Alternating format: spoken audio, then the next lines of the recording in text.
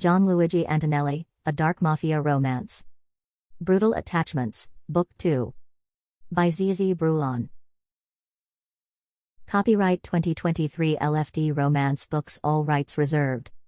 No part of this book may be reproduced in any form or by any means, electronic or mechanical, including information storage and retrieval systems, without the written permission of the author, except for the use of brief quotations in a book review. Prologue 1, Leonardo. I dug my toes into the sand and leaned back in the beach chair, as the cool breeze coming off the ocean washed over my skin. It was so damn beautiful. That majestic blue sky seemed to stretch on forever and ever. And the ocean seemed to hold an infinite number of mysteries within its depths. This was the life for me. I was sure of that. This is where I wanted to raise my family. The minute we stepped off the plane, I saw a peace and calmness on Caroline's face that I'd never seen before. It was as if she knew that we'd finally found a home, a safe, nurturing place to live. No more running, no more looking over our shoulders. No more mafia madness. That was behind us. No more skyscrapers, city streets, or loud honking horns. I wanted to make sure that my son, Vincenzo, would never experience any of that.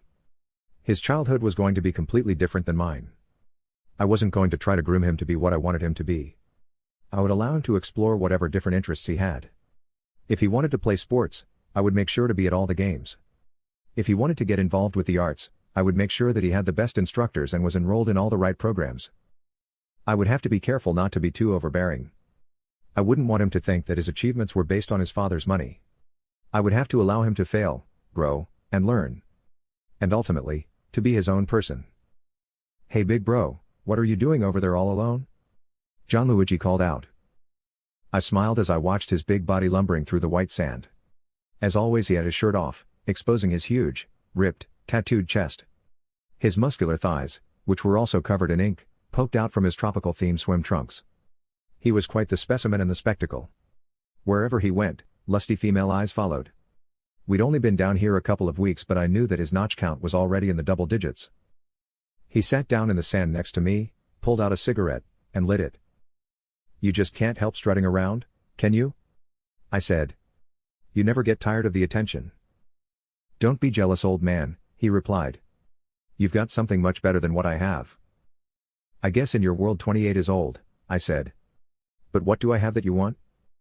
He sighed and blew out a large cloud of smoke. "You're the head of the family business. You've got a wife and a son. And a daughter on the way. Don't tell me you're getting sick of bachelor life. Every time I pass by your bungalow I hear the screams and moans. And sometimes it's obvious that you've got more than one woman in there." He smiled and cocked his head towards me. "Yeah, all that's fun. But it gets boring after a while. I feel like I've got no mission. No purpose." I paused a moment before replying. Over the last week, I'd had the sense that something was gnawing at him. But I wasn't sure what it was. "Why do you think it's so great being the head of the family business?" I finally asked. "Are you fucking kidding me? It's all I've ever wanted to be. My entire life. I know that you didn't really want to take over when Pop died. And I always resented the fact that you had the choice." "The choice? What the fuck are you talking about? I didn't have any choice. I was forced to take over." I could feel the veins bulging in my neck and forehead. Once again, we were locking horns, our eyes fixed on each other. I don't know why I even started this conversation. I didn't want to talk about the family business. I was supposed to be on vacation, trying to figure out an exit plan and a new beginning for my family. But somehow, even when I was relaxing on a white sand Caribbean beach, I still managed to get dragged back into the underworld that I'd been born into. "Well, if you don't like it, why don't you quit?" he asked, staring at me defiantly. I didn't like that look in his eyes. And I didn't like the tone of his voice. Was he challenging me? Did he think he could do a better job than me? "Maybe you're right, little bro," I said, standing up. "Maybe I should quit. And let you take over." He sprung to his feet. I smirked, turned my back to him, and began walking away. He reached out, grabbed my arm, and pulled it towards him. Hard. Way too fucking hard. I pushed him off me. "You must be trying to get your ass beat today," I snarled. "You must think I'm one of the Caravaggios," he said. "It won't be that easy with me." That was all I was going to be able to take. I couldn't control the anger bubbling inside of me. I lunged toward him, grabbing him by the waist, and slamming him to the sand. We tussled and tangled, rolling around, cursing and grunting. Then from far off in the distance, I heard Caroline's voice, "What are you guys doing? Stop that." I looked up and saw her and her best friend Samantha running toward us. I was about to say something when Gianluigi's fist landed squarely on my jaw, dazing me and knocking me off of him. Seizing the opportunity, he jumped on top of me and pinned my shoulders to the ground. I could taste the blood in my mouth. I could hear Caroline's voice getting closer and closer. He cocked back his arm and began repeatedly slamming his heavy fist into my face. I wasn't going to be able to hold out much longer. Everything was getting blurry. "Is this what you wanted, motherfucker? Is it?" he yelled, taunting me. I could feel the energy slowly draining from me. I had to do something. I couldn't allow him to beat me to a bloody pulp. Just as he was preparing to deliver another blow, the one that might have knocked me out and sent me to the hospital, I mustered up all the strength I had and punched him in the throat. He stopped mid-punch and reached for his throat, choking and falling off of me.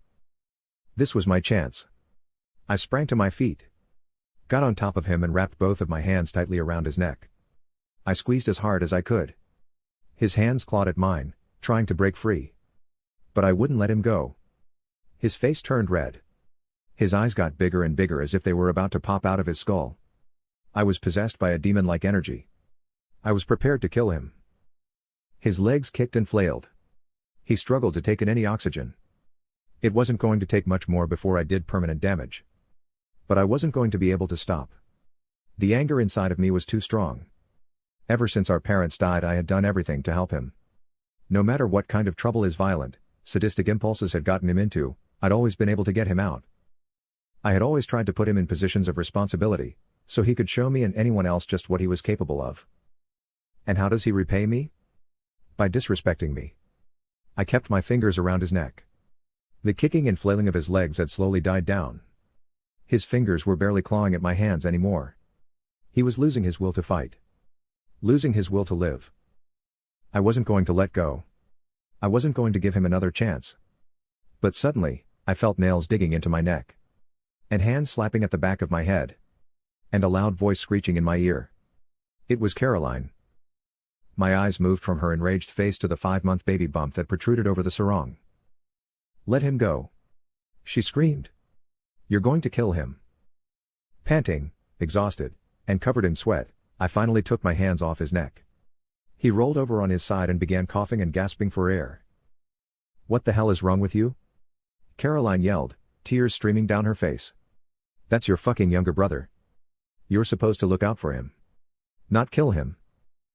I couldn't respond to anything she was saying. I was off in another world. Dazed and confused. I had no idea what had come over me. Caroline's best friend Samantha was comforting Gianluigi. After he got his breath back, she helped him get to his feet. He didn't say anything to me. Instead, he walked with Samantha in the direction of his bungalow. This wasn't the first time that we had gotten angry with each other and wrestled. It usually didn't take long for us to apologize and make up. But something about this felt different. Very different. Prologue 2, Caroline.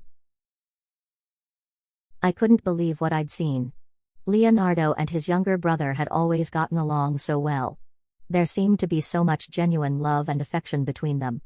It was something that actually made me a little jealous. Made me wish that I'd had a younger sibling. A younger brother or sister, or even an older brother or sister. Someone to have a special connection with that was unlike anything else in the world. Obviously, Gianluigi wasn't a choir boy. Far from it. The tattoos and the cold, vicious look in his eyes were enough to tell you that. But I had never actually seen him do anything violent. Even though, according to Leonardo, violence was his greatest skill. Everything had been so calm and peaceful for the last couple of weeks down here in the Bahamas. It felt so good to be away from New York City. Nobody knew me down here. The chamber's name was irrelevant on this island. I loved taking Vincenzo's almost 2-year-old body into my arms and walking into the ocean as his soon-to-be sister's legs kicked in my stomach. During the first pregnancy, I had made it clear to Leonardo that I didn't want to raise a family in Manhattan. We had to go somewhere else. We had to start over. It was the only way. He had agreed with me. He wanted to leave. Wanted to start over. Yet he also tried to temper my expectations, letting me know that it wasn't going to be as easy as just hopping on a plane and leaving. Why not? I asked. Why can't we just hop on a plane and leave? He sighed and looked away from me, mumbling under his breath. Just give me some time to handle it. I promise everything's going to work out. I hadn't pushed the issue. I trusted him. He didn't want to raise his first son in this crazy mafia world. He wanted him to have a different life. And of course, he didn't want to end up like his father. Coming down to the islands for a vacation had helped reassure me that we could leave all that underworld business behind us and transition into a new life. There were so many opportunities down here. So many deals to get done. If anyone could reinvent themselves, Leonardo could. I'd been walking on the beach, Vincenzo in my arms, and Samantha by my side, telling her about the different international schools I'd been looking at on the island, and the gated communities that I wanted to live in. The sun was shining overhead. And the sky was a clear blue, except for a smattering of clouds. Then suddenly, we heard grunting and cursing. I immediately recognized Leonardo's voice. Shivers ran down my spine. I thought that he was being attacked. Maybe it was the Caravaggios. Maybe they had found us. They were going to get their revenge.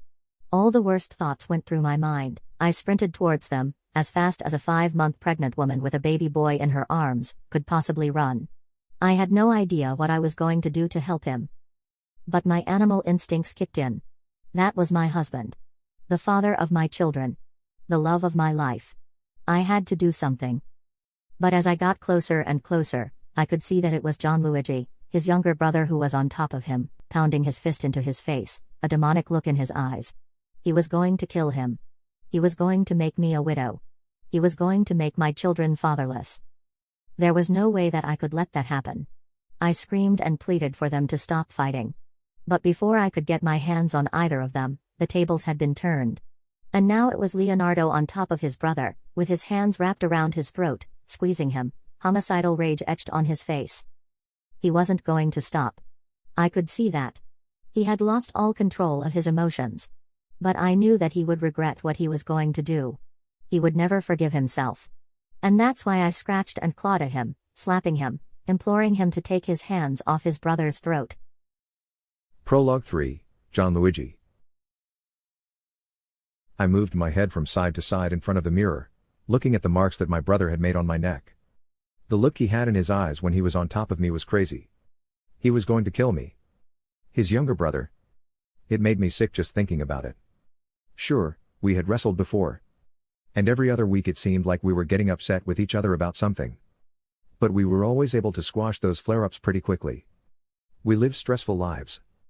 We were constantly surrounded by danger. Death hovered above us at all times.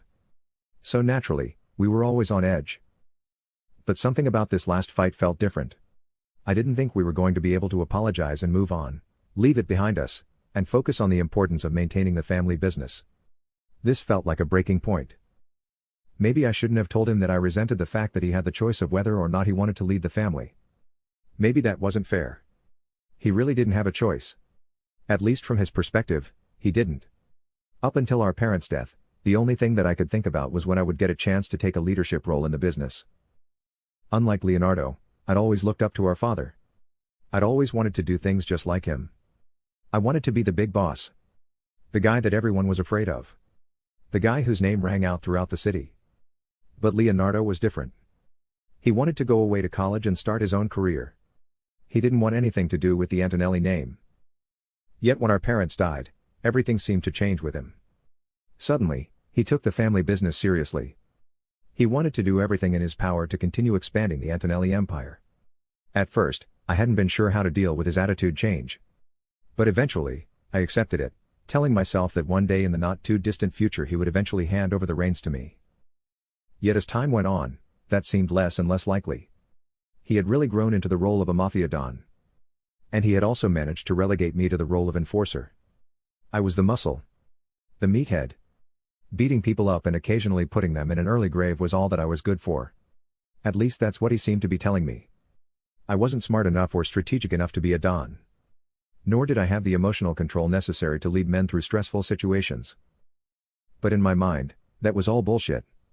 My wild, out-of-control behavior was mostly an act. I always knew what I was doing. I was always calculating just how crazy I needed to be in a given situation. I was ready to lead. I was ready to be a Don. But Leonardo was never going to give me that opportunity. To him, I would always be the younger brother that couldn't be trusted. And there was something else that continued gnawing at me. Something that I probably should have gotten over, but just couldn't seem to shake. It was his wife, Caroline. Even though she had taken the Antonelli name when they got married, to me she would always be a Chambers. And something about that would never sit right with me. Our families were supposed to be at war. We were supposed to hate each other. That's the way things were supposed to be. And I liked when things were that way. Of course, she'd never done anything wrong to me. And she seemed like a great wife and mother. But still, it wasn't right. People were talking behind our backs in Manhattan, saying that we'd fallen off. We'd gone soft. That it was the perfect time to take us out. Those sorts of comments infuriated me. They made me want to go on a rampage, slaughtering as many underworld figures as needed to restore our ruthless, cold-blooded reputation. But whenever I told Leonardo about what people were saying about us, he would shrug his shoulders and shake his head with indifference. It didn't bother him. He didn't care. Maybe he was just wiser and more mature than me. Or maybe he really didn't care about the family name anymore. Now that he'd found love. Whatever the case, his attitude didn't sit right with me. There was no way that our father would have tolerated that disrespect. And I wasn't going to tolerate it either. If that meant getting rid of Leonardo, then that's what I would have to do. 1. John Luigi. I parked on West 33rd Street, right across from Roxanne's, the strip club that I'd taken over a couple of years ago. My brother Leonardo had never liked the idea of me running this type of establishment. He didn't see it as classy enough for the Antonelli name. He wasn't interested in anything outside of real estate. But I saw things differently. I wanted strip clubs, casinos, restaurants, movie theaters, sex clubs, gyms, and as many other things that I could think of. Real estate just wasn't my thing. I needed excitement and adventure. I needed to straddle the line between the criminal world and the square world. And most importantly, I needed to feel like I owned and controlled something. That I was the boss. Ever since my parents died, I'd been working for my brother, taking orders from him and doing all his dirty work. I couldn't say that I hated being the enforcer. That wouldn't have been true. There were definitely parts of the job that I enjoyed, like cracking skulls, seeing the fear in a punk's eyes, and every now and then putting hot lead in somebody and disposing of their corpse. Yeah, that kind of stuff got me off. It made me hard and tingly all over. But I wanted something more for my life. I was sick of being second fiddle to Leonardo Antonelli. I was sick of being the little brother. The meathead. The muscle. There was so much more that I was destined for. But I was going to have to seize that destiny by the throat and strangle it until it gave me what I wanted. That was my only option. Staying in the background, being humble, waiting for my brother to hand me the reins, just wasn't going to cut it. Thankfully, he was still in the Bahamas with his wife Caroline, who was expecting their second child any day now. I had spent a couple of weeks down there with them. It had been a really fun and relaxing time. Just what we all needed after the drama with the Caravaggios. Every night I had a new woman, sometimes more than one, in my bungalow. I reached down and squeezed my crotch. I wouldn't have minded having one of those women on my lap right now, reaching into my boxers, grabbing my rock hard. No, this wasn't the time to think about things like that. I had to focus. These next few months were going to be the most important time in my life. I wasn't sure how I was going to do it. And I wasn't sure who I was going to do it with. But I was going to break off from the family business and start my own mafia empire. Yes, I was going to become a Don. No matter how much blood had to be shed. Or how many bridges had to be burned. Maybe I was being impatient and foolish. Maybe I was rushing into a role that I wasn't prepared for. When you were the Don, everything started and ended with you.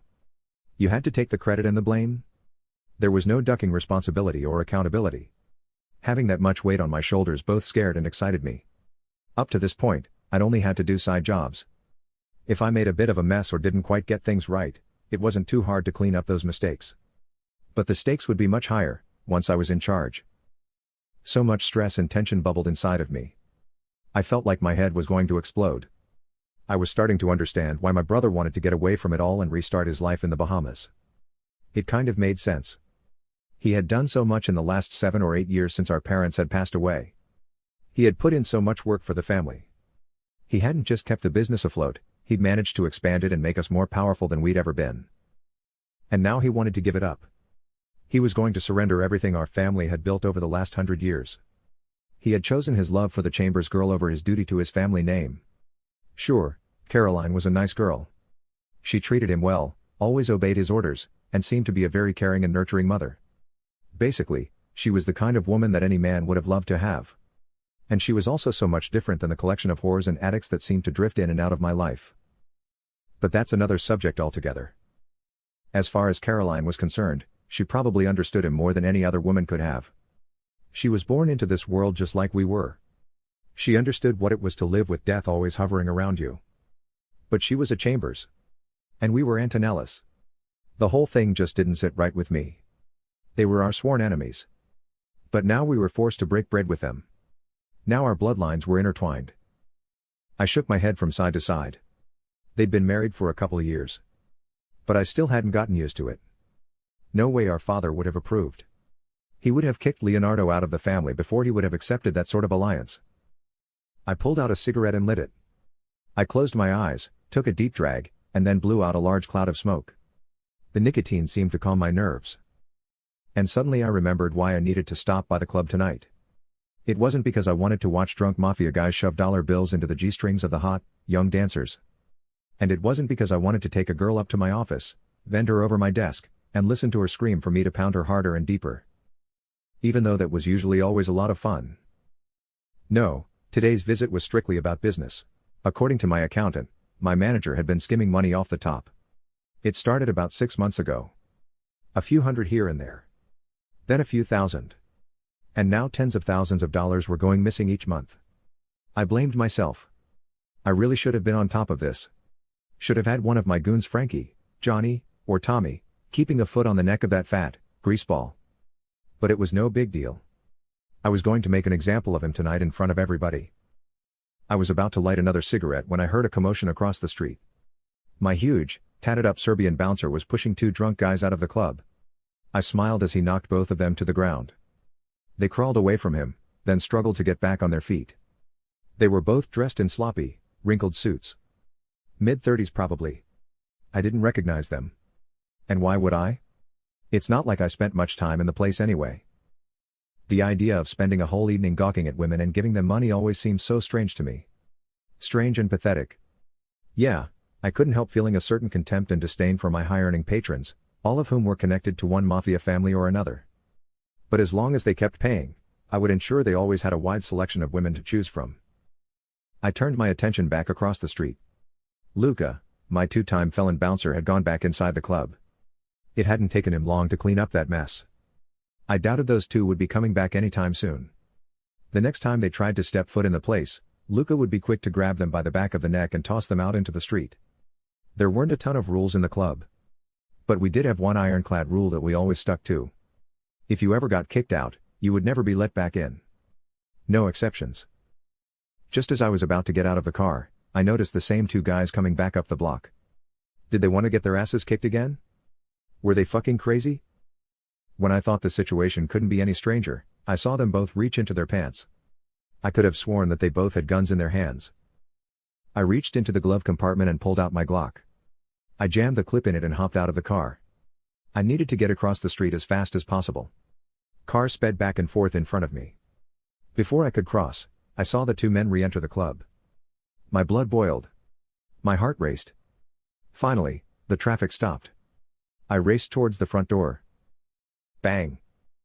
Bang. Bang. Several shots rang out.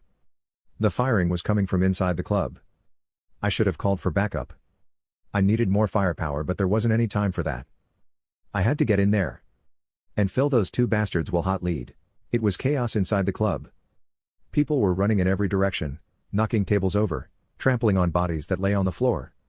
I could hear bottles, glasses, and plates breaking. A few big titty dancers, wearing nothing but G-strings, ran around screaming hysterically. I had my gun cocked. I was ready to fire. Where were those two drunken assholes? And where was Luca?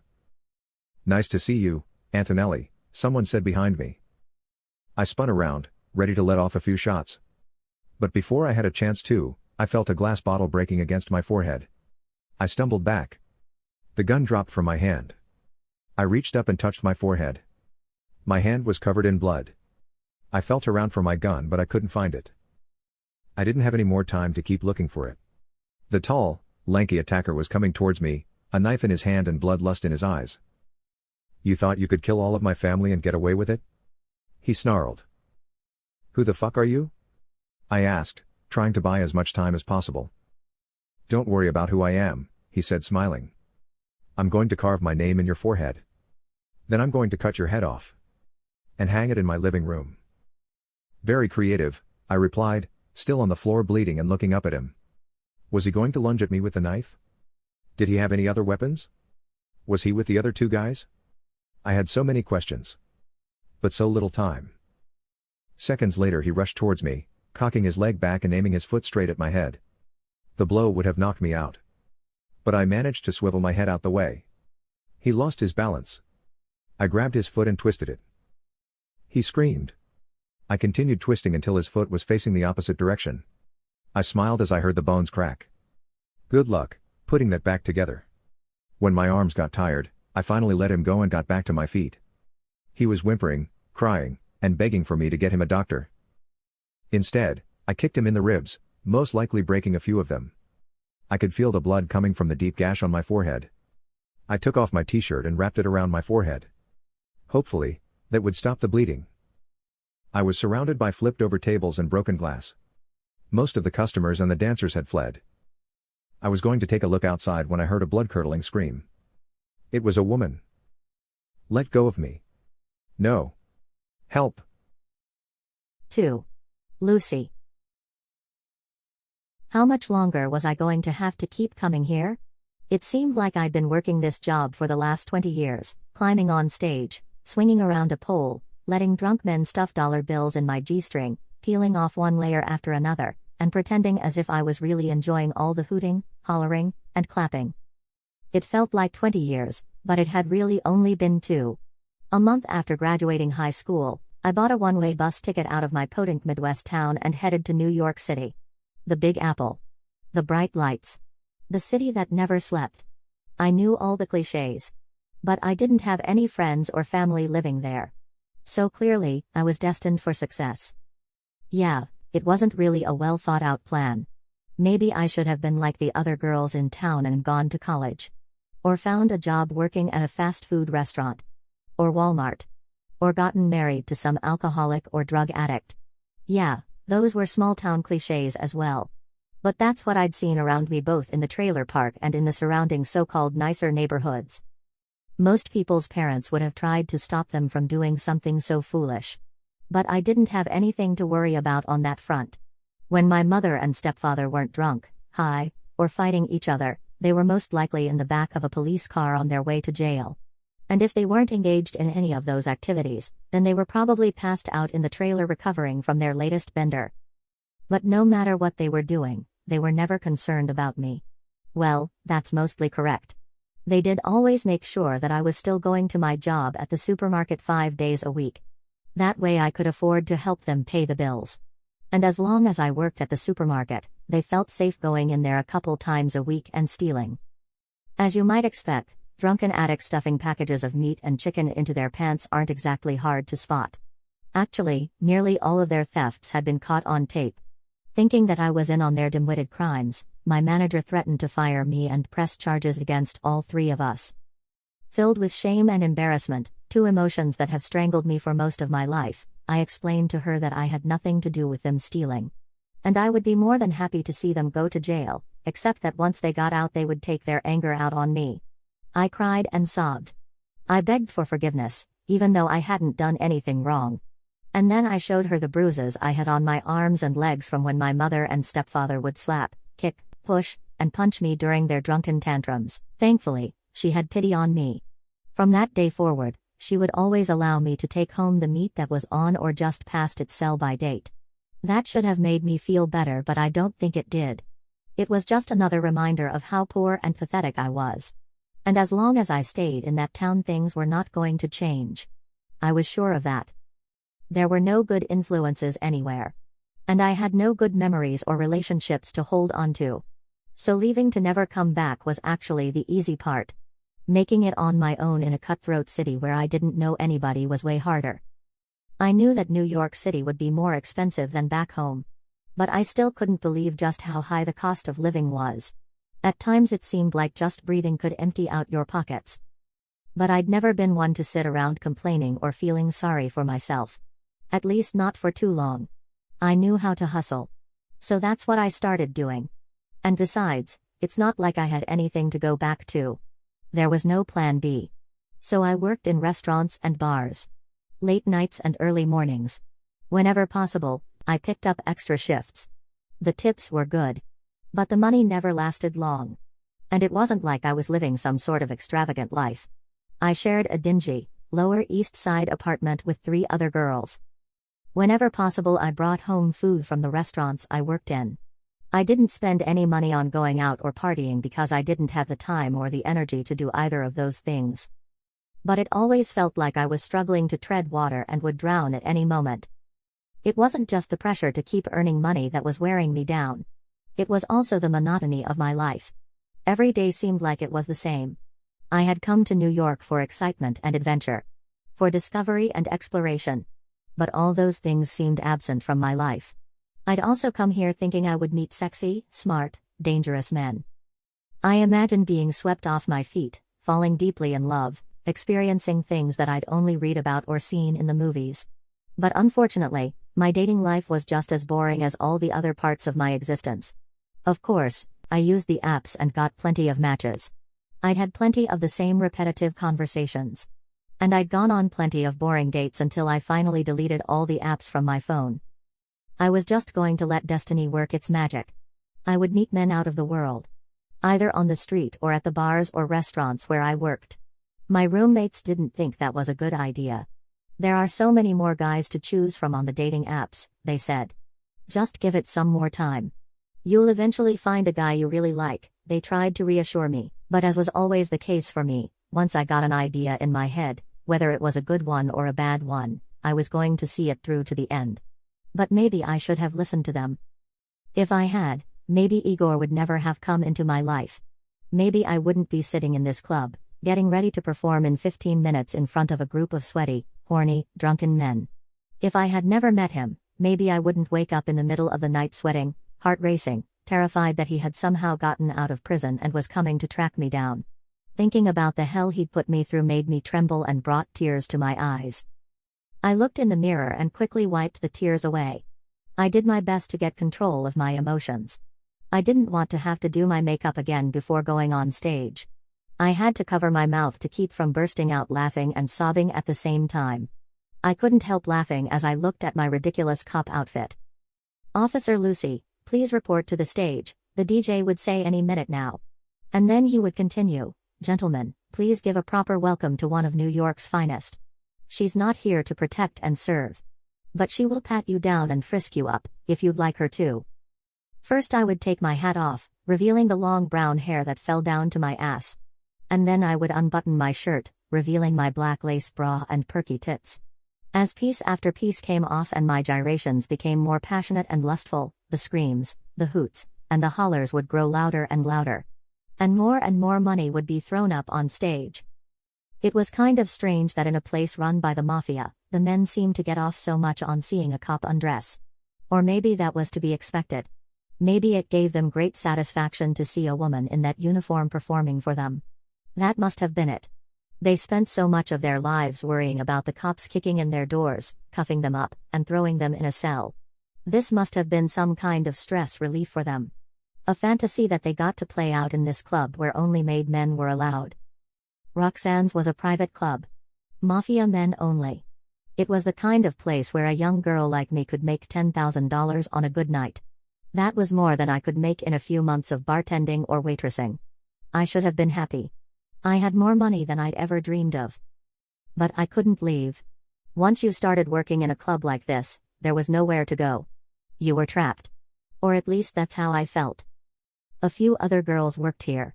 I didn't know how many because we all had separate rooms. And we were forbidden to talk to each other. The few girls that I passed in the hallway didn't even make eye contact with me. When I tried to say hi and start a conversation, they pushed me out of the way and hurried to their rooms. One thing that I have to point out is that you were always told that you could leave at any time. They always made sure to remind you that you weren't forced to work there. And you were under no obligation to do what they wanted. But every time I heard those words from the club manager, shivers went through my body. There was something so evil and menacing in those words, as if they were daring you to go in search of your freedom. From time to time, I overheard some of the guys talking about girls who had tried to leave. I was never able to listen in on an entire conversation. But from what I had picked up, things had not gone well for those girls. And by that, I mean that no one ever heard from them again. I looked at the clock. 5 more minutes until it was my turn to get on stage. I sighed heavily and wiped away a few more tears. As much as I hated this place, hated the sweaty, drunken patrons, I loved the fast money. And once I got up on stage, I would drift off into a world of my own, as if I wasn't really there at all. As if I was watching somebody else perform from a corner in the room. And before I knew it, it was over.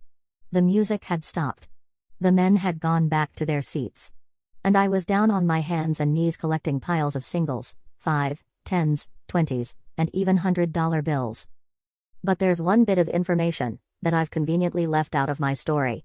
Maybe I wanted to win you over before I told you the whole truth. I think it's important to point out that I chose to work here. They didn't kick in my door in the middle of the night, drag me out of bed, blindfold me, handcuff me, and throw me into the back of a van. No, that's not how it happened. Quite simply, they had made me an offer that I couldn't refuse. As it turned out, one of the restaurants I was working for was controlled by the Russian mafia. That's how I met Igor. At first, he was kind and charming, despite having a dangerous glint in his eyes, and a muscular body covered in tattoos. He was everything that I'd been looking for in a man. Just the kind of man that I had hoped to find in New York. But as it turned out, all his sweetness and charm was really just an act. I guess you could say he love-bombed me. He made me feel wanted and appreciated. He made me feel like I deserved the finer things in life. It was such a high being with him, so unlike anything I'd ever experienced. And that's why I had moved in with him after only dating for a couple of months. At the time it had seemed like a great decision. A no-brainer really. I lived in a crowded, run-down apartment with 4 other girls. At any moment in the winter, the heat could stop working, forcing you to walk around the apartment fully clothed with a jacket, hat, gloves, and scarf. And in the summer it was like being trapped inside a sauna.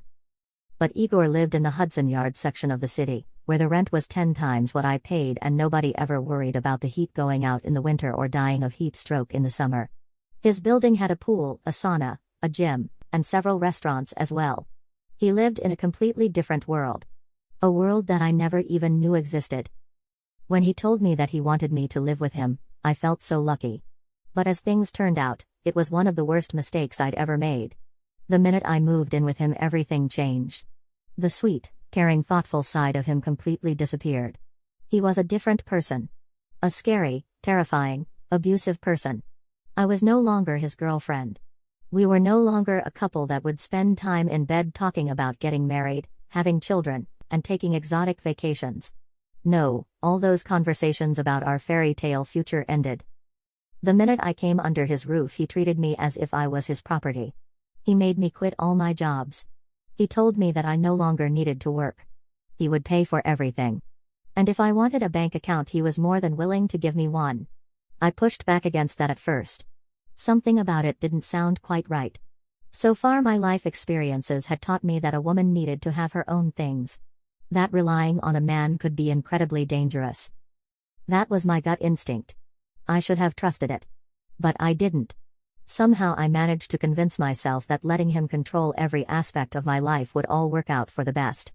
He's only doing it to help me, I foolishly told myself. He's only doing it out of love. It didn't take long for me to find out that that wasn't the case. After a couple weeks of living together, he stopped letting me leave the apartment. He told me that it was too dangerous to walk the streets alone. What do you mean? I asked. I don't have any enemies. Why would anyone try to hurt me? He snickered and mumbled something under his breath. Because I have many enemies. And they all want to hurt me. Is that so hard for you to understand, you dumb bitch? My face turned red. Tears welled up in my eyes. No man had ever talked to me like that. And it wasn't just his words that hurt me. It was also the look in his eyes. It was cold and evil. It reminded me of the way both my mother and stepfather would look at me just before they were about to start beating me. From that day on, I knew that I had to get out of there. I was terrified of what he would do to me. He knew that I didn't have any family or friends checking up on me. No one would notice if I happened to go missing permanently. He told me that if I ever tried to run away, he would make me feel a pain that I couldn't even imagine. I believed him. He did keep his promise to provide me with a bank account. But that just turned out to be another way for him to control me. Anytime I made a purchase, even if it was just ordering food, he would get an alert. And he would immediately send me a message questioning why I was spending his money. It didn't take long before I felt like I was going crazy. Every now and then I would go out onto the apartment balcony, 16 stories above the ground, and wonder if jumping off and plunging to my death might actually be the best option for me. How many nights would I be able to tolerate him coming home drunk and putting his hands on me and forcing me to submit? If I called the police, he would probably kill me. And there wasn't much the police would be able to do anyway. So many of them were working hand in hand with the Russian mafia. I was a desperate, caged animal. I'd left the purgatory of my previous situation. And I'd run straight through the flaming gates of hell. 3. John Luigi. Help me. Please. Adrenaline surged through my veins. I kept running towards the sound of the desperate woman's voice. I had my gun cocked, clip fully loaded, and ready to let off as many shots as necessary. I turned down a hallway. The voice got louder. I was getting closer. No. Please. No. The cries were coming from one of the stripper dressing rooms. The door was open. I was about 15 feet away. I slowed down and pressed my back against the wall. Then I tiptoed towards the open doorway. Stop squirming around, you dumb bitch. You know you want it, a man yelled. Even though I hadn't visited the club that much over the last couple of years, I instantly recognized that voice. It was my fat, greasy manager, Ricardo. The one who couldn't keep his chubby fingers off my money. The one who kept skimming more and more off the top, assuming that I was too busy to catch on to what he was doing.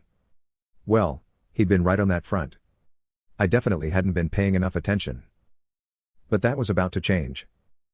I stepped into the open doorway. The first thing I saw was Ricardo's fat, hairy, sweaty back. He had his shirt off and his pants were pushed down to his ankles. He looked disgusting. And completely ridiculous. If the situation wasn't so serious, I probably would have burst out laughing. But there was no time for that. Because laying on the floor, her eyes wide with fear, her pale flesh completely naked, was a young girl with long brown hair. I noticed right away that she didn't have any tattoos on her alabaster flesh. She looked beautiful without them. A young girl's skin that hadn't yet been touched by ink was a rare sight these days. It was something that I definitely preferred.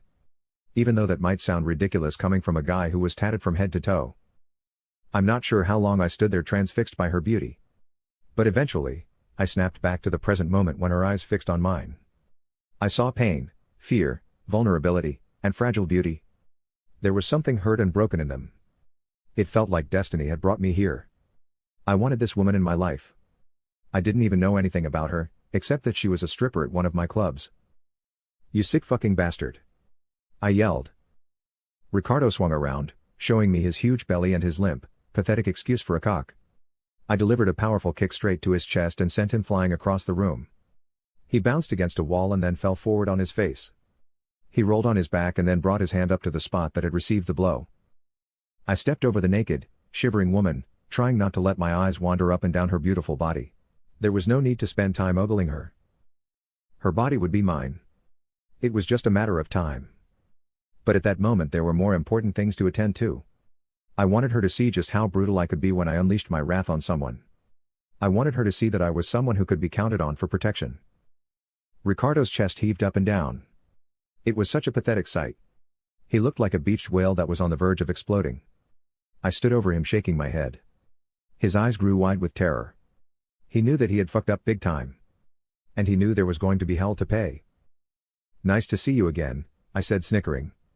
I guess when you're not stealing my money, you're assaulting my girls. No, Giant Luggy, it's nothing like that. I was just trying to teach her a lesson. You're one sick fuck, I said before delivering several hard kicks to his ribs. He groaned in pain, then he began whimpering. Please, don't kill me. I won't do it again. That's true, I said. You definitely won't be doing any of this shit again. And you're going to pay me back every single penny you stole from me. Understand that? Yes, thank you. Out of the corner of my eye, I could see the young woman staring up at me wide-eyed. She was trying her best to cover her full, perky breasts. I grabbed a robe from the clothes closet and handed it to her. I expected her to say thank you. Or at least give me some sort of acknowledgement. But she didn't do either. She simply slipped into the robe, stood up, and backed away from me into a corner. She seemed terrified. I couldn't blame her for that. But a little bit of appreciation for saving her would have been nice. Maybe she had a harder shell around her than I thought. I heard loud footsteps coming down the hallway. I froze. Who the hell could be rushing towards me like that? Boss, where are you? Is everything okay? A voice screamed. I smiled and put my gun down. Moments later, my three favorite goons, Frankie, Johnny, and Tommy, appeared in the doorway. Their eyes moved from me to Ricardo, to the trembling young woman in the robe. Anger shot through my body when I noticed their eyes lingering on her. None of them would ever be putting a hand on her. And if they ever tried to, I would have no problem disposing of their bodies and sending a couple of their fingers to their closest family members. I gritted my teeth and glared at them. I think they got the message because they stopped staring at her and shifted their attention to the fat fuck laying on the floor. Is this the guy who's been stealing money, boss? Johnny asked me. Yep, I replied. It's been a while since we had to deal with a thief. What do you think we should do? Johnny, a short, stocky but handsome guy, was always looking to prove himself to his much taller counterparts. Whenever I needed someone to come up with a sadistic punishment, I called on him. He would never hesitate to inflict the maximum amount of pain on someone who clearly deserved that sort of treatment. As I sought to establish myself as a don, he was exactly the kind of guy that I needed by my side. I think we should take him to the warehouse, boss, he said. That's a great place to teach people about the importance of honesty. No, please. Not the warehouse. I don't want to go there. Nobody ever comes back from there. I swear I'll give you the money. I'll pay back every penny. I smirked and shook my head. And let's say you do pay back the money, I said. What should be the punishment for the way you were treating that girl? I don't like guys who get violent with women. But she's nothing but a whore, he said. She used to belong to the Russians. But that didn't go so well for her. So she came over here for protection. I clenched my fist. My jaw tightened. Ricardo continued, we can do whatever we want to her. Without our protection, she'll be picked up in no time by the Bratva. Is that right? I asked, taking slow, menacing steps towards him, my body filling with homicidal rage. Yes, that's how it is. And besides, like I said, she's nothing but a whore. And from what I hear, she likes it rough. So I was. Before he could finish speaking, I delivered a kick directly into his teeth. Blood flew from his mouth. He howled in pain. My men rushed into the room and began savagely beating him until his entire face was covered in blood and his eyes had rolled into the back of his head. He was still alive. But he wouldn't be for much longer. 10 minutes later, after beating him into a bloody pulp, my goons dragged him out of the club and threw him in the back of their SUV. Finally, I was alone with the girl I had rescued. I couldn't wait to hear her words of gratitude and appreciation. I couldn't wait until she fell into my arms, telling me how she never wanted to leave my side and would do anything that I asked of her. Unfortunately, she didn't do anything of those things. Wearing nothing but the robe I'd gotten for her, she kept her arms crossed against her chest, staring at me defiantly as if I was the one who had tried to violate her. What the hell was wrong with this girl? You can thank me any moment now, I said, smirking at her. She rolled her eyes and looked away from me. I don't even know who you are. And I don't really care. I'm the owner of this club. My name is John Luigi Antonelli. Fascinating, she said sarcastically. Is this the only way you can make money? Taking advantage of vulnerable women? My mouth opened in shock. I couldn't believe that she was talking to me like this. Who the hell did she think she was? If you don't like working here, then why don't you quit? I said, anger beginning to build up inside of me. It's not that easy, she said, biting her lip. What do you mean? Just stop showing up. Find a job in an office. Go work in a restaurant. Or a bar. This city is full of jobs. She sighed and wiped a tear from her eye. Suddenly, I felt bad for her. It hadn't been my intention to upset her. That being said, I definitely didn't like her attitude. "I already did those jobs," she said. "They were horrible. Listen, sweetie, I don't have all day to go back and forth with you. If there's some way that I can help you, then let me know." "He's going to kill me," she blurted out. "He gets out of jail in a few weeks. Maybe even sooner. And the first thing he's going to do is come looking for me. And when he finds me..." Her words cut off and she buried her face in her hands. I cursed under my breath. What the hell was I getting myself involved in? She was a hot piece of ass. There was no doubt about that. And I was looking forward to putting my hands all over. In particular, there was something in her eyes that I really liked. But that being said, I didn't think she was going to hit me with all this heavy shit so early. I still didn't even know her name. "I'm sorry," she said, sniffling and wiping her eyes. "I know how you guys are. You don't care about anything but yourselves. And your family business? I shouldn't be telling you my problems. They have nothing to do with you." "You guys?" I said, almost offended. "You don't know shit about me." "I know enough," she said. "What does that mean?" "It means that you remind me of my crazy ex," she replied. "The one that's going to kill me when he gets out of prison." I laughed and shook my head. "Don't worry. I wouldn't risk my freedom for a girl like you." "And what kind of girl am I?"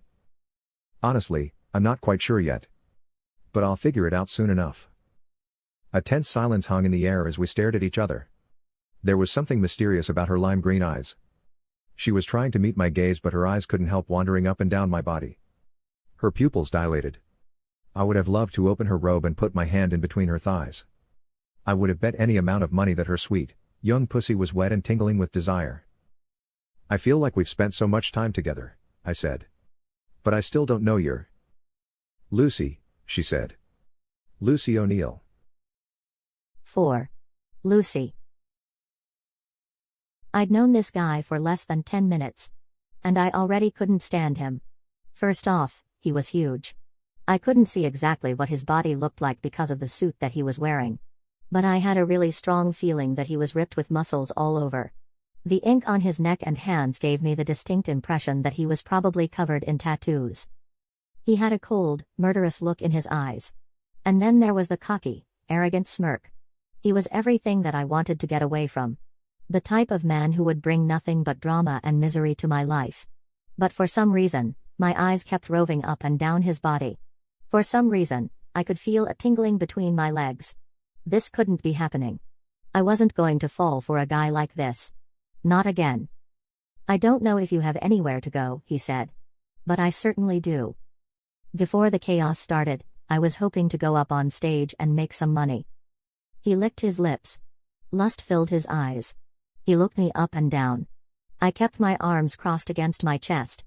Only a robe covered my pale, naked, vulnerable flesh. He could take me right here. And I probably wouldn't even scream. Probably wouldn't even fight back. I quickly pushed those thoughts away. What the hell was wrong with me? "You could always come back to my place and give me a private show," he said. "Not a chance," I replied. "But you could be a gentleman and offer to drive me back to my apartment." A gentleman? What the fuck is that? Do I have to remind you that I'm the guy that owns this club? Not one of the tricks that salivate over your strip routine. I rolled my eyes. "You're a real charmer." "You don't even know the half of it," he said. "Get dressed and I'll take you home." I hesitated before responding. Yes, I was the one who had asked him for a ride. But now that he had agreed to give me one, I wasn't sure whether I wanted it or not. If he owned this club, then that meant that he was a made man, a mafia man. Outside of the club, I never wanted to be alone with guys like that. Not after my previous experiences. I'd learned my lesson. I promised myself that I would never have anything to do with these kinds of men who lived on the edge of society. I wasn't going to be fooled again. "Do you want the ride or not?" he asked. "Sure, I guess that's the least that you can do for me." "Oh, sweetie, there's plenty more that I can do for you," he said with that stupid, but also incredibly sexy smirk reappearing on his lips. Once again, I rolled my eyes. "I'm just teasing," he said. "You're not my type anyway." My mouth gaped open. I had a strong urge to slap him, or to slam my knee right into his groin and watch him scream in pain.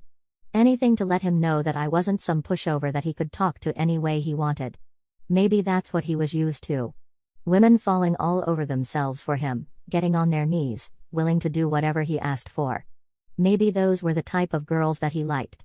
If that was the case, then he definitely wasn't going to like me. I wasn't going to put up with any of his shit. And what's your type? I finally asked against my better judgment. What difference was it to me? I had no interest in this guy. I would never let him put his tattooed hands on me. I would never let him wrap his powerful arms around me or push his tongue into my mouth, as his hands spread my legs and my pussy tingled and dripped with pleasure. No, that was never going to happen. So why did I care what type of women he was interested in? I didn't really care. This was just a really awkward situation and I was just trying to make conversation. A little bit of small talk. Yes, that's all it was. I couldn't help feeling insecure as he appraised my body, eyeing me from head to toe, even though there wasn't much he could see because of the robe that covered my nude flesh. I wondered if he had ever seen me perform. Had he already seen me naked? My face flushed red. Up until that moment, I'd never felt ashamed about the work I did. It paid the bills. And it also allowed me to put plenty of money away on the side. For all the talk about sex work being demeaning and all that, I felt much more appreciated in this job than I'd ever felt working in a bar or restaurant. Throughout my life, men had never really done anything good for me. If they weren't trying to abuse me with their fists, they were trying to do it with their words. If they weren't trying to control how I spent my money, they were trying to control where I went or who I spent my time with. Working this job, staying single, and doing my best to avoid any sort of entanglements with the opposite sex, was definitely going to be the way forward for me. Maybe this was my way of getting back at men. Making them spend their hard-earned cash on me, while all I had to do is take my clothes off. Being up on stage, seeing all those drunk, horny faces, seeing those piles of money accumulating at my feet, made me feel so powerful. It also made them look so weak and pathetic in my eyes. These were supposed to be big bad alpha males. Mafia guys. Made men. They were the tough guys in the city everybody feared. Yet I could bring them to their knees and make them spend their last dollar just for a peek at my perky tits, firm ass, and tight, young pussy. Actually, he finally said. You're not too bad. But you got too much attitude. And too much mouth on you. I can't have that in my life. So you like women that you can control and dominate? That let you do whatever you want to them? You catch on fast, he said. I like that. He turned his back and walked out of the room. I stood there with my arms crossed against my chest. Where the hell was he going? Was he just going to leave me here? Hey. I have to get my stuff. I yelled. Hurry up. 5. John Luigi. I got into my Porsche 911 Carrera and revved the engine. I couldn't wait to get back to my condo and have a drink. This had been one hell of a day. The only reason I'd come to the club was to wrap my fingers around Ricardo's neck and let him know that if he ever stole another dollar from me, he was going to end up on the bottom of the East River. But then all hell had broken loose. And things had gotten much more complicated than I'd expected. But maybe this is what I need to get used to if I was going to be successful as a Don. They were just going to be days like this. I sighed and gripped the steering wheel. Where the hell was this girl? Lucy O'Neill. For some reason, I decided to give her a ride home. Maybe I felt sorry for her. Or maybe there was something about her that I liked underneath all that attitude. She clearly didn't want anything to do with me. And that was fine. The feeling was mutual. I had never messed with any girls in the club. And I wasn't going to start now. They had too much baggage. Too much trauma. Too much built-up resentment against men. But I couldn't really blame them for that. Most guys were pigs. Especially, the mafia guys who frequented the club. A woman would have to be crazy, desperate, or a complete masochist to fall for one of us. A fist banged hard against the window. I reached for my pistol. It was her. I took a deep breath, put the gun back in the holster, and opened the door. Nice of you to finally arrive, I said. She didn't answer, just kept her eyes facing forward. I took a moment to appreciate just how good she looked in her tight jeans and crop top. My eyes locked in on her full perky tits. I felt my cock jump in my pants. A smile crept up on her lips. I looked away, disgusted with myself. I'd given her exactly what she wanted. She probably knew that my cock was throbbing, filled with desire, ready to plunge right between her soft pink lips. Probably knew that despite all the attitude and bitchiness that she gave me, I wouldn't have hesitated to fuck her. And I'm sure she would have enjoyed every moment of it. And I would have as well, every moan, groan, scream, gasp, and orgasmic shiver. What the hell was wrong with me? She was my employee. A damn stripper. She was damaged. Fucked up beyond repair. Even at her young age, there was no telling all the shit she'd seen in her life. She was probably the kind of woman who would never be satisfied with just one man. She was probably incapable of love or romance or any of that sweet-sounding shit that I thought I wanted in my life. I needed a good girl. Like my brother had found. What kind of don would get involved with a stripper? That would have been crazy. So you going to tell me where you live? Murray Hill. 300 East and 39th. That's a pretty nice area. She smiled. Surprised? Did you think that I lived in a rundown neighborhood in the Bronx or something? Damn. Do you always have this much attitude? Or is it just something you do with guys you find really attractive? She snickered and turned away from me. I know a lot of the girls make good money, I said. But most of them have no idea what to do with it. Or they have addictions. So they end up living in dingy places. Sometimes in the Bronx. Sometimes in Queens. Sometimes in Brooklyn. It is what it is. How would you know how it is? She asked. I shook my head. She was always challenging me. What do you mean? I mean, I've never seen you at the club before. And apparently, Ricardo had been stealing money from you for months and you didn't notice it. So how do you have any idea what goes on in that place? I was going to have to watch myself around this girl. She was street smart, quick on her feet, and she had a sharp tongue. She also didn't seem too impressed by my car. Which was definitely strange. Every girl that got in here went on and on about how nice it was, and they started asking me questions about my other cars, my condo, and the trips I'd taken. She didn't seem the least bit interested in any of that. What was her deal? You might have a point there, I said. I don't really enjoy being in that place. But you like the money, right? She shot back. Yes, I replied. And you do too. She smiled and nodded. And where do you live, Mr. Maidman John Luigi Antonelli? Do you have a mansion on the Upper East Side or something? Or maybe a penthouse near Madison Square Park? Don't worry about where I live, sweetie, I said. You're never gonna see the inside of my place. No matter how bad you want to. She glared at me, then turned and faced the road in front of us. That's a relief. You're the last person that I'd ever want to go home with. We were only a few blocks away from her neighborhood. I couldn't wait to get her out of the car. So much had happened today. I needed to figure out who had sent those two guys that shot up the club. Were they connected to the Caravaggio goon who cracked the bottle over my head and then tried to stab me? There were so many damn questions that needed to be answered. But I wasn't going to complain about it. This is what I signed up for. Hopefully, tomorrow would be much less hectic and drama-filled. I turned the corner on 39th Street, then pulled up right in front of her building and stopped. Thanks for the ride, she said, then gathered her bags and opened the door. Right at that moment, the door to the apartment building opened. 5 large guys in dark suits and sunglasses came out. A shiver went down my spine. Bratva. There was no doubt about it. You know those guys? I asked. Who? She responded, searching through her bag for something and not looking up. Russians, I said. Coming out of your building. She froze. All the blood drained from her face. Fear filled her eyes. She slowly looked towards the front entrance. One of the men pointed at her. They started yelling. Seconds later, they pulled out guns. Close the fucking door, I said. I slammed my foot on the pedal. Bullets splintered the windows. Shattered glass exploded in our faces. 6. Lucy. Everything had happened so fast.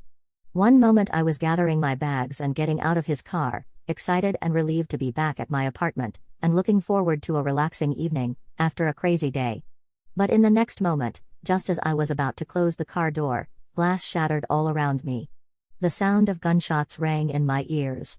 And then the car was skidding off, weaving in and out of traffic as more bullets pursued us. With the windows shot out and broken glass covering us, John Luigi sped onto the West Side Highway. I had no idea where he was going. And I was too shaken up to ask him. I wasn't sure whether to thank him or to apologize. But I really didn't want to do either of those things. I didn't want him to think that somehow I appreciated him helping me. Even though that was absolutely the truth. Once you gave a guy like this an inch, they were sure to try to take a mile. I needed to stay cool and calm. I needed to act like I'd been in these types of situations before. Even though I never had. "You really must have done something to piss that guy off," he finally said as we raced down the highway. My mouth gaped open. I crossed my arms against my chest. Once again I felt like slapping him. And I was relieved that I hadn't thanked him for getting me out of danger. Most likely, if I was around him there would always be danger. Was he actually blaming me? Was it my fault that my ex was a crazy member of the Russian mafia who thought that I was his property? Was it my fault that he would rather see me dead than single or with another man? "Seriously," he said. "He really hates you so much that he wants to kill you?" I sighed and rolled my eyes. I'd only known this guy for an hour. I didn't really feel like telling him my life story. But what the hell? It seemed like we were going to be forced to spend time together until I could figure out a safe place to stay. Hopefully, not too much time though. I didn't think I could stand much more of his cocky attitude and mafia tough guy ways. And besides, I was sure that he had plenty of other women to attend to.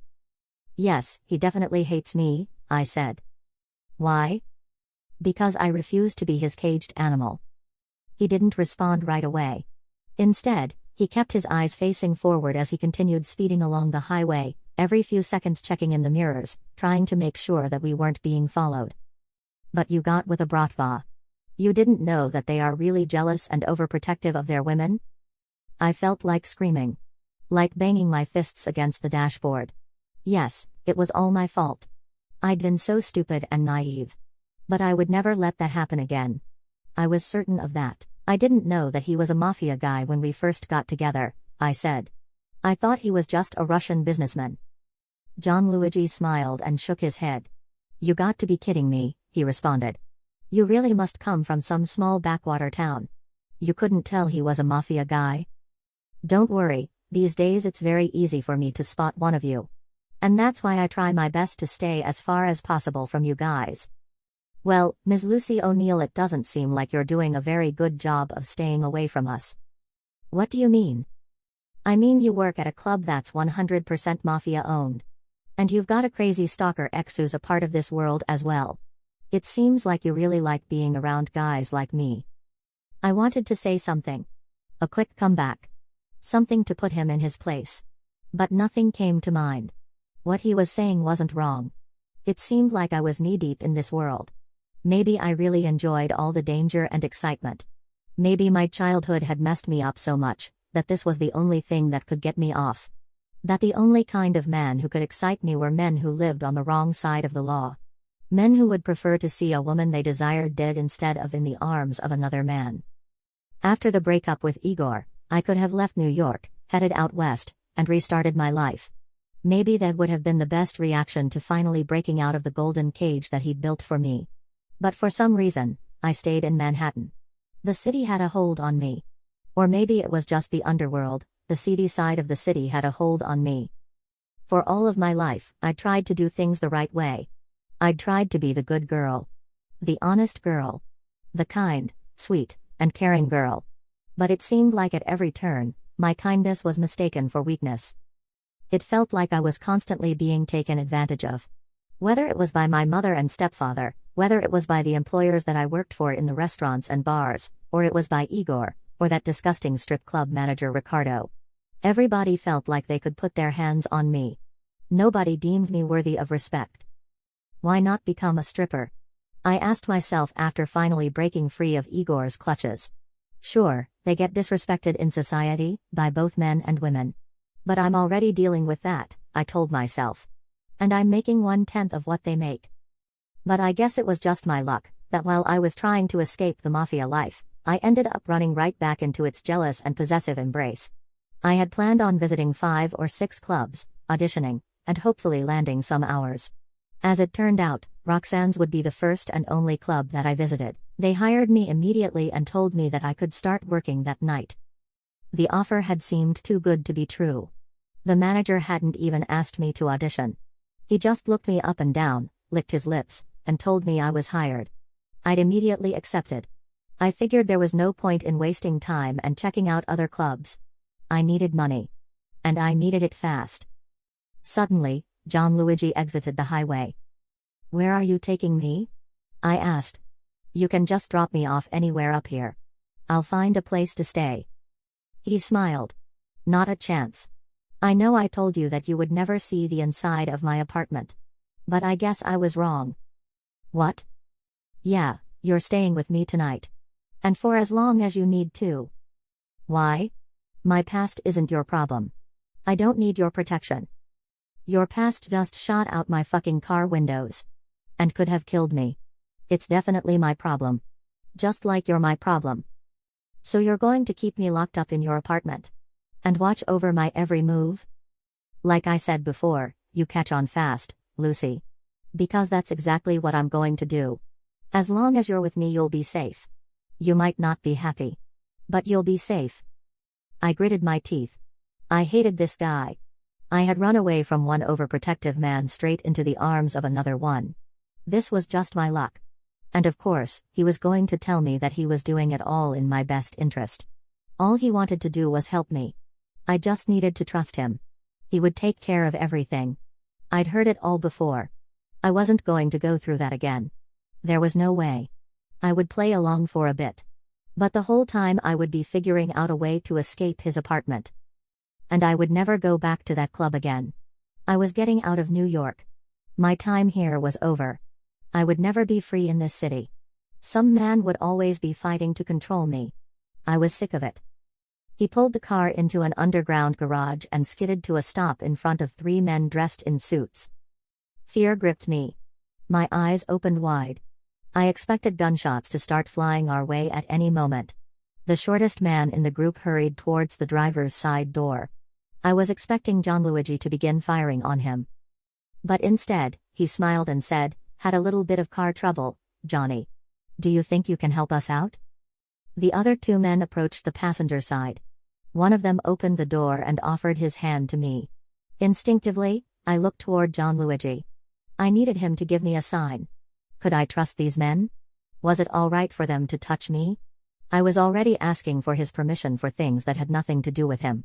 That just showed how much I needed to get out of this world. "Keep your dirty hands off my lady, Tommy," he said. "She's very delicate. I'm the only one that she wants touching her." I rolled my eyes. The last thing I wanted was him touching me. I sat in the car for a few more minutes while John Luigi spoke to the 3 men. Once or twice I could see them trying to sneak a peek in my direction. I couldn't help wondering what he was telling them about me. Thankfully, it wasn't long before he came back to the car.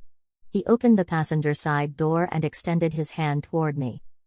For a few moments, I stared at it, transfixed by how muscular and menacing it was, intrigued by the skull and bones tattoo on his knuckle. And I also couldn't help noticing that there was no ring on his finger. Even though I wasn't sure why that would make any difference to me. It must have been something that I'd picked up in the club. A quick way to size up how much money a patron might be willing to dole out for my charms. I also couldn't help imagining what it would feel like to have those dangerous hands roving all over my body and taking control of my flesh. Would he be gentle? Or rough and brutish? Or maybe he would vary between the two, giving me just what I needed, pushing me to my edge, then slowly pulling me back. "I almost forgot something," he said, reaching into his back pocket and pulling out a piece of black fabric. "What's that for?" I asked, nervously. There was a wicked gleam in his eyes. I was terrified of what he would say next. "Just close your eyes and trust me," he replied. "But if I can trust you, then why do I need to close my eyes?" "Lucy, you don't have a whole lot of options right now. I want to help you. That's why I'm going to put the blindfold on you. It's in your best interest. There are things in this building that you don't need to see. Understand?" I bit down on my bottom lip, repressing the urge to snap back at him. I needed to play along. I needed him to believe that I was actually thankful for what he was doing for me. That would get him to let his guard down. And then I would have a chance to escape. And once I did finally get away, I promised myself that I would never ever get involved with men like this again. I let him put the blindfold on me. Then I felt his hand taking hold of mine and pulling me towards him. I inhaled his scent. It was masculine and pleasing. A tingling sensation shot through my body. I could feel my panties dampening. What had I gotten myself into? 7. John Luigi. After a crazy day at the club, I was looking forward to a calm, relaxing evening in my apartment. I was going to drink some whiskey, watch the Yankee game, and make some phone calls. Most importantly, I was going to get to the bottom of who had shot up my club.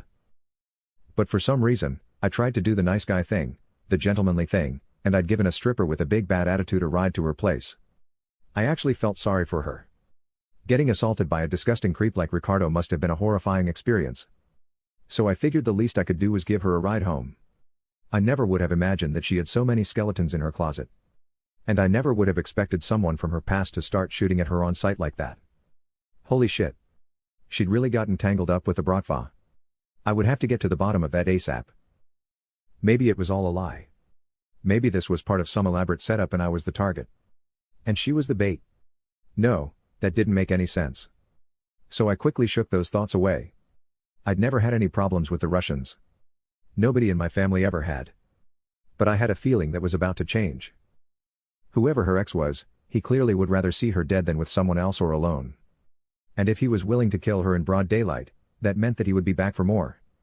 He wouldn't stop until she was 6 feet under. There was no way that I could let that happen. Maybe it was destiny or fate. Or some other shit like that. But I felt like I had to protect her now. If anything happened to her, it would be my fault. Even though she got on my nerves, I couldn't help admitting to myself that there was something I liked about her, even beyond her hot, young, tight body. She was tough and quick-witted. But I could tell there was also something soft, bruised, and vulnerable underneath that hard exterior. She struck me as the small-town type. The kind of girl that came to NYC filled with hopes and dreams, expecting it to be the land of milk and honey. But who quickly learned that it wasn't going to be like that. Not at all. It probably didn't take her long to figure out that this was one of the most difficult places to make it in the world. And somehow she had ended up in the arms of the Russian mafia. And then on a stage stripping in my club. Despite how much she said she didn't want anything to do with mafia guys, it was clear that something about us held a strong attraction for her. That was definitely intriguing. When we pulled into the parking garage of my building, I was happy to see my 3 favorite goons waiting for me. While Lucy waited in the car, I gave them the rundown. Told them that things were going to get hot. They would need to keep their weapons on them at all times. And I let them know that they would have to be on high alert for any Russians. "Are we going to war, boss?" Johnny asked me. I hesitated a moment before responding. All 3 of them were looking at me, searching my face for answers. I wasn't really sure what to say. A war? That was the last thing I wanted. Did I really have the necessary resources to go up against the Russians? Probably not. But backing down, even if I was overmatched, just wasn't something I did. Listen, in this line of work we're always at war. Understand? All 3 of them nodded. I continued, but yeah, this Bratva situation might be pretty serious. Apparently, her ex isn't too happy that she's still breathing. And as you can see from the shot-out car windows, he's willing to do just about anything to get rid of her. But why is she our problem? Johnny asked. She's just a STRI. His words were cut short by the death stare that I shot at him. He swallowed hard and lowered his head. I couldn't believe that I was being so protective of her. This certainly wasn't the way that I usually acted when it came to women. Generally, I treated them like pleasurable objects that came in and out of my life. I would never allow them to get too close to me. And I would never spend too much time worrying about them or trying to get to know them. I'm not sure why that was. But it was probably rooted in fear. Fear that they could be taken from me at any moment. Fear that I wouldn't be able to protect them. It might have had something to do with my mother's passing. Her suicide. Just a couple of weeks after my father died of a heart attack. I hadn't been able to protect her. The evening before she was found unresponsive in her bed, I had gone to her room and told her that I would do everything to keep the family business going. Even though I was only 16, I was willing to drop out of school and do whatever was necessary. She smiled and kissed me on the forehead, telling me she loved me and that my father would be so proud of me. And then the next morning she was dead. Gone. And everything in my life was flipped upside down. Suddenly, Leonardo and I were orphans. We had no one to rely on but ourselves. We weren't prepared for that. Not at all. Especially me. Not only was everything in my life flipped upside down, but everything inside me was as well. It seemed like overnight I went from being the shy, sweet, nice kid to being the mean, angry bully. I started picking fights every day in school. First with other students, and then with teachers. Every day I was boiling with rage. There was no one to talk to. Leonardo was going through his own process of grieving by plunging himself headlong into keeping the business afloat. There was no one to help me deal with what I was feeling. So I bottled it up. Or at least I tried to. It would always end up exploding to the surface. And it wasn't long before I came to enjoy seeing fear in another person's eyes. They knew that they wouldn't be able to defend themselves. They knew they were at my mercy. I would start with my fists. Then I would get them to the ground and start kicking them as they begged, pleaded, and cried out for me to stop. The louder they screamed, the harder I hit them. Their weakness only served to fuel my sadistic rage. It wasn't long before their face would be covered in blood. And they were just holding on to the edge of consciousness. Hurting other people gave me such an adrenaline rush. It made me feel like I would actually be able to survive without my parents. Like I wasn't just some vulnerable, skinny teenager that the world was going to devour and spit out. Inflicting pain made me feel a little bit better. But the high never lasted. And once it was gone, I came crashing back down to the reality of my life. I had no idea where I was going. I wasn't good at anything. The only thing I'd ever thought of was joining the family business. I couldn't wait for my father to put me under his wing and mentor me. I was going to be just like him. That was my only ambition. And now it was gone. I would never be able to sit at his side and learn. Listening to all his stories. Riding around with him, going to meetings, seeing firsthand what it was like to be a Don. That opportunity had been ripped away from me. After I finished talking with my men, I walked to the passenger side of my bullet-riddled vehicle. I really wasn't sure what I was going to do about Lucy. She would have to stay with me. At least for a few days. At least until I figured out where she would be safe. Right now it didn't seem like there would be any such place in the city. The Russians would be out looking for her. They had informants all over. If she was wandering around, it wouldn't take long before they found her. And if they got another shot at her, I seriously doubted that they would miss. But there was another problem. Something that had just begun gnawing at me. She knew where I lived. That was a really big fucking problem. One that I didn't quite have the answer for. It meant that she now had information that could put me in serious danger. Which meant that there was no way that I would be able to let her go. If she was going to be staying with me, then she would have to learn to follow my orders. No arguing. No backtalk. I was going to have to flush that attitude out of her. It wasn't going to be easy. But I was definitely up for the challenge. Before I brought her upstairs to my apartment, I would have to begin training her. That's why I pulled out the black piece of cloth and told her to close her eyes. She would have to trust me. Whether she wanted to or not. At this point, she really had no other choice. "Why do I need to close my eyes, if I can trust you?" she asked. I explained to her that I was only doing what was best for her. And that there were things in the building that she didn't need to see. She sighed and lowered her head. I smiled, then put the blindfold over her eyes.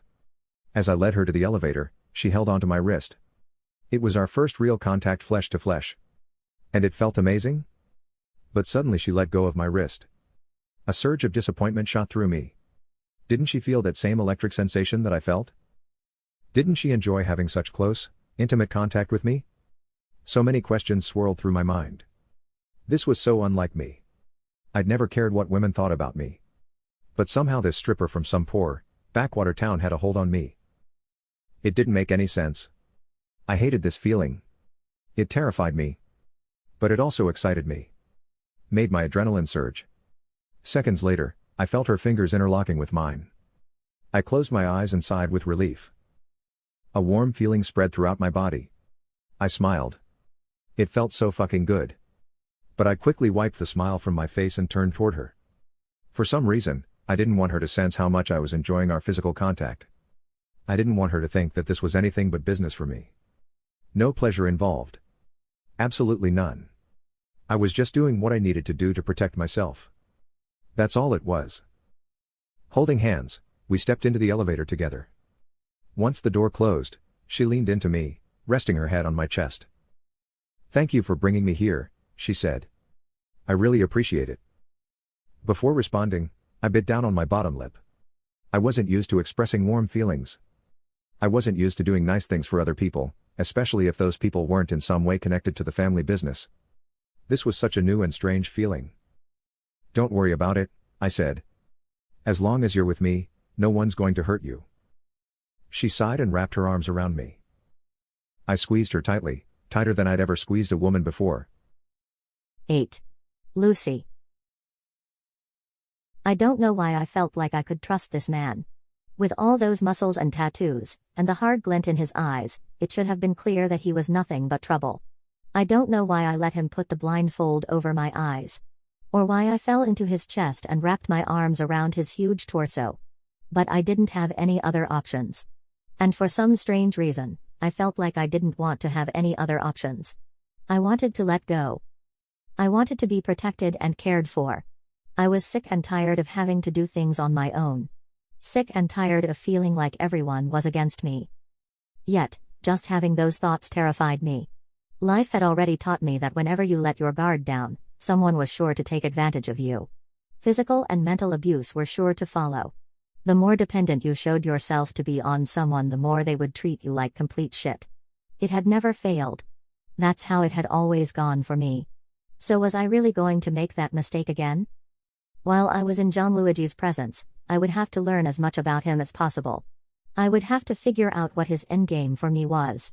Would he eventually betray me? Would he make me regret the day that I ever laid eyes on him? As we walked into the apartment building, I wish I could have seen the expression on his face.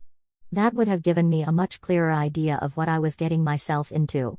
But the blindfold prohibited that. The only sensation I had was his hand clasping mine as he pulled me gently behind him.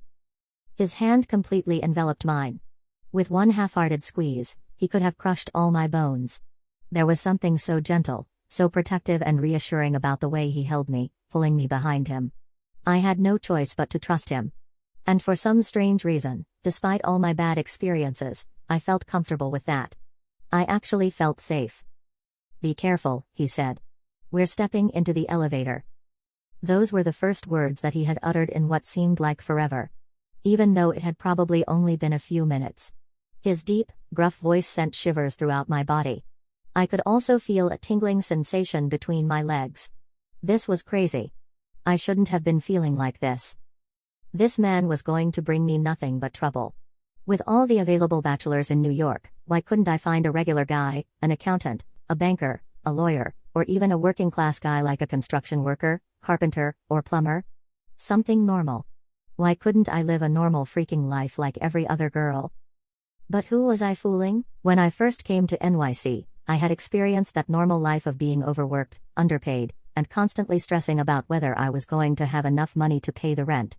Whether I was going to have to go a day or two without eating. I'd tasted that life. And it left me bitter and disappointed, wondering whether or not it would be best for me to leave New York and head out to the West Coast. That disappointment and bitterness is what had drawn me into the dangerous embrace of the mafia underworld. Their lives seemed so much more interesting and exciting than anything I'd ever experienced. And having come from poverty, I was also attracted, maybe even hypnotized by the fact that they never had money problems. They could live in the most expensive areas, drive the most expensive cars, and dine every day at the most exclusive NYC eateries. How would any girl have been able to resist that? The elevator made a sound and stopped. I held my breath. "We're getting off now," he said, gently squeezing my hand. Moments later, he pulled me into his apartment and shut the door behind me. He let go of my hand and walked away. I wasn't sure what to do. I wanted to speak, but my tongue felt like it was stuck to the roof of my mouth. I held my breath as I heard him lumbering towards me. Suddenly this felt wrong. It felt crazy. What had I gotten myself into? He took the blindfold off of me. I blinked several times, trying to adjust to the light. He was standing in front of me, towering over me. He had a strange look in his eyes, one that I couldn't quite decipher. What was he trying to communicate? "Is everything okay?" he asked, staring at me intently. I swallowed hard and nodded up and down, unable to form any words as I admired his dangerous, savage, incredibly sexy beauty. He reached out, grabbed my chin, and squeezed. I winced and shivered.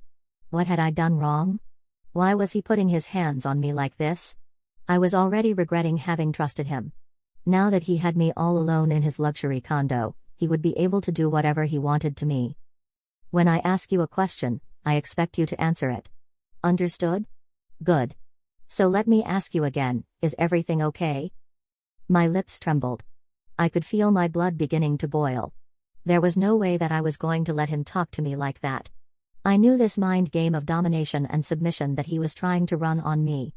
I was going to have to let him know, in no uncertain terms, that it wasn't going to be that easy with me no matter how much I wanted to reach out and grab that bulge in his pants, no matter how much I wanted to rip off his designer t-shirt and run my fingers over all of his muscles and admire each one of his tattoos. Get your dirty fingers off of me, I said, grabbing his hand and pushing it off my chin.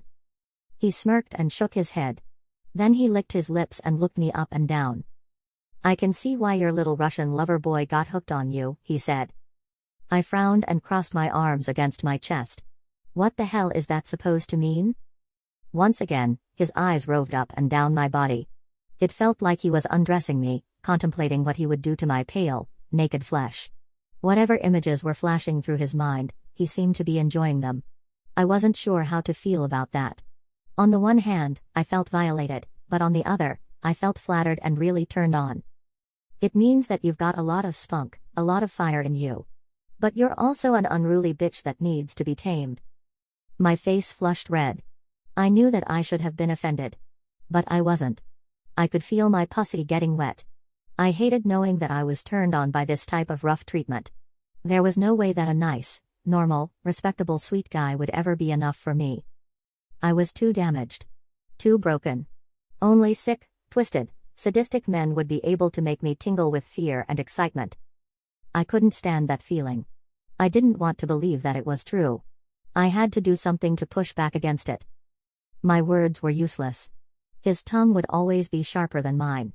So I did the only thing that I could think of. I cocked back my arm and sent my open palm flying towards his face.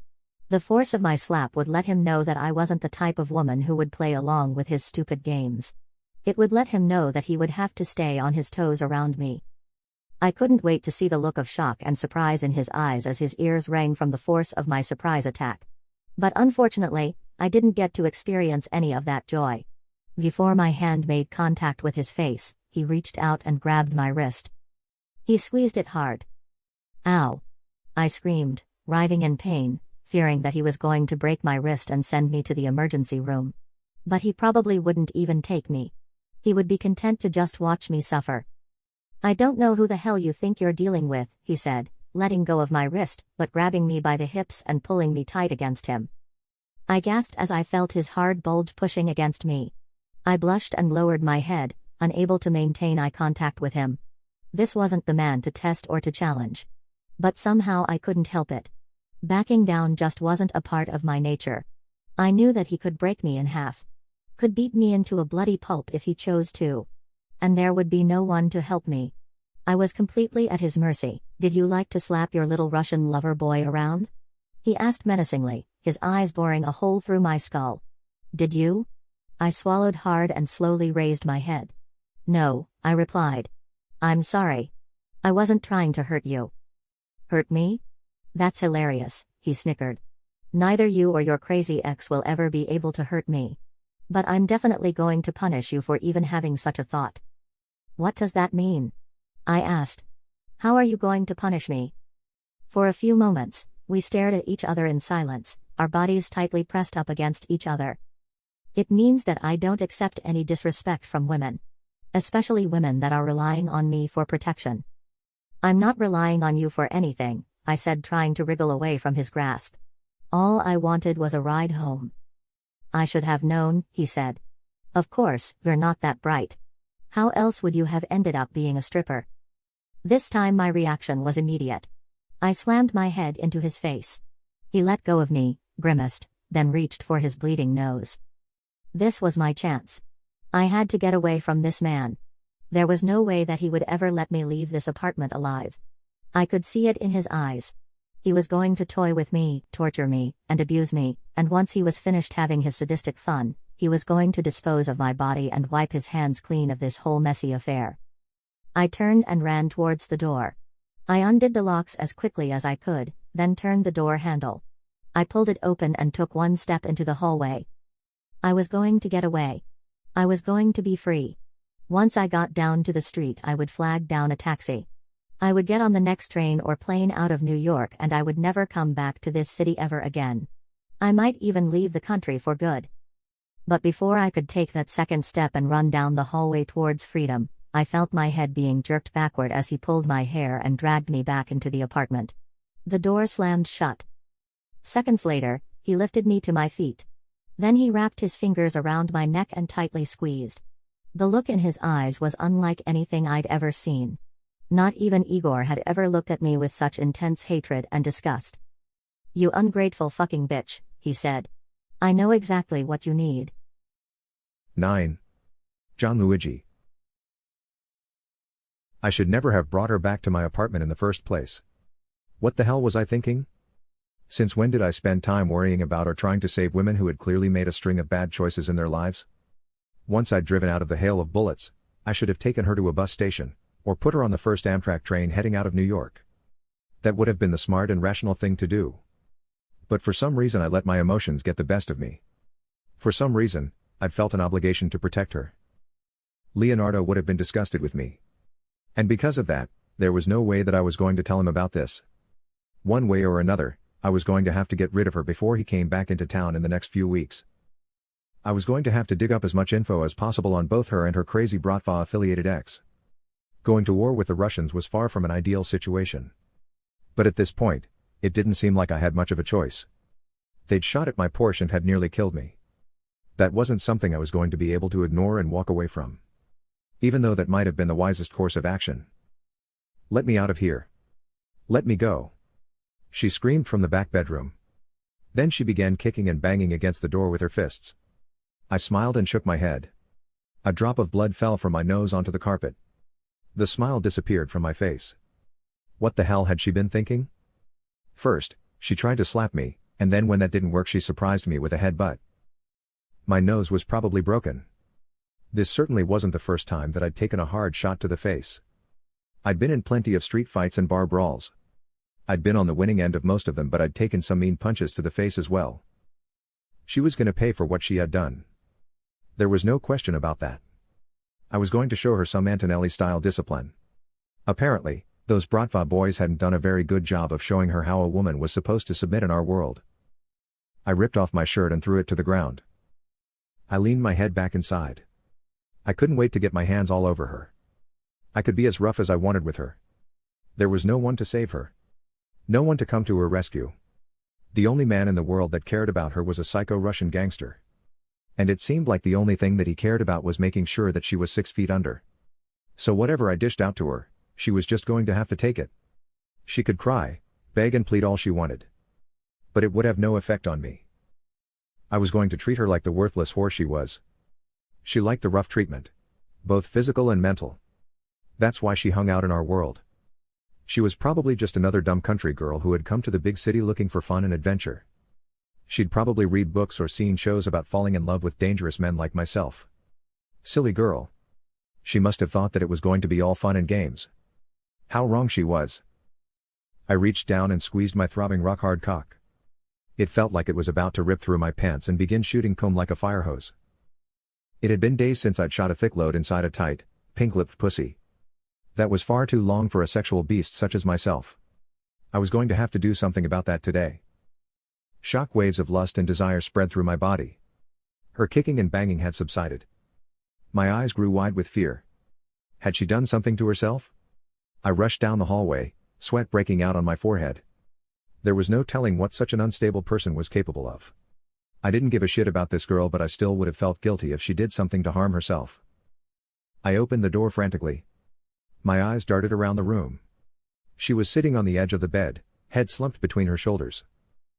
I breathed a deep sigh of relief and wiped the sweat from my brow. I wasn't sure what to say to her. Before bursting into the room, I'd known exactly how I was going to deal with her. I was going to be rough and merciless. I was going to make her scream and cry out in pain, and eventually pleasure. But now I was uncertain. She slowly raised her head and fixed her eyes on me. Instinctively, I took a step back. There was a strength in this young woman that I had never encountered before.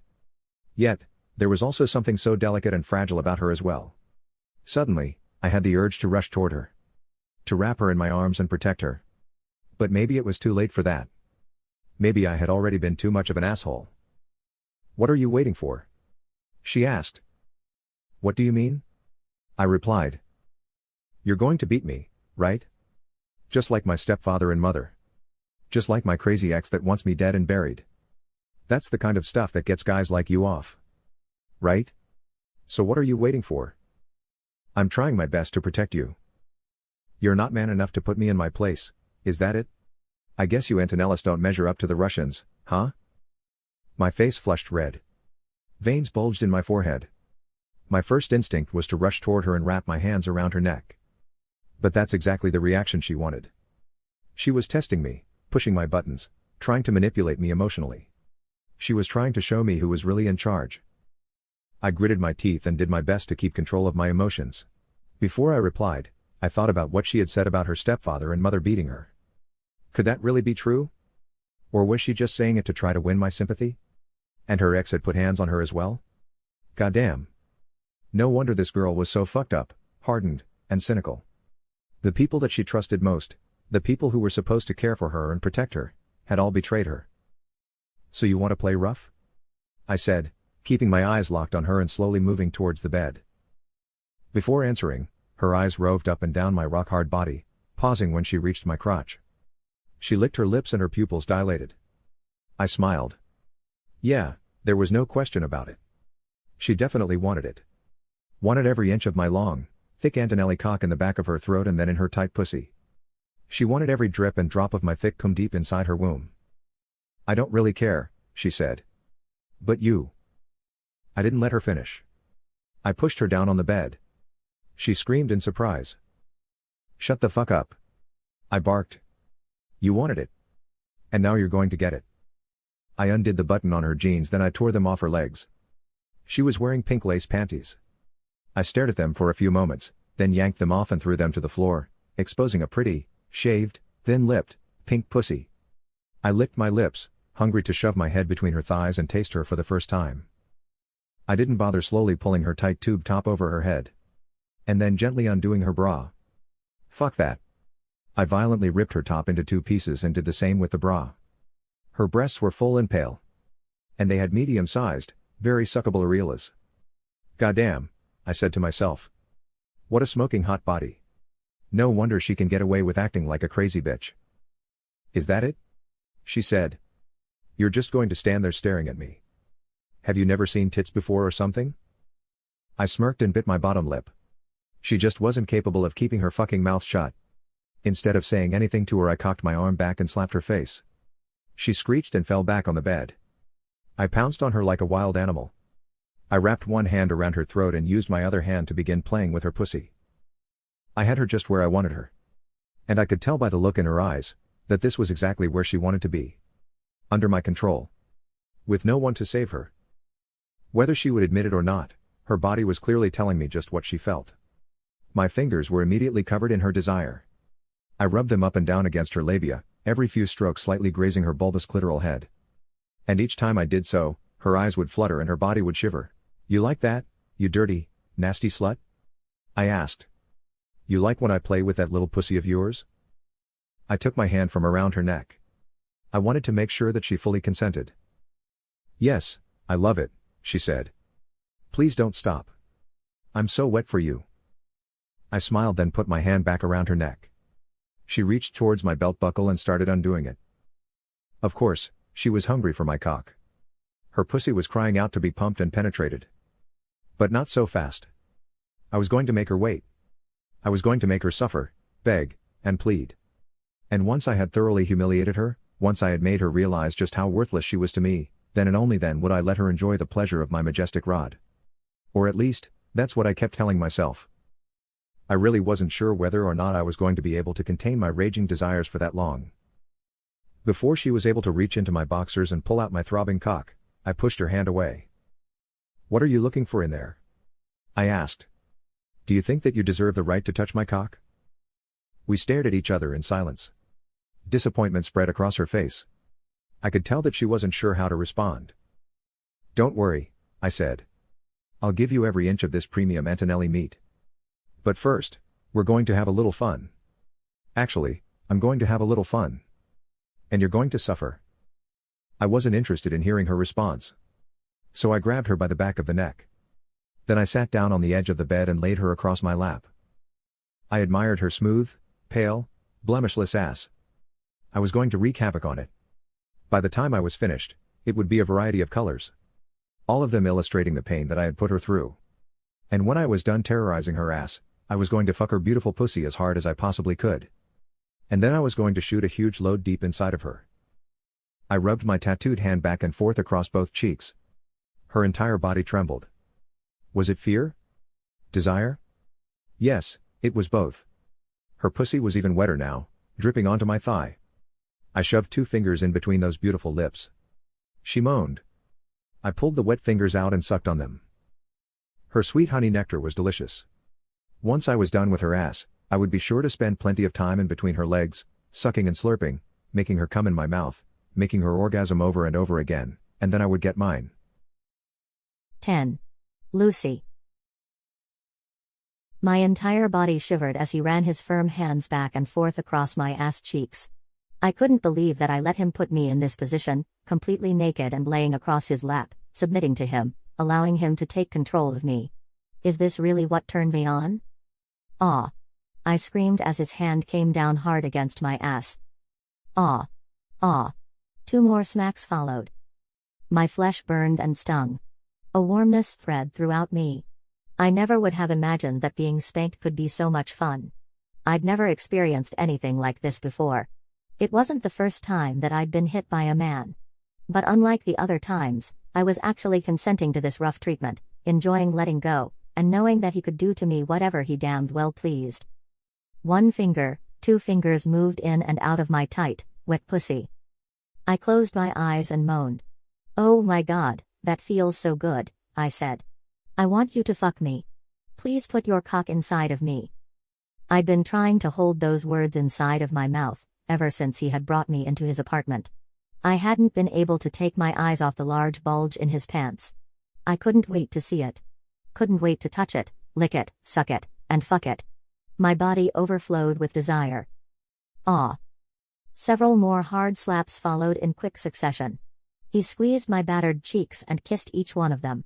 The contrast between the gentle and rough treatment made me even wetter. I had no idea what he had in store for me. But I was desperate to find out. I had a feeling that this sexual encounter was going to be unlike any I'd ever experienced. Wilder, hotter, kinkier, dirtier. Just thinking about it sent waves of orgasmic pleasure throughout my body. "Now it's time for me to get in between your legs," he said before delivering one last hard blow to my bruised and sore ass. "I can't wait to taste that pussy." "And then are you going to put it inside me?" I couldn't refrain from asking. "Then I'm going to fuck you so hard that your eyes might pop out." "What?" I said, bursting out laughing. "What does that?" He didn't let me finish the question. Instead, he hoisted me up in the air and then slammed me down on the bed.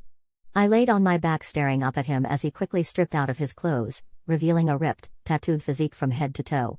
Every part of him was sexy and intriguing, but my eyes were instantly locked on his crotch. When he slid his boxers down his powerful legs, my eyes grew wide with lust and terror. He had the most powerful, menacing cock that I'd ever seen. I was tempted to leap towards it, wrap my fingers around it, lick it up and down and all around, and then shove it deep into my throat, trying to take every inch of its incredible length and girth. But somehow I managed to contain myself, biting down on my bottom lip, and letting my fingers slither down between my thighs. Completely naked, he stroked his huge hard cock back and forth as he stared down at me. Looking up at him, I played with my pussy, strumming back and forth against my blood-filled clitoris. How much longer was he going to make me wait? I felt like I was going to explode. He must have been able to read my thoughts, because right when I thought I couldn't take it anymore, right when I was on the verge of jumping off the bed and getting down on my knees, he came toward me. He got onto the bed, grabbed one of my legs, and then began kissing it, from below the knee, up to the insides of my thighs as my body quivered with excitement. Each kiss sent hot flames of pleasure through me. I wanted to feel his mouth, tongue and lips buried deep in my pussy. I wanted to cover his face with the juices of my desire. Before he began feasting on my labia, he turned his attention to the other leg, once again starting his soft, sensuous kisses below the knee and working his merry way up to my thighs. He flicked his tongue several times against my hungry lips. My eyes fluttered. I reached to grab his shoulders and push him back down there. But he knocked my hand away. He took hold of his hard cock and began rubbing it back and forth against my pussy. And then he slapped it several times against my clit. "Oh my God, please stick it in," I cried. "I can't take it anymore." A devilish grin appeared on his face. "You don't have a choice, you dirty slut. I'm going to make you wait. And wait. And maybe I'll never give it to you. Who knows? But why are you doing?" Before I could finish, his face had plunged back between my thighs. He licked and slurped, feasting eagerly, greedily, on all of my pussy juices. No man had ever eaten me out with such intensity, as if he were really enjoying himself, as if it were an honor and privilege for him to find himself down there, tasting, savoring, devouring me, licking up every last drop.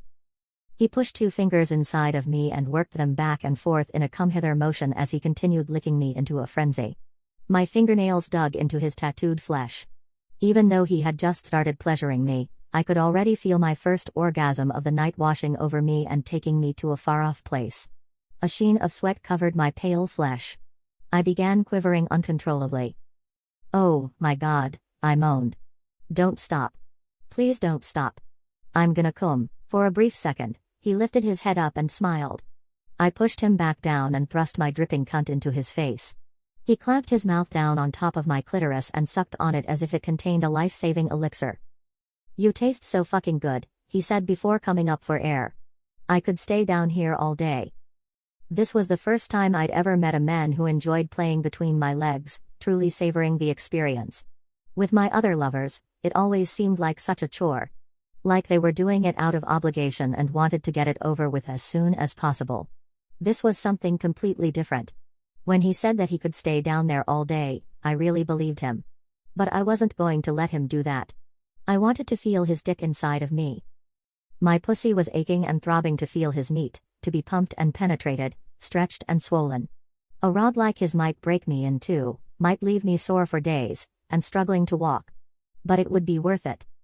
He finally let go of my clitoris and raised his head. He smiled, then licked his lips. "Is there something else you want, you nasty girl?" he asked with a smirk. I couldn't respond right away. I was panting, covered in sweat, and still coming down from the clouds that his tongue had lifted me onto. There was so much I wanted.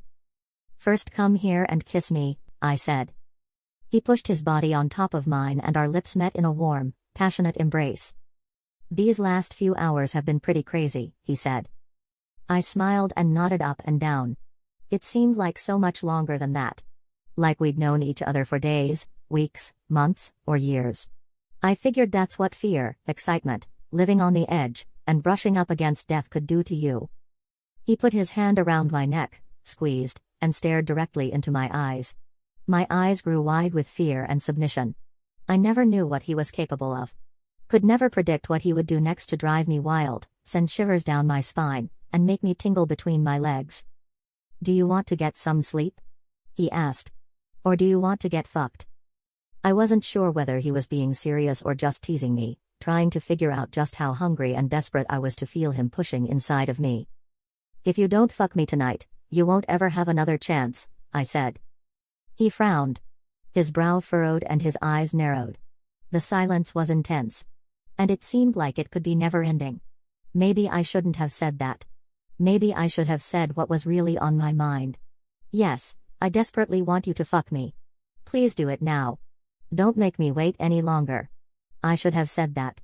But instead, I'd tried to be clever and I might have ended up ruining the mood. A sly smile broke out on his face. "You've got a lot of spunk for a small-town girl." "I was born and raised in NYC. "Bullshit," he shot back. I tried to keep a straight face. But there was no use. After a few seconds, I burst out laughing. I covered my mouth to try to hide my embarrassment. "It's that obvious, huh?" I said once I got to control myself. "Yeah, I'm afraid so," he said. "Something about your toughness. How unwilling you are to give an inch. Your bitchiness, I blurted out. It's like you came here as a naive, small-town girl and got taken advantage of.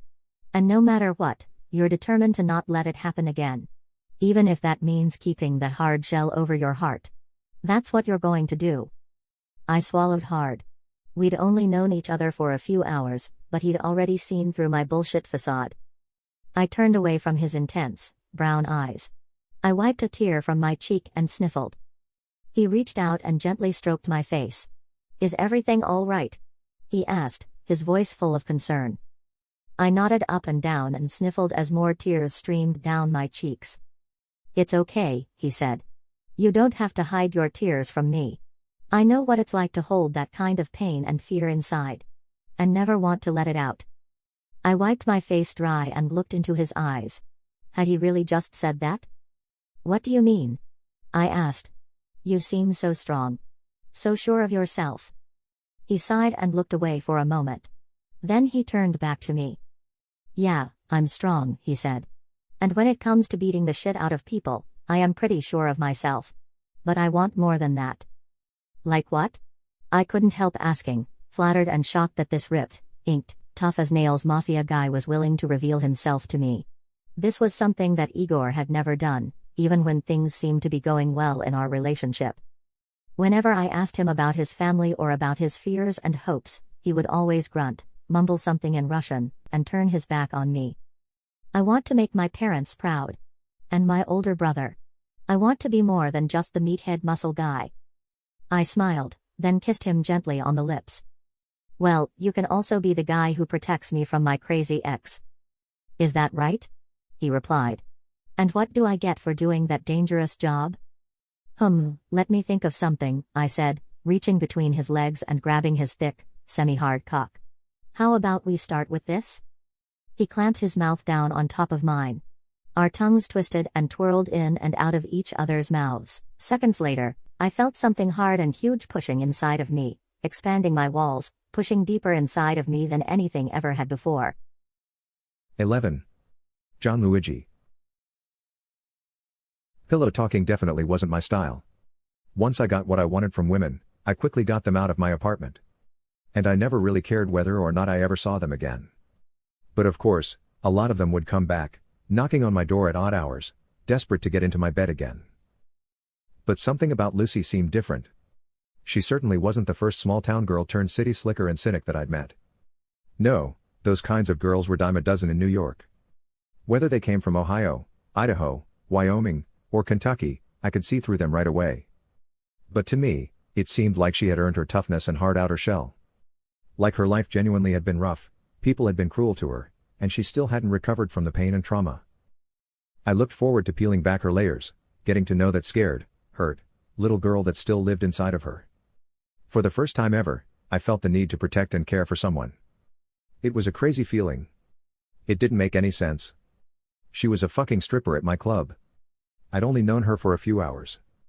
Before me, she had been in bed with the Russian mafia, and before that who knew who else. She wasn't the type of woman that I should have been bringing into my life. I should have found a virgin. A pure, innocent, untouched soul. Someone that I could mold into being exactly what I wanted her to be. Someone who would be a dutiful, obedient housewife waiting on me hand and foot. A woman whose only desire in life would be to serve me, willingly sacrificing all of her ambitions and submitting to me. With Lucy, none of those things would be possible. She was definitely too headstrong to just be a servant, and from what it seemed, she had major trust issues, particularly with men. Which meant she would try to fiercely hold on to her independence. She was everything that I couldn't stand about modern women. Yet here I was on top of her, staring deeply into her eyes, my brick-hard cock pushing into her gushing wet pussy, pumping in and out, trying to establish a steady rhythm, not wanting to thrust too hard, fearing that I might hurt her. I doubted she'd ever taken something so big inside of her before. Her legs wrapped around my torso. Her hands rubbed up and down my muscular, inked chest. We were covered in sweat, our eyes on fire with lust. Just looking at her young, pale flesh and her huge pink-nippled tits, made my cock throb and yearn for release. But I didn't want to come yet. I wanted to take my time, enjoy the vice-like grip of her pussy around my dick, enjoy her messy, sweaty hair sticking to her flesh. That feels so good, she said, biting down on her bottom lip. You're so big. I smiled wickedly.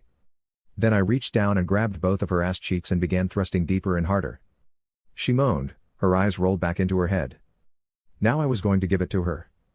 The rough pounding that I knew she wanted. Enough of this slow lovemaking. She wanted to get fucked, pounded into oblivion. So that's exactly what I was going to give to her. That's so deep, she moaned. I'm so.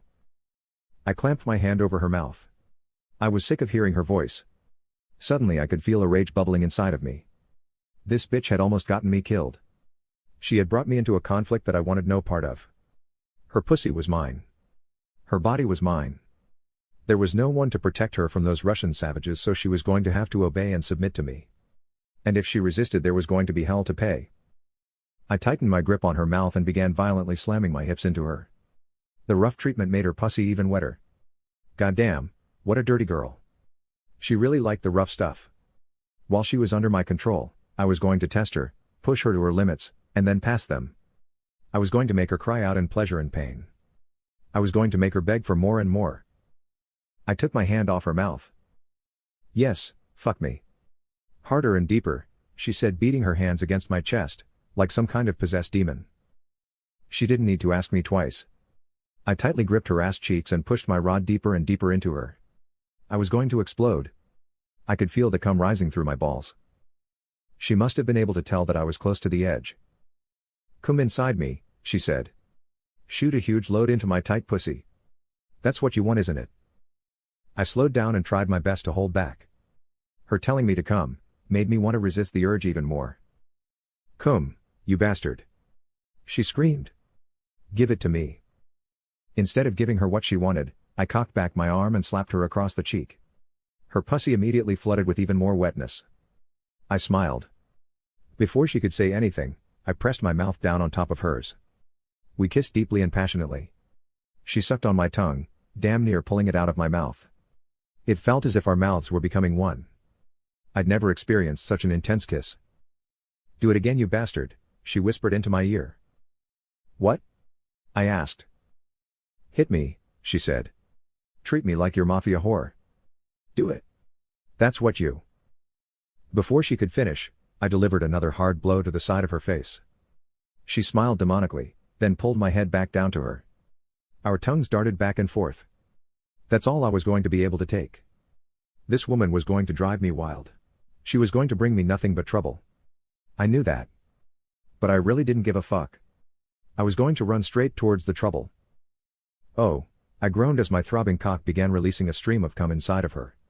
She smiled, closed her eyes, and wrapped her legs around me even tighter. I shook as my cock emptied itself inside of her. What an incredible orgasm. I'd never come so hard in my life. My big body collapsed on top of her. She wrapped her arms around me and kissed my neck. We were both panting and covered in sweat.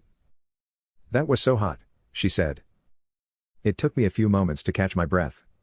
My cock was still inside of her, pulsating, discharging its final drops. I gently pulled it out of her. She gasped. You completely filled me up, she said. I smiled and rolled off her. She draped an arm across my chest and began kissing my pecs. Yeah, that was a lot of fun, I said. Hopefully we can do it again sometime. But I think now would be a good time for you to leave. What? She said, sitting up and glaring at me. The silence held for a few seconds. And then I burst out laughing. Her eyes were filled with anger. She didn't seem to find it quite as funny as I did. I'm just kidding, I said. It's so easy to push your buttons. And so much fun. You fucking asshole, she said, slamming her fist into my chest. That is something a guy like you would do.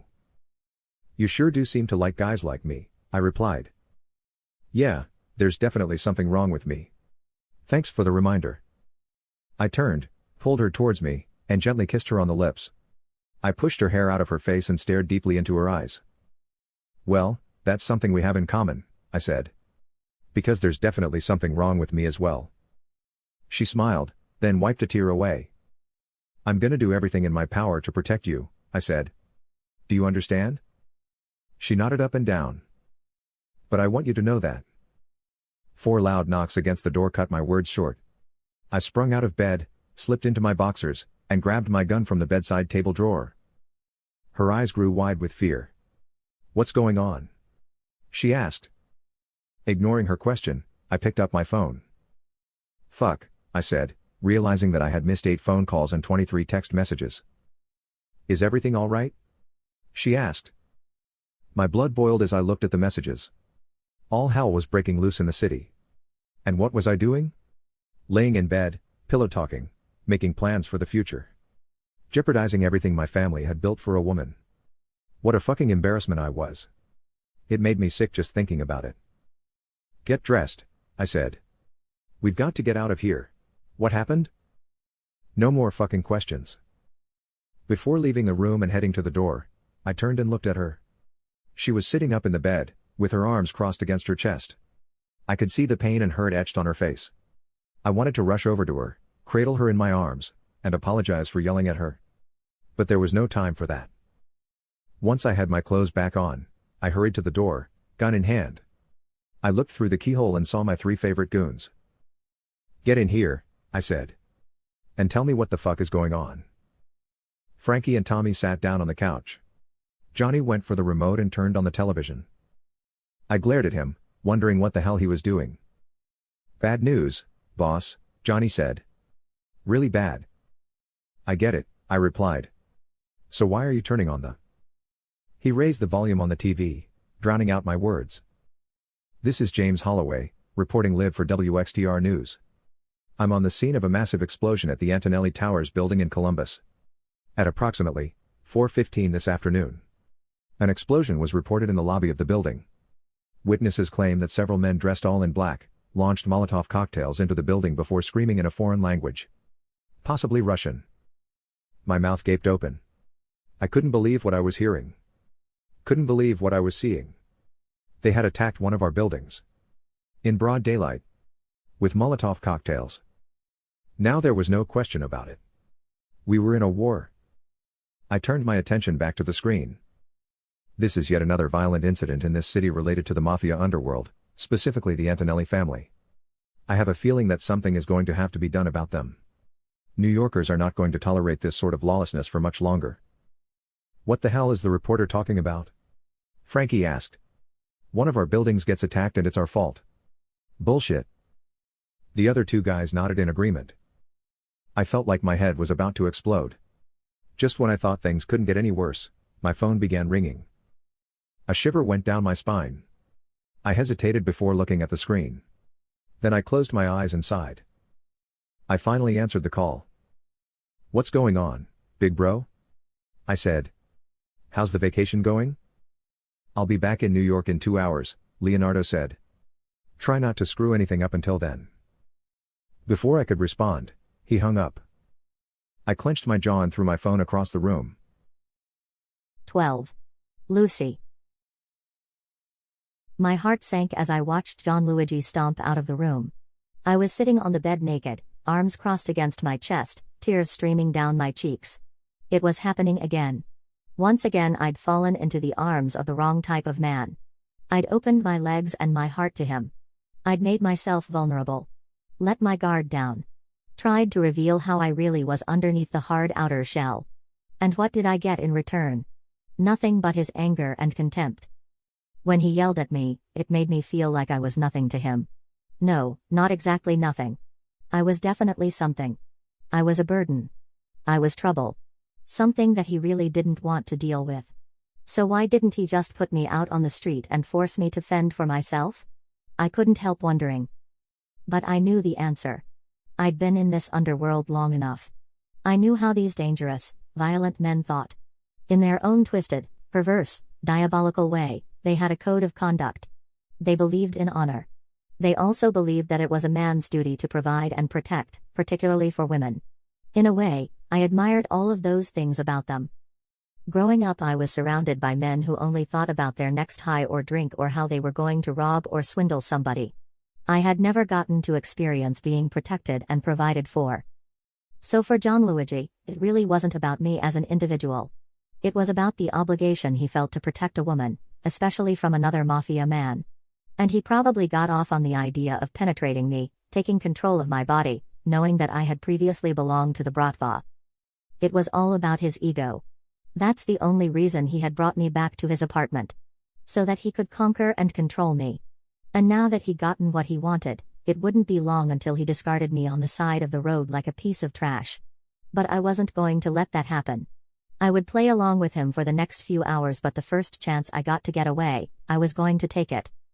If he took me out in public with him, I would run screaming hysterically down the street, trying to get the attention of as many people as possible, hopefully, a police officer. And then that would be the end of it. He would have to let me go. I wiped away my tears. This wasn't the time to cry. This was the time for me to take control. He was going to try to screw me over. I was certain of that. But I wouldn't let it happen. I wouldn't allow him to hypnotize me with his muscles, strength, bravery, or cock. This time I wasn't going to be the dumb, naive girl. I heard footsteps coming down the hallway. I slipped under the covers and pulled them up to my neck, wishing that I could disappear underneath them. Seconds later, John Luigi appeared in the doorway. He stared at me for what seemed like forever without saying anything. I wanted to break the silence, but I had no idea what to say. I couldn't tell what he was thinking. Was he angry with me? Could he sense that I was going to try to escape? I shivered as he began slowly walking toward me. He sat down in the bed and stared at me. Then he gently brushed a tangle of hair out of my eyes. I smiled and lowered my head. This wasn't how he was supposed to be acting. I was completely thrown off. "I apologize for yelling at you," he said. "It's just that things are really tense right now." I looked away from him, unable to meet his gaze. I wanted to fall into his chest. I wanted him to wrap his powerful arms around me and tell me that he was always going to be there to protect me. But something within me resisted. As nice and kind and gentle as he seemed one minute, the next minute he could become a completely different person. All of them were like that. They could snap and unleash their anger in an instant. But I couldn't really blame them. They lived in a world where danger and violence hovered over them at every turn. And that's exactly why I needed to get out of this world as soon as possible.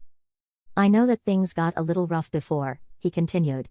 "And I just wanted to make sure that you were okay with everything we did." Now he was asking me if I had enjoyed our kinky, rough sex.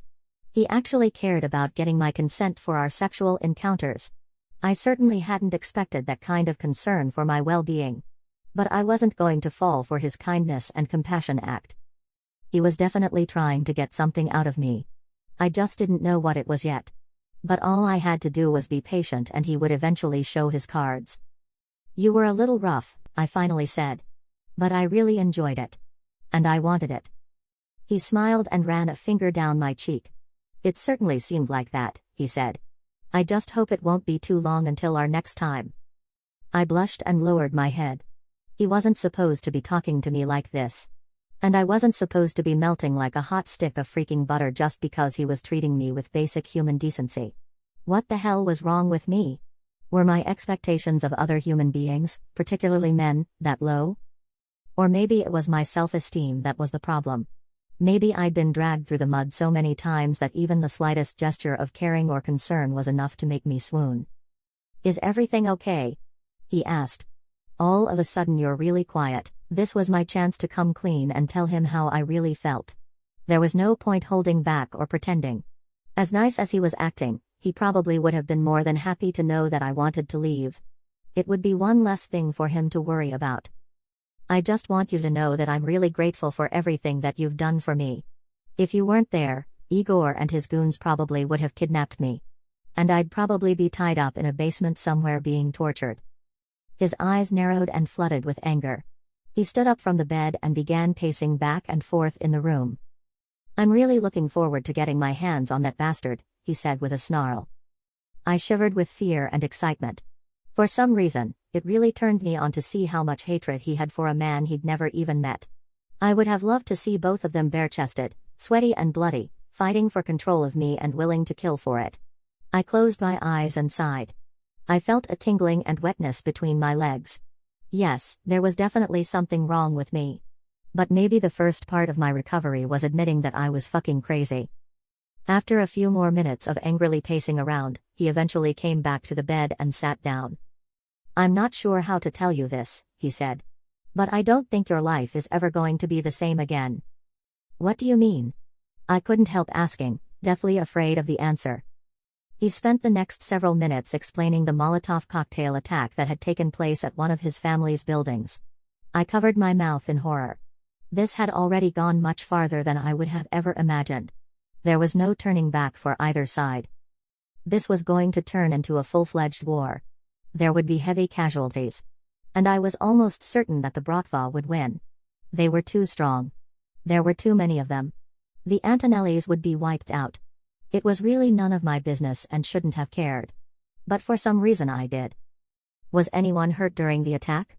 I asked. He shook his head no. But that doesn't change anything. This is going to get very ugly. And what does that mean for me? I don't want to have anything to do with this. Lucy, it doesn't matter what you want. You're the reason that this whole thing started in the first place. What? Because I wanted to live a normal freaking life. A normal life? As a stripper in a mafia-run club? Who the hell do you think you're talking to? I'm really not sure who I'm talking to. One moment you're kind and sweet. And the next you're a complete asshole who can't help. Throwing my profession in my face. Profession? He snickered. Is that what you call it? That's all I was going to be able to take. I threw off the covers and hopped out of the bed. I picked up my clothes and began quickly putting them on. I could feel Gianluigi's eyes on me, looking me up and down. I did my best to try to ignore him. I had to get out of there as soon as possible. If I was really the reason that all of this had gotten started, then I also wanted to be the reason that it ended. Where the hell do you think you're going? He asked. I'm going to put an end to this war before any innocent people get killed. If it's all my fault, then I'm the only one that needs to be punished. You just can't help making things difficult for me, he said. Nope. And that's exactly why I'm leaving. I don't want you to have to spend any more time worrying about me. I'm not your responsibility. The moment those Bratva bullets pierced my windows, you became my responsibility. Whether you like it or not.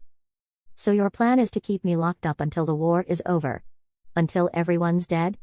And you think I'm going to accept that? You don't have a choice, he said. I fixed my eyes on him. Could I really trust him to take care of me? Hell no. But I also didn't have any other options. Trying to get in contact with the police wouldn't have done anything for me.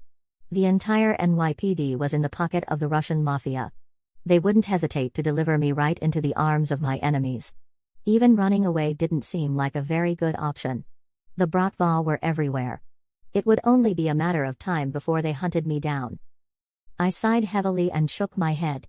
Fine, I said. I'll stay here. But no more sex. And no more sweet talking. Do you understand? He smirked and mumbled something under his breath. I'm not fucking joking, I blurted out. Do you agree to my terms? Your terms? So you're telling me how I need to treat you, even though you have no one else to protect you. I crossed my arms against my chest. Yes, that's exactly what I'm doing. 13. Gianluigi. Once again I'd fucked up. Or maybe this wasn't my fault. Maybe I was just a victim of circumstance.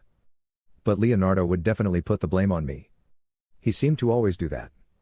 And most of the time he was right. But this felt different. It wasn't my boiling hot temper that had gotten me in trouble this time. It was actually my warm, kind heart. I couldn't help smiling bitterly. I usually never did anything nice for anyone. I was a cold-hearted bastard. And I liked it that way.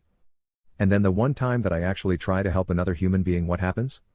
All hell breaks loose and I end up tripping and falling into a war with the Russians. I couldn't help feeling like a complete idiot. While Leonardo was out of New York, I had planned on making some big power moves.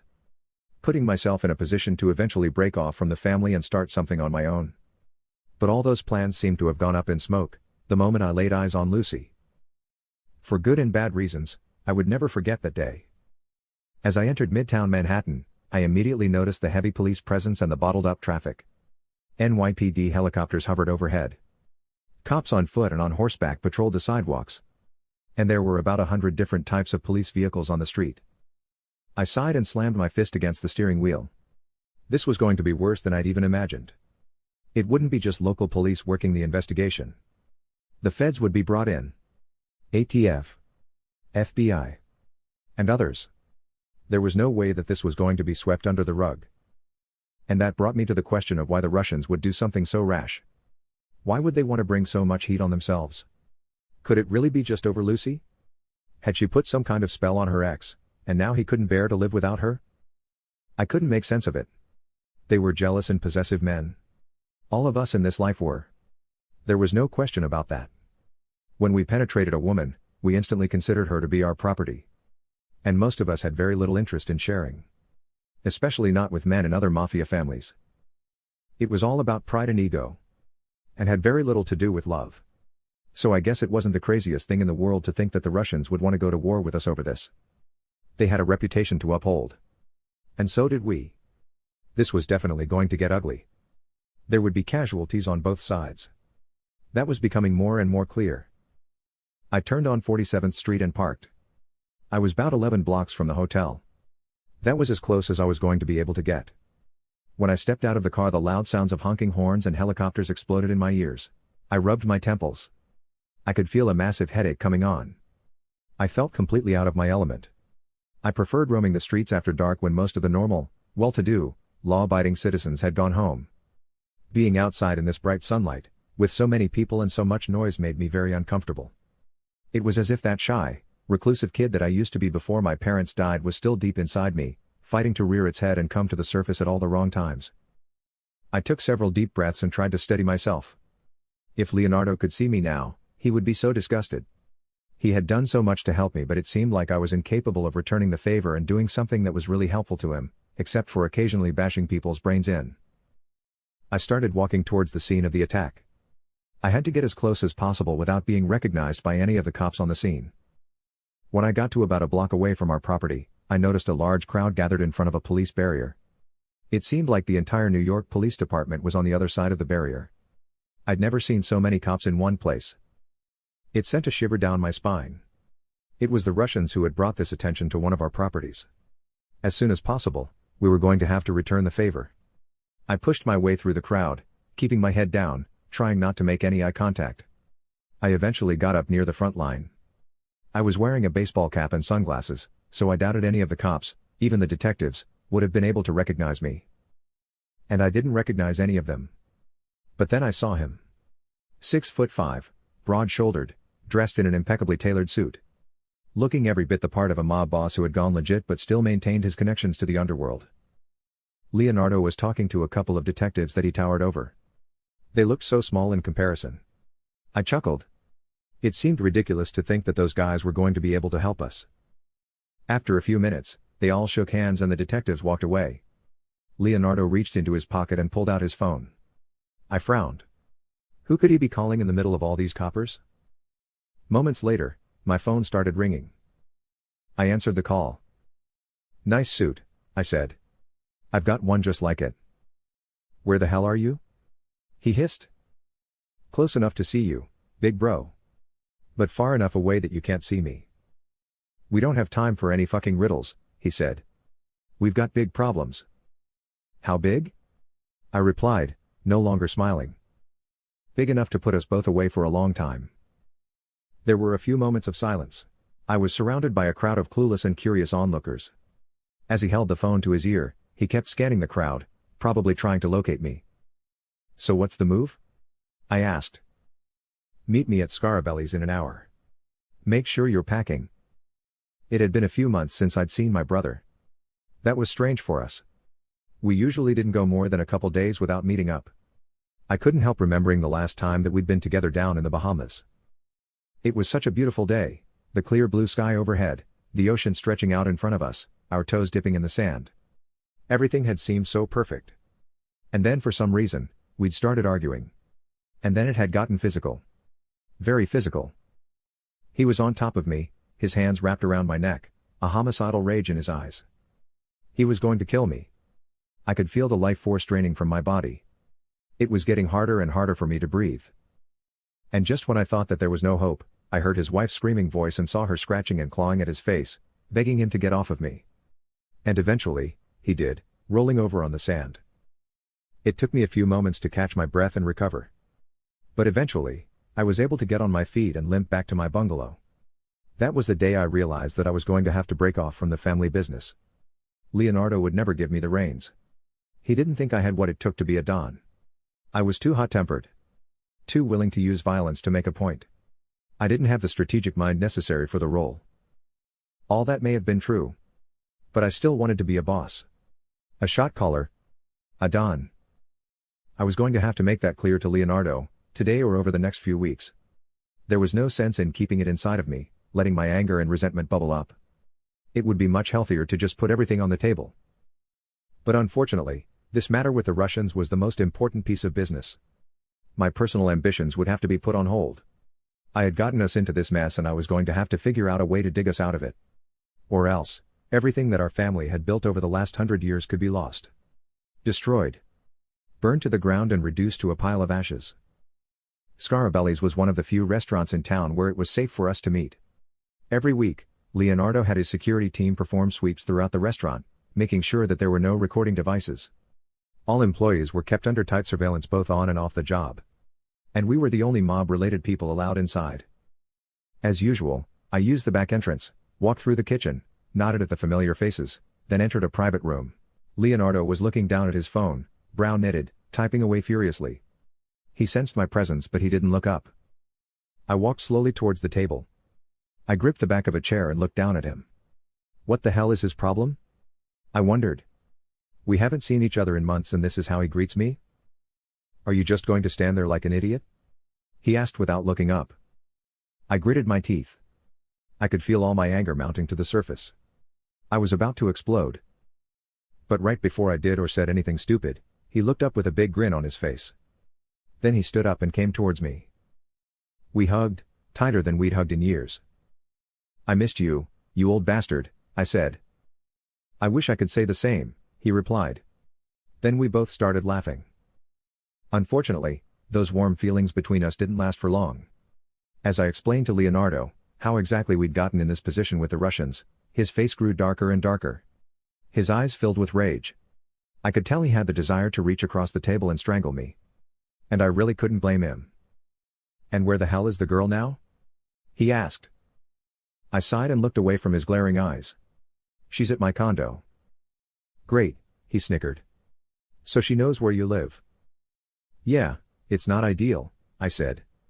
But there's no need to worry about her. She's got no one to turn to accept us. For a few moments, we stared at each other in silence. I really didn't like where this conversation was headed.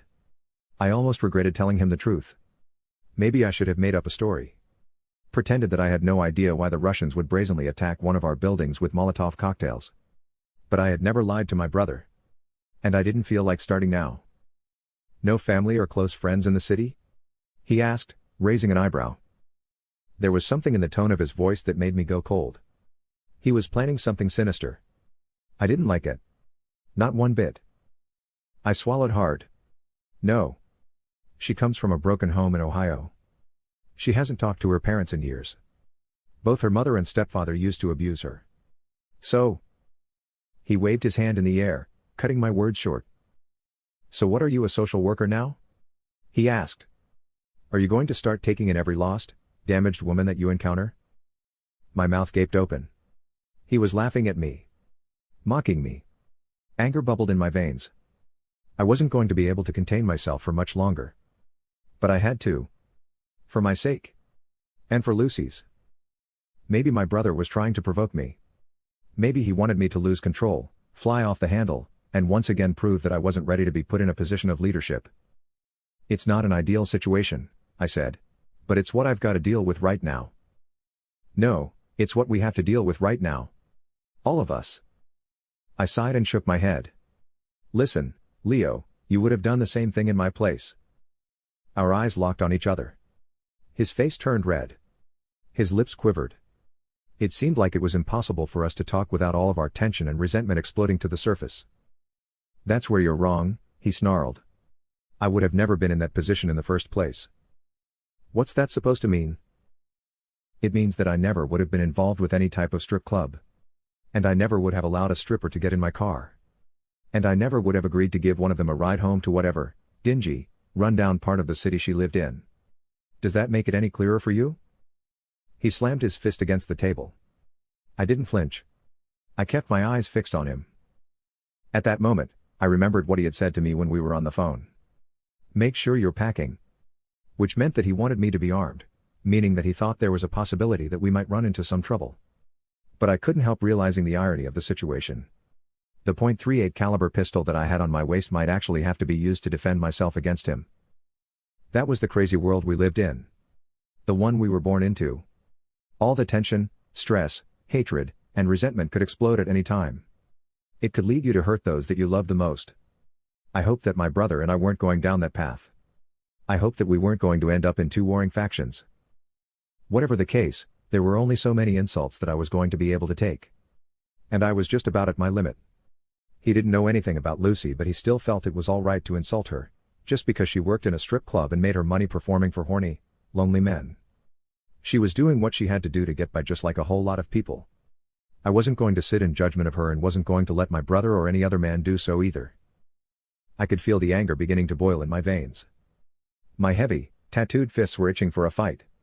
The last time we'd seen each other, he'd ended up on top of me with both hands wrapped around my neck, willing and able to continue squeezing until my eyes rolled into the back of my head and my heart stopped. That's what my own brother had been willing to do. Was I supposed to just forget that and move on? Pretend like it never happened? If the roles had been reversed, is that what he would have done? No chance. You seem to be forgetting who your wife is? I replied calmly. His eyes flared with rage. I smiled and moved my hand closer to my pistol. There was no telling what he was capable of. But I wasn't going to stop provoking him. If you say one more fucking word about my wife, I promise that you'll regret it for the rest of your miserable life. You're angry because you know you fucked up, I said. You did something that our parents would never approve of. His chair scraped against the floor. He sprung to his feet and reached into his jacket pocket, then pulled out his gun and pointed it straight at my forehead. There wasn't much that I could do. So I stared straight at him, not showing any signs of fear. I had my hand by my gun. But I didn't want to make any sudden moves. His instincts might kick in and his finger might clamp down on the trigger. You almost killed me down in the Bahamas, I said. Maybe today you'll finish the job. He didn't answer. We continued staring at one another. Sweat broke out on his forehead. He seemed like he was on the verge of a nervous breakdown. Was this how our family reign of dominance was going to end? Would fratricide be our downfall? The papers would have a field day with this one. Our enemies would throw parties throughout the city mocking us and celebrating our self-destruction. Yet at that moment none of that really mattered to me. Pride was a hell of a drug. Neither one of us was ready to back down. Sir, what is going on? A panicked voice behind me asked. I resisted the urge to turn around. I recognized that voice. And I was relieved to hear it. Moments later, a tall, gray-haired man in his 60s took hold of Leonardo's gun and pushed him back down into his seat. I kept my eyes fixed on my older brother. I took a sip of water and wiped my mouth. I wasn't sure how close I'd just come to a violent death, but it felt pretty damn close. Wilson put the gun on his waist and sat down at the table. The old man looked pissed and confused. His eyes shifted back and forth between us as he waited for an explanation. But I wasn't willing to break the silence. And neither was my brother. So the security man, who was the best in the business, finally said, "It's nice to see you again, John Luigi. Would you mind telling me what that was all about?" I crossed my arms against my chest and looked away. My brother did the same. Gentlemen, do I need to inform you that we have just entered a war with an organization that is much stronger than ours? Do you understand the implications of that? Leonardo sighed, then gritted his teeth. Wilson, once again my younger brother has screwed up. But this time it wasn't his temper but rather his soft, bleeding heart that got him trouble. I made a move to stand up. Before I could do so, Wilson grabbed my forearm. I glared at him. His expression didn't change. I lowered my head and sat back down. He was probably the only person in the world that I was willing to show any sort of deference. He had been with our family since before Leonardo was born. I couldn't tell whether he was angry or disappointed. Either way, looking at him reminded me of everything our parents had done for us. And the thought of them seeing me and Leonardo like this made me red with shame. But for some reason, I still didn't want to back down. Still didn't want to concede that I had done anything wrong. As I was explaining to my brother, I didn't have a choice but to bring the girl home with me. The Russians started firing at me in broad daylight. Yes, I've seen the footage of the incident, Wilson said with exasperation. Footage? I said. Yes, a CCTV camera across the street recorded everything, he replied. And you just happened to be able to get your hands on it? Leonardo asked. Let's just say I monitor all the girls at Roxanne's. I never asked you to do that, I said. Wilson smiled. Of course, you didn't. But I did it anyway. That's why your brother pays me so well. And it's why I've been with your family for so long. Leonardo and I made eye contact and smiled for what seemed like the first time in forever. There were several questions burning on the tip of my tongue. But I wasn't sure that I wanted to ask them in front of my brother. He was so judgmental and rigid in his thinking. Everything was black or white with him. Yet this wasn't the time to be coy. There were questions that needed to be answered sooner or later.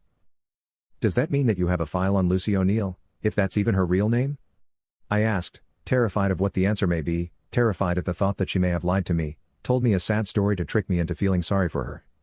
I'd promised her that I would do everything to protect her. That no one would put a hand on her as long as I was by her side. But I barely knew her. Why was I making all these declarations? What was wrong with me? I was clearly losing my edge. Or maybe I was just maturing.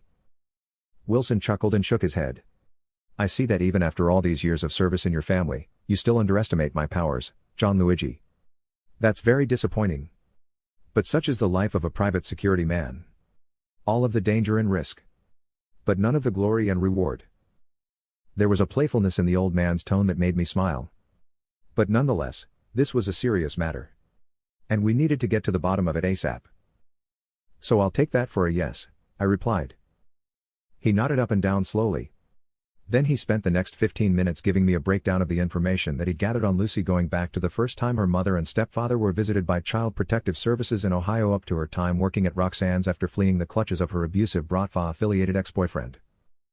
Oh, one last thing, I almost forgot, Wilson said with a grave expression etched on his face. I held my breath. I didn't like the look in his eyes. Whatever he was about to tell me wasn't going to be good. I was sure of that. It was just a question of how bad it would be. Did she tell you that she's been taking money from the Bratva for the last several months? He asked. My chest got tight. Sweat broke out on my forehead. Leonardo was glaring at me from across the table. He must have been smiling on the inside, trying his best to suppress his feeling of satisfaction. He had been right all along. She had played me for a fool. It was all the setup. No, I said, swallowing hard. She never said anything about that. And did she mention that she's been filtering sensitive information to them? I shook my head no, incapable of forming any words. I couldn't believe how stupid I'd been. I would never be able to live this down. Good, Wilson said, a huge smile breaking out on his face. Because none of those things are true. What? I said. She hasn't taken any money from the Bratva. And she certainly hasn't been coordinating with them. I sighed with relief.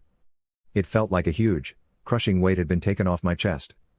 Wilson, you old bastard, you're the only person that I would let get away with screwing with my emotions like that. Well, I'm glad that I could bring some levity to this predicament that we find ourselves in. And I'm also glad that I was able to stop you two from killing each other. He turned towards Leonardo, then towards me. That seems to be a theme lately between you two. I don't like it. Tension hung in the air. The silence seemed impenetrable. But finally, Leonardo turned to me and said, I apologize for doubting you. But I'm still not happy about this situation. I'm supposed to be on a beach with my wife, preparing for the birth of my second child. Instead, I'm in the middle of a war, worried that I may never see my wife or children ever again. I looked away from him, riddled with guilt and disgusted with myself. 14. Lucy. As the water cascaded down on my flesh, I leaned my head back and rubbed shampoo through my hair. With my eyes closed, I couldn't help imagining what it would be like to take a shower with John Luigi. I couldn't help imagining what it would be like to feel his powerful, tattooed hands roving up and down my body, mesmerizing me, making me feel things that no man had ever before him. I sighed and let my hands slide down to my breasts, gently caressing them, spending extra time on the nipples, circling my fingers around them. Within seconds they were stiff. I moaned, picturing my rock-hard, inked Italian stud standing in front of me, sucking and nibbling on my breasts, getting me primed and ready for what was to come next. I squirted body wash into my palm and began rubbing it on my stomach and then down onto my thighs. My entire body quivered as the memory of Gianluigi's head between my legs came rushing back to me. He had eaten me out voraciously, greedily, furiously, lapping up all of my juices, worshipping at the altar of my love. His tongue and lips were so damn skillful. Just thinking about what he'd done to me was bringing me to the brink of an intense orgasm. But this was crazy. It made no sense. There was no way that we were going to be able to stay together. And why was I thinking in terms of we? There was no we. I was all on my own. The only reason that he was protecting me was because of some strange chivalric code that men followed in this twisted mafia underground world. What he was really protecting was his ego, not me. I couldn't lose sight of that. And did I really think that these two families were going to go to war over me? A stripper. Just one more, traumatized girl in the big city who was probably going to come to a violent end at an early age. The more I thought about it, the more ridiculous it seemed. There was no way that these men were actually going to go to war and risk everything for me. But I pushed those thoughts away and pushed two fingers inside my wet, hungry pussy. If I never saw Gianluigi again, never felt him thrusting his big cock inside of me, never saw those beautifully sculpted and inked muscles, I would remember these last few days forever. I would remember how he had wrapped his protective arms around me and in his own adorable asshole way, vowed that he would do everything to protect me. Those memories would stay with me forever. I leaned my head back and moaned as I worked the fingers back and forth, feeling the juices beginning to seep out of me. Oh, I groaned. Don't stop. Please don't stop. Fuck me. And seconds later, I lost control of my body as a powerful orgasm took hold of me. I let the tingling sensation wash back and forth in my body, pressing a hand up against the wall to ensure that I didn't slip. I was panting and out of breath. But I wanted more. Needed more. When was he going to come back? How long was he going to make me wait? Suddenly, my eyes opened wide with fear. There was no guarantee that he would ever come back. That's not how things worked in this world. Every time you got into your car and started the engine, it could be your last time. Every time you went out to run errands, it could be your last time. That's the crazy paranoia that everyone was forced to live with. For the men who were born into it, it must have seemed normal after a while. They had never known anything else. But for someone like myself, an outsider, nothing about this would ever seem normal. This wasn't how human beings were supposed to live. A loud banging on the door interrupted my thoughts. My first instinct was to cover my bare breasts. For a moment, all I could hear was the running water. Then there was more banging. Why wouldn't Gianluigi just come inside? I cut off the water, stepped out of the shower, and threw a towel around me. Gianluigi? I yelled. Is that you? No, ma'am, this is Frankie. I work for Gianluigi. Is everything all right? I asked. No, ma'am. There's a fire in the building. And we have to get out of here. I hesitated before responding. Something about this seemed strange. But this wasn't the time to argue or start asking a lot of questions. I just wished that Gianluigi was the one on the other side of that door. That would have made me feel so much safer. As long as he was beside me, I felt like nothing bad would ever happen to me. I'll be right out, I said, letting the towel drop to the floor and hurriedly putting on the same jeans and tube top that I'd worn for the last 2 days. When I left the bathroom, I heard the blaring of an alarm. I rushed into the living room. The same 3 men that I'd seen down in the parking garage were standing around with worried expressions on their faces. They seemed like they were afraid of me. The alarm continued going off as we stood there staring at each other. Unable to take it anymore, I was the first one to speak up. Is Gianluigi coming back? The men exchanged glances with each other. Then the smallest man in the group stepped forward and said, "Unfortunately, Ms. O'Neill, we haven't been able to get in contact with our boss.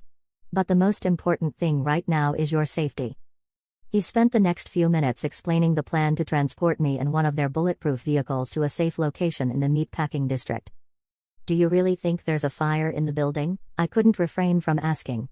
"Or is this some kind of setup?" The men looked at each other and smiled. "I'm happy to know that you're not a stranger to our world," the short, stocky man said.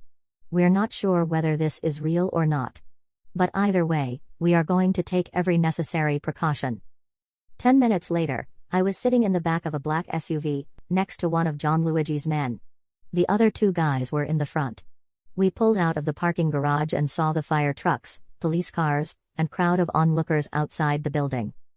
"Yeah, there's smoke coming from the roof," one of the guys said.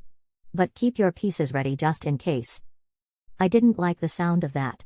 If there was actually a fire in the building, then there was no reason to worry about an ambush. Right? I wanted to pose the question but decided it would be best to hold my tongue. The last thing I needed to do was annoy these guys. I wouldn't want them reporting back to John Luigi that I hadn't been able to keep my mouth shut. Yet once again, I was wrestling with all these conflicting emotions, trying to prove myself to him, to show him that I was worthy to be in his life. And at the same time accepting that I couldn't be in this world. All of this running, all of this fear, constantly having to look over your shoulder, worrying about who was coming after you. This was insane. But I guess the longer you stayed in it, the more normal it seemed. That was even more reason why I needed to get out as soon as possible. I felt like I was going crazy. I didn't care whether or not I ever saw John Luigi ever again. Actually, it would probably be better if we never saw each other again. That way I could hold onto the fond, steamy, hot memories forever. I would never have to experience his dark, ugly, violent side. I would always be able to look back and think about what could have been between us, living through a fantasy instead of ever having to confront what would inevitably be an ugly reality. When we got to the intersection of East 14th and 3rd Avenue, I knew that this was my chance. It was now or never. Before stripping, I had worked at a bar a couple blocks away from here. There had probably been a lot of turnover in the last couple of years, but I was sure I would recognize at least one or two faces. All I needed was a place to stay for the next 24 hours. And then I would be gone. Poof. Disappeared. On a bus, plane, train, anything that would get me out of this state as quickly as possible. None of the men seemed to be paying much attention to me. They were constantly looking in the mirrors, checking to see if we were being followed. They all had their guns in hand, fingers on the trigger. That sent a shiver down my spine. There was no way that they would turn their weapons on me. Right? I wasn't sure. And I didn't want to find out. But I wasn't going to have much of a choice. I closed my eyes and took several deep breaths. This was it. My last chance for what could be a very long time. Once that stoplight turned green, we would drive for a few miles before entering the meat-packing district. Then there would be no chance for me to escape. I looked out the window, making sure that there were no cars rushing up beside us. Traffic was jam-packed. There were cars all around us, but none of them were moving. I sat back in the seat and swallowed hard. Was I really going to do this? Couldn't I trust John Luigi and his men to take care of me? Was I always going to have to run away, eventually finding myself in the exact same position? Maybe I should have never left Ohio. I should have just settled into the same miserable life that everyone around me had. There would have been a lot less drama. A lot less of the highs and lows that life in Manhattan had brought me. Adrenaline surged through my body. I flicked up the lock, pulled back the door handle, and pushed the door open. City sounds exploded in my ears. Cars honking, sirens, loud voices. I hopped out of the car and started running in between the non-moving vehicles. I looked toward the stoplight. It had just turned green. Shit, I thought. I'm about to get run over. Hey. Where the hell are you going? Come back. I could hear the three men behind me screaming. There was no way in hell that I was going back. I managed to weave in between the impatient vehicles and made my way to the sidewalk. I sprinted to the corner of 2nd Avenue, then I spun around. I could see two of the men coming after me. I ran another 3 blocks, then stopped.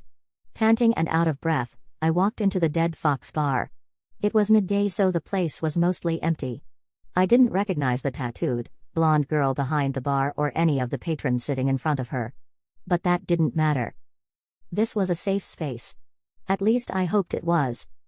I was about to grab a stool and sit at the bar when the kitchen doors opened and a big, broad-shouldered man emerged carrying a tray filled with plates. My face immediately lit up.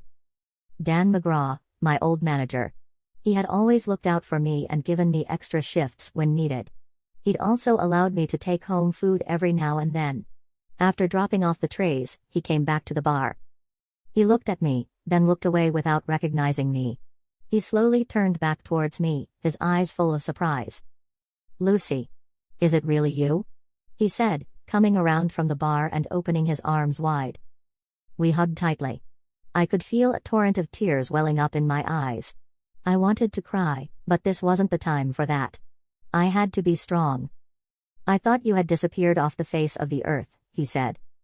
No, I'm okay, I said, trying my best to choke my true emotions. I'm really glad to hear that. Because I've definitely been worried about you. I smiled, touched by his sweetness. Why would you be worried about me? You know I'm a big girl. Yeah, I know. But there's an even bigger guy who's been coming here every day for the last 2 weeks looking for you. 15. John Luigi. After the meeting with my brother, I hopped in my Porsche and started the journey back to my Upper East Side condo. Adrenaline bubbled in my veins. We had to figure out some way to work together over the next few weeks. If we couldn't do that, then we wouldn't come out on the other side of this war. At the same time, I didn't want to take instructions from him. Didn't want to sit around waiting for him to tell me to do this or do that, and then chastise me if I didn't do it exactly the way he requested. That part of my life was over. I liked feeling more responsibility on my shoulders. Liked feeling that everything depended on me. Despite having many conflicting emotions towards my brother, I felt really guilty about putting him in this position. I might not have been the biggest fan of his wife or his marriage to a rival family, but the family that he was building meant the world to him. And that made it important to me as well. If he was going to die in this war, then I wanted to be right beside him, perishing on the battlefield, giving everything to protect the Antonelli name. I gripped the steering wheel a little tighter as I came to a stoplight. I looked at the stream of pedestrians moving back and forth in front of me. I envied how peaceful and carefree they seemed, so far removed from the bloodthirsty madness of the mafia world. I couldn't help wondering how different my life would have been if I had been born into a different type of family, one where both parents went to work, and the children were encouraged to go to college, and get jobs, and blah blah blah. I shook my head in disgust. This was the hand that life had dealt me. I knew deep down that I was grateful for that. I wouldn't have wanted it to be any other way. I had been born into this. And there was only one way to leave it. Death. But even then you still would be a part of it. The family members of the people that you had hurt, robbed, or killed would keep your memory alive. They would seek revenge on the people who were close to you. And the cycle would continue. I sighed heavily. I needed to get control of my mind. The ringing of my phone interrupted my somber thoughts. I was glad to hear it. I needed something to take me out of my own head. What's up, Frankie? How's the girl? He hesitated before answering. Something he almost never did. Immediately, my guard was up. He had never tried to bullshit me before. And I hoped that he wasn't going to start now. I'm not sure how to say this but... Spit it out, goddammit. He sighed and then spent the next few minutes explaining to me how Lucy had gotten away from them. I slammed my fist several times into the steering wheel. So you didn't lock the doors? Or put a blindfold over her eyes? What are you guys, a bunch of amateurs? Sorry, boss. It was a really chaotic situation. And we just wanted to get her to safety as soon as possible. And... Shut up. Please shut the fuck up. I squeezed my temples and did my best to gain control of my emotions. I didn't enjoy yelling at or humiliating my men. For the last several years, they had been brave and loyal soldiers, willing to rush into dangerous, life-threatening situations knowing they may not come out alive. They had never let me down before. So it was hard for me to believe that they had screwed up something this spectacularly. All they had to do was transport her to our warehouse and wait for me to show up. But then my anger shifted from my 3 goons to Lucy. What an ungrateful bitch. After everything I had done for her, how does she repay me? After risking so much to protect her, how does she show me her gratitude? I got even angrier as I pictured the smug look on my brother's face when he found out what had happened. I'd been trying to play the white knight with this girl, stepping in and saving her from having to face the consequences of her bad decisions, instead of treating her like something worthless and disposable, which was the way that I'd always treated women. For some reason, I managed to convince myself that I had genuine feelings for her and that I really wanted to protect her. It made me sick. While I was spilling my heart out to her and making all those bold declarations, the whole time she'd been plotting her escape. It was all an act. She had probably hated every moment that she was in my presence. Well, except for the rough sex. She definitely enjoyed that part. And maybe that was the key with a woman as broken and damaged as she was. As long as you gave her the rough treatment that she craved, she was yours. But the moment you tried to be warm, caring and nurturing, She was out the door. A woman like her wasn't capable of receiving kindness or affection, let alone love. She was a whore. And she wanted to be handled like one. She wanted to be mistreated. That's the only thing that could get her off, the only thing that could get her pussy tingling and wet. What a sick, twisted girl. The next time I saw her, I would give her exactly what she wanted. And nothing but.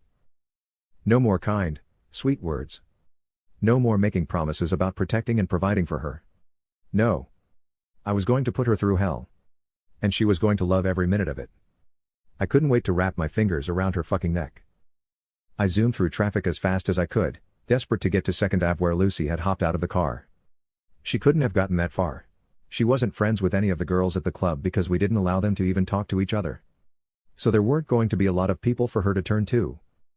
I tried to put myself in her shoes, wondering what I would have done if I thought that my only option was to escape. Who would I have turned to? Who would have been willing to help me? And then I remembered something that Wilson had said about Lucy's previous jobs working in bars and restaurants. That's it. I slammed my fist into the steering wheel. She must have worked somewhere in that area. And that's why she'd chosen to hop out there. And it's also why she had been able to disappear from view so quickly. My first instinct was to call Wilson and ask him for the names of any bars or restaurants in Manhattan where Lucy had worked. As I was about to dial the number, I froze. A chill ran through me. If I asked Wilson for help, and even if I requested that he not tell Leonardo anything, he still would. There was no question about it. He would claim that he was only doing what was best for our family. I gritted my teeth and put the phone down. I wasn't going to bring either of them into this. Instead of calling Wilson, I called Frankie. Is everything okay, boss? We're here waiting for you. Is everything okay? You're really getting on my nerves today, Frankie. I'm sorry. Enough. I've got a great way for you three to make up for what you did. I spent the next few minutes explaining to him why I thought that Lucy had chosen to run away in the part of the city. Then I told him that I wanted the three of them to split up and visit every bar and restaurant within a 10-block radius. They would introduce themselves as NYPD detectives in search of a missing girl, Lucy O'Neill. All three of them had the stocky builds, bland suits, and dead eyes of detectives, so they wouldn't get much pushback or resistance. Whether they would actually turn up anything was an entirely different matter. But unfortunately, we didn't have many other options at the moment. Sounds good, boss. Do you want? I hung up the phone before he could finish speaking. I didn't feel like hearing his voice. Or anyone else's. No, that wasn't true. I wanted to hear Lucy's voice. I wanted to hear her begging and pleading for forgiveness, promising that she would never pull a stunt like that again. Now that she realized that I was the only person in this world willing and able to protect her from her dark Bratva past. 20 minutes later, I finally made it to 2nd Avenue. I wasn't sure whether or not I wanted to get out of the car and walk around. I didn't want to make myself an easy target for an ambush. I had to keep in mind that we weren't the only people hot on Lucy's trail. Anger shot through me. If those dirty bastards got their hands on her, there was no telling what they would do. The thought of anyone but myself harming her filled me with rage. That may have been a sick and twisted way of looking at things, but I didn't really care. There was no way to be in this life and not end up being sick and twisted. It was much healthier to just lean into it, instead of trying to fight against it. Hoping that I might get lucky and spot Lucy, I decided to drive around the area slowly, looking from one side of the street to the other, paying special attention to all the bars and restaurants. I was also on the lookout for any mafia goons. I knew they were around there somewhere. And even if none of the heavy-handed thugs had been deployed, the Russians had spies and informants on damn near every corner of the city. The traffic cop, the valet boy, the club bouncer, the guy selling hot dogs and pretzels on the corner. They had eyes and ears everywhere. After driving around for about 15 minutes, I finally decided that it might be a good idea to park. I found a spot on 2nd Avenue and pulled into it. I looked at my phone. Frankie had sent me several encrypted texts, informing me that they had gone into 10 bars and restaurants without any luck. I told him to keep walking around and stay on high alert. Shit could hit the fan at any moment. I planned on staying in the spot for the next few hours. There was no sense chasing after ghosts. Thankfully, because of my tinted windows, no one would be able to look into my car and recognize me. Suddenly, a commotion a block away caught my attention. 4 or 5 big guys seemed to be on the verge of fighting outside of a bar or restaurant. I couldn't tell which. I had a strong desire to get out of the car and get a better look at the action. Right when I was about to hop out, someone knocked against my driver's side window, startling me. Instinctively, my hand reached for my gun. I took a few deep breaths, steadied my nerves, then rolled down the window. A fat-faced cop was smirking at me. "John Luigi Antonelli?" he said. "Yeah, that's me. What's the problem?" "You're under arrest." 16. Lucy. I'd been sitting in the bar's dark, dank basement for the last couple of hours. Dan had come down to check on me several times, the last one bringing me a chicken sandwich, French fries, and a soda. Because of all the fear and adrenaline running through my body, I hadn't realized how hungry I was. The meat and grease tasted delicious, much better than anything I'd had in my mouth in a long time. After I finished the food, I pushed my back up against a wall and closed my eyes. Over the last couple of hours, it was clear that more and more people had come into the bar. It was probably around 9 o'clock. And since there would be Thursday night football on, there would most likely be a large crowd. Through the floorboards, I could hear the faint sounds of music and people moving around. But when Dan would open the door and come down the stairs to check on me, that's when the noise would explode in my ears. It made me want to rush up there and join the party. I wanted to drink and dance, get lost in the crowd, and just be a normal freaking person. I wouldn't have minded hopping on the bar and putting on a little show for the hooting and howling crowd. But unfortunately, instead of being able to enjoy myself surrounded by loud, boisterous, drunken people, I was forced to hide away down here, knowing that at any moment brutish, thuggish, mafia men could burst through the door and carry me away kicking and screaming. When Dan told me that Igor had come by the bar several times in the last few weeks, I couldn't believe it. I thought that it would still be months before he was let out. But of course, the Bratva had worked their magic and managed to pull some strings and free one of their men early. I should have expected that. I didn't remember telling Igor that I worked at this exact bar, but with their extensive intelligence operation, it wouldn't have been difficult for them to dig up that information. I sighed and banged the back of my head against the wall. Now, what was I going to do? The Russians were probably all around the neighborhood. I wouldn't be able to stay here for long. But where could I go? Dan had offered to take me back to his place after closing time. I'd smiled and thanked him for making such a kind offer. But there was no way that I was going to bring him into this. He had nothing to do with the underworld that I was part of. And it needed to stay that way. If Igor, or even John Luigi caught us together, they wouldn't want to listen to any explanations about him just being a nice and thoughtful man who wanted to do something for a former employee in distress. No, both of them were too jealous, possessive, and bloodthirsty to accept a reasonable explanation like that. They would have no problem ending his life, and they would probably do it in the most brutal manner possible. And that was why I planned on sneaking out of this basement in the next hour or so. Once the food had settled in my stomach, I would make my escape. When I got somewhere safe, far away from Manhattan, I would make sure to call Dan and thank him for his help. My plan would have been easier to pull off if I still had my phone on me. But either John Luigi or his men had taken it while I was sleeping. But I did still have my wallet and plenty of money in the bank. Would it be safe for me to go to an ATM? Wouldn't the Bratva as well as John Luigi and his men have as many as possible under surveillance? That was a possibility. But I wasn't going to have much of a choice. I was just going to have to take the risk. I wiped a few tears away from my eyes. There was something about my current situation that I found so infuriating. I hadn't done anything wrong, yet I was afraid of being punished, kidnapped, abused, and killed. And I had no one to turn to. Not even the cops would help me. Nobody would.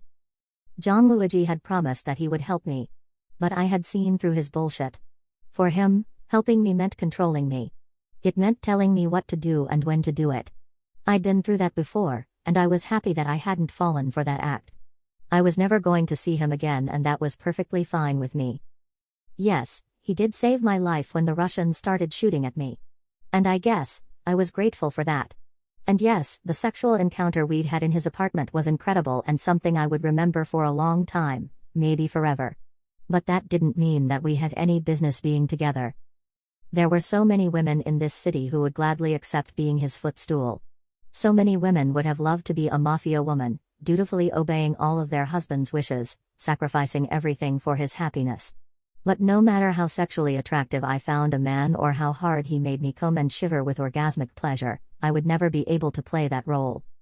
Suddenly, The door at the top of the steps opened. The sounds of music and loud voices exploded in my ears. The door closed and the sounds were drowned out. I held my breath. I pulled my knees up to my chest and wrapped my arms around them. A set of loud, heavy footsteps lumbered down the steps. For some reason, the lights hadn't been switched on. The steps came closer and closer. I shivered. "Dan, is that you?" There was no answer. The footsteps continued to come closer.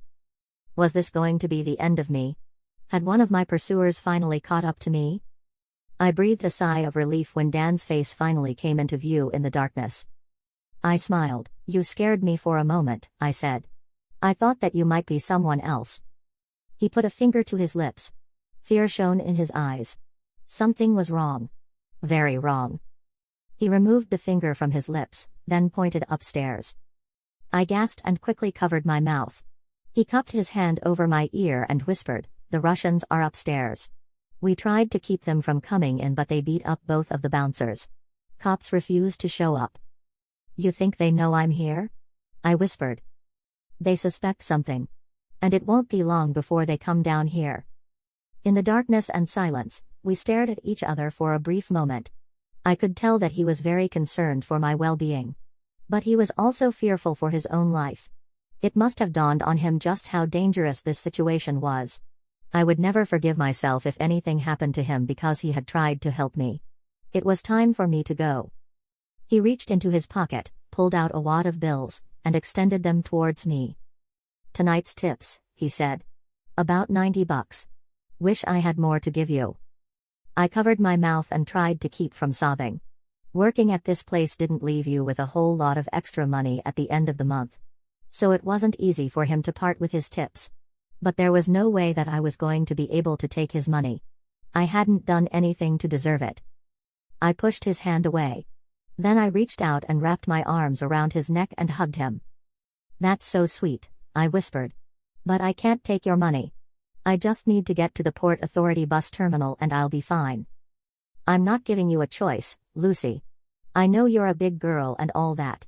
But you're also so damn stubborn and prideful. Once you get to safety, feel free to wire me some money." "Are you?" He put his hand over my mouth. "Put it in your pocket. And shut up." I took the wad of bills and stuffed it into my jeans. It wouldn't hurt to have a bit of cash on hand until I got to an ATM. But once I got to safety, hopefully on the other side of the country, I would wire him a couple $100 to show my gratitude. "I brought this for you," he said, handing me a backpack and a hoodie. I packed a few chicken sandwiches and some bottled water. I hugged him again and kissed him on the cheek. 10 minutes later, I was in the back of a taxi heading towards the Port Authority bus terminal. I had never taken a bus out of the city before, so I had no idea what the schedules were. Would there be buses leaving after 9 p.m. on a Thursday? I could have asked the taxi driver, who seemed to be West African, but the last thing that I wanted to do was to leave any traces behind me that could be followed. Maybe I was being extremely paranoid, but at this point, that was the safest thing for me to be. As we got closer and closer to Times Square, I could feel so many mixed emotions flooding my body. I had spent the last 5 years in this city. It had profoundly changed me as a person. I certainly wasn't that bright-eyed, bushy-tailed, naive small-town girl anymore. But I wasn't sure that I was any better off. I had made it in NYC, which was supposed to mean that I could make it anywhere in the world. But my only skills seemed to be waitressing, stripping, and falling into the arms of crazy, jealous, possessive criminals. I looked out the taxi window at groups of tourists. I remembered the first time I'd come to Times Square and been blown away by the bright lights and big crowds. Of course, after you'd stayed in the city for a little bit of time, you were supposed to hate this place. It was only for dumb tourists, people who couldn't appreciate the real, authentic New York. But I had never felt that sort of contempt for this part of Manhattan. I still found it fascinating and awe-inspiring. Yet I was definitely ready to leave it all behind. My desire was to get as far away from New York as possible. And from what I'd been able to figure out, that meant that I should head to the Pacific Northwest. I had never been to Seattle, but I'd heard a lot of good things about it. It seemed like it would be a great place to start over. It was definitely expensive, but I wasn't worried about that. There would be plenty of employment opportunities and I knew how to hustle. That's another skill that New York had taught me that I would never forget. I paid the driver with the crumpled bills that Dan had given me. Then I exited the car and stepped out into the night air. It was a mild, September evening. Because it was almost 10 p.m. on a weekday, the streets weren't jam-packed with people. I walked through the doors and into the large transit terminal, following the signs that led to the Greyhound buses. I knew that I wouldn't be able to catch a bus that would take me directly to Seattle, but anything that could get me headed in that direction would be just fine. I got off the escalator and walked to the Greyhound departure desk. There was a large screen showing the outgoing and incoming arrivals and departures. Boston, Philadelphia, Syracuse. No, none of those were going in the right direction. Chicago. It would be leaving in about 50 minutes at 11 p.m.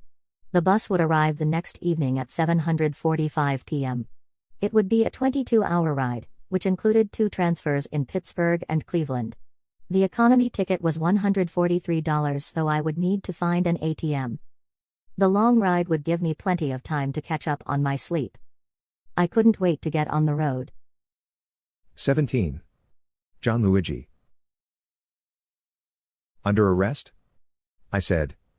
4. Before I could finish, his baton broke the glass of the driver's side window, sending the fragments flying into my face. I covered my head. What the fuck are you doing? Another cop came around to the passenger side window. He beat his baton against it several times. It cracked, sending more glass flying toward me. I'd never experienced anything like this. I didn't have any warrants on my head. And I hadn't been involved in anything lately that should be of concern to the cops. But maybe this was the consequence of messing with the Bratva. There was no way I could surrender to them. I had to get out of there. I put my key in the ignition. And then something was sprayed into my eyes, blinding me. It burned like crazy. Ah! I screamed, trying to rub them frantically while also trying to turn the key in the ignition. I just needed to start the engine. Start driving. And get away from them. But it was no use. Their batons came down on my head, cracking my skull, drawing blood. They got the door open and dragged me out into the street. They continued beating me, kicking me, punching me. It wasn't long before everything went dark. I struggled to open my eyes. Everything around me was pitch black. My entire body ached. Where was I? What happened? The last thing I remembered was being dragged out of my car and pummeled by a gang of cops. And then everything had gone dark. I tried to move. But I quickly realized that my hands were cuffed behind my back. And there were restraints around my ankles. I was laying on my side on a cold metal floor. I suspected that I was in the back of a police van. Why hadn't they brought me to a police station and thrown me in a cell? What was the point of bringing me here? It didn't make sense. Them arresting me in the first place didn't make much sense either. The metal cuffs were digging into my flesh. I'd never felt so helpless. Once again, I found myself in a compromising position, all because of a fucking stripper that I should have left alone. A woman that had no business being in my life, but for some reason had a stronger hold on me than any woman I'd ever dealt with. Yet it seemed like all my efforts to help her would end up being in vain. On her own, without our protection, she would never manage to escape the city. The Bratva were everywhere. From the most likely places to the completely unexpected. I would have loved to wring her neck and yell at her the next time I saw her. But judging from my current position, there probably wouldn't be a next time. It was the end of the line for me and all my grand ambitions. The only question now was whether or not my death would come fast. A few taunting words and then a bullet to the back of the head. Or whether they would torture me for hours, trying to squeeze as much information out of me as possible, before finally delivering the fatal blow. Slowly but surely, my eyes had begun to adjust to the darkness. I could make out the metal benches in the back of the van. And I could see silver handcuffs dangling from the ceiling. Loud sounds exploded in my ears. Bang! Bang! Bang! Someone was banging against the metal walls of the van. The bangs were followed by laughter and words that I couldn't understand. My chest heaved. Sweat exploded on my forehead. They had caught me and hogtied me. But I wasn't going to let them humiliate me any further. After I was gone, the Antonelli name would live on. I felt the weight of that legacy on my shoulders. And I couldn't help remembering my great-grandfather, Joseph Antonelli.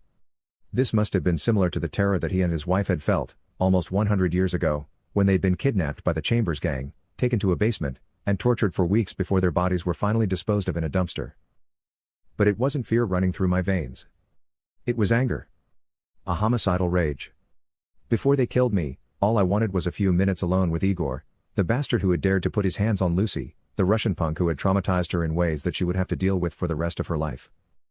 If I had that chance, I planned on ripping his head off and beating him with it.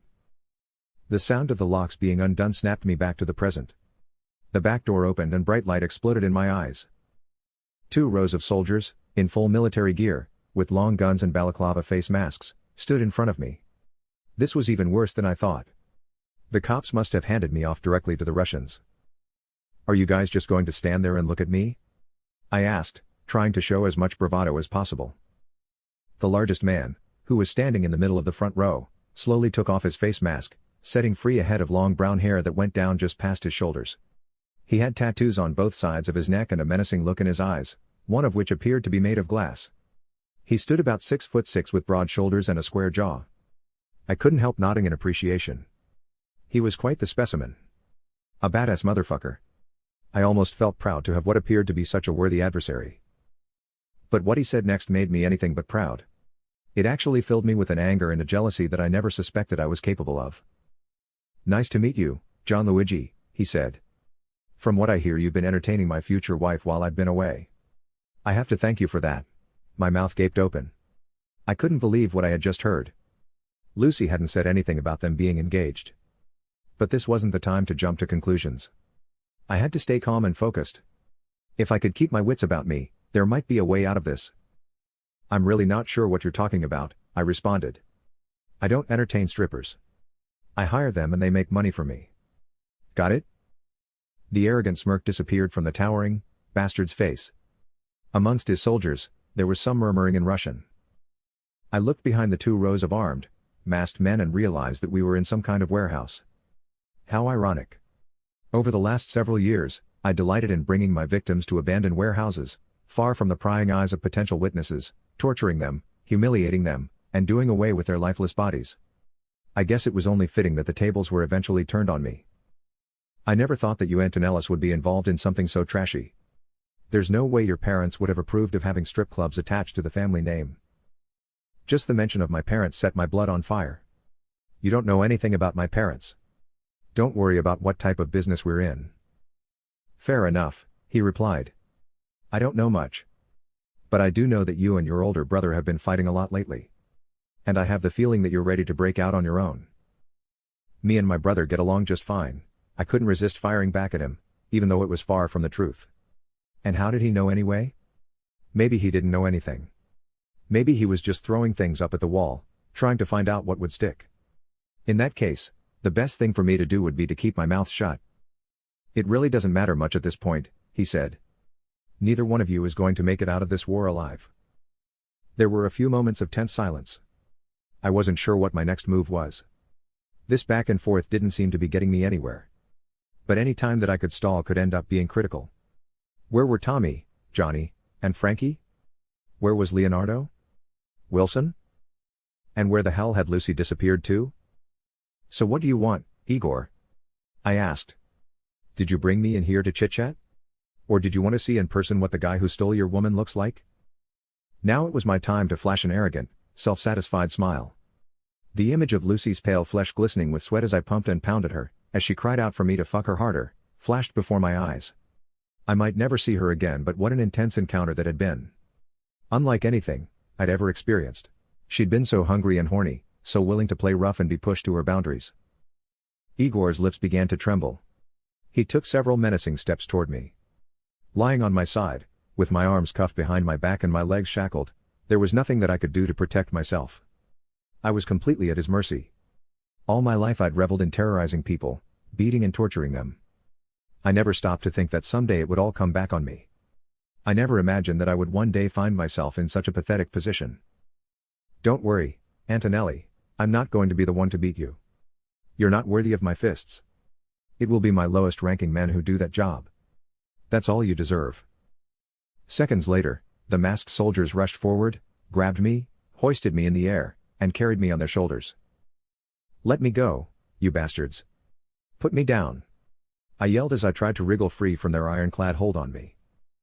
They took me into an empty room and threw me onto the floor. Like a wounded animal, I crawled into a corner and stared up at my kidnappers with wild eyes. This was only going to get worse. Much worse. The next thing I knew, two of the soldiers marched toward me. "Take off your masks!" I screamed. "Show your faces, you fucking cowards!" My words had no effect on them. One soldier wrapped his hand around my neck, fixing me in place. I managed to turn my head toward the other one. He had a syringe in his hand. My eyes grew even wider with fear. This was how they were going to get rid of me. Poison? I felt the needle going into my neck. All the energy drained from my body. I went limp. My eyes closed. And once again I plunged into darkness. 18.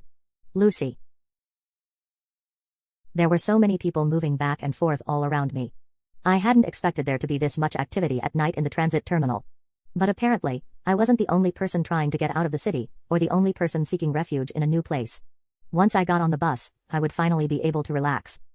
But for the time being, every time I saw that blue New York police uniform, a shiver went down my spine. Anytime I saw a large man who looked like he could be mafia affiliated, my heart would start pounding in my chest. I tried my best not to make eye contact with any men.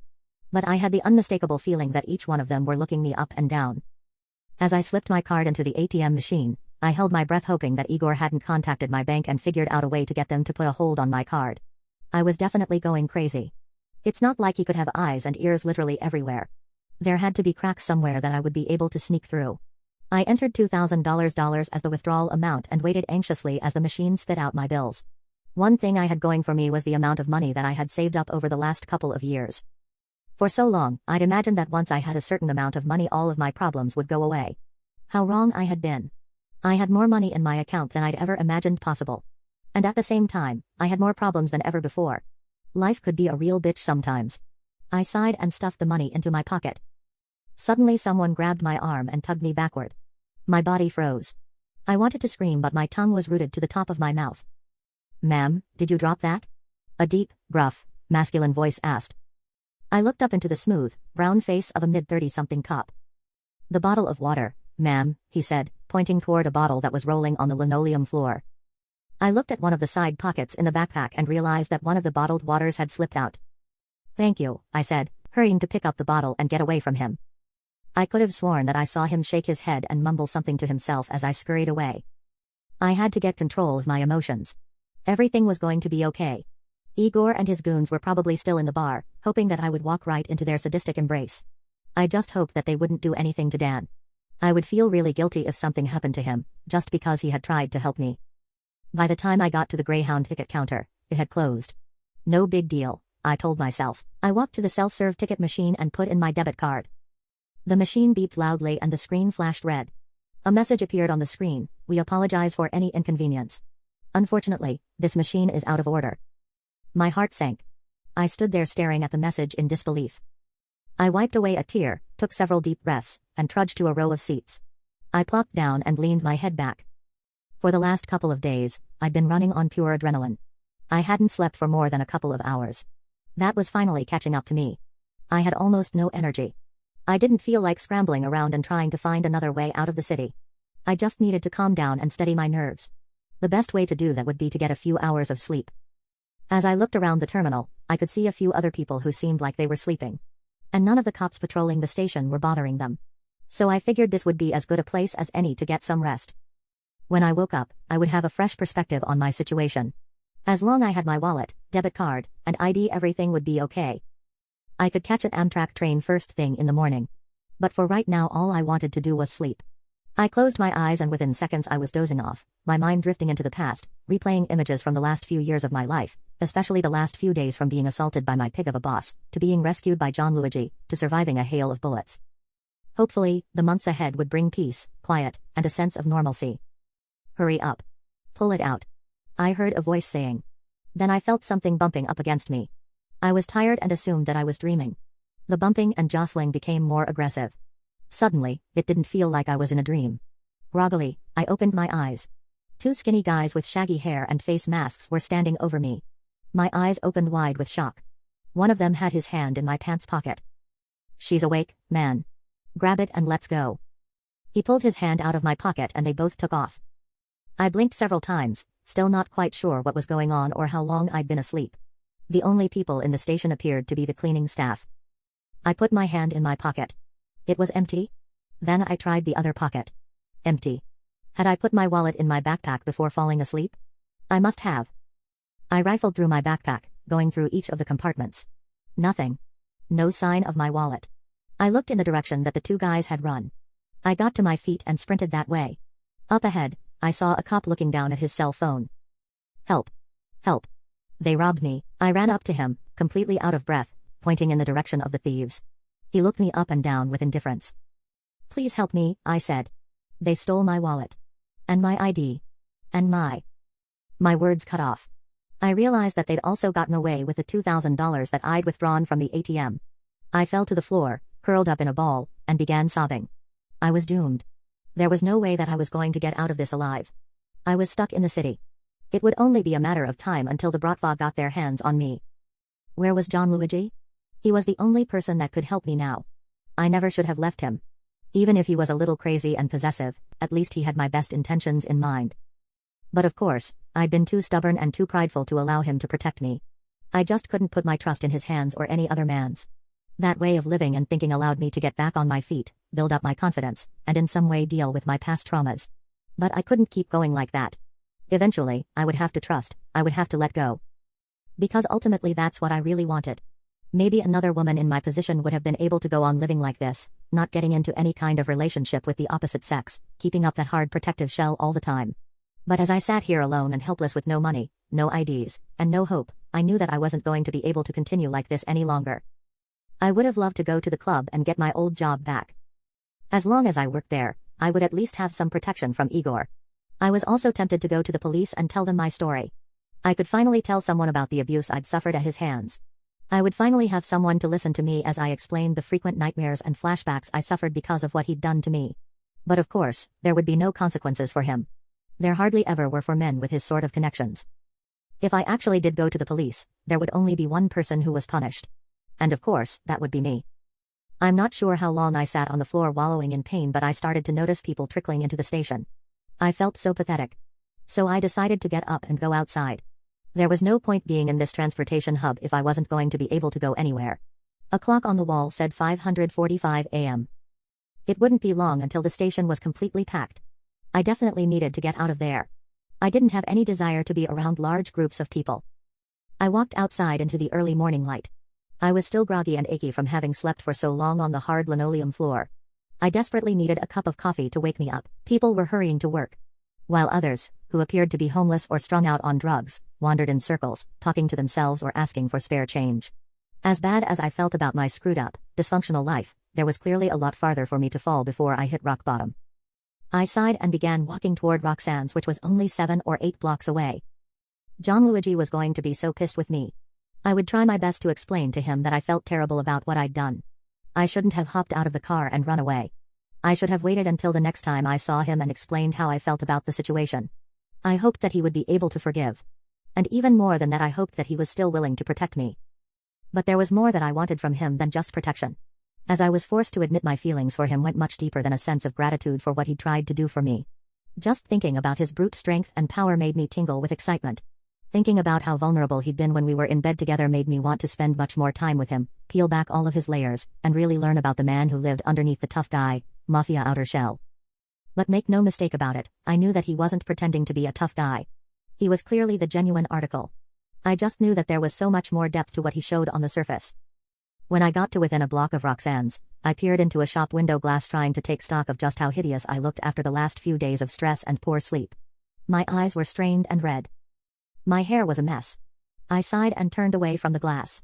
Seeing how bad I looked just made me even more depressed.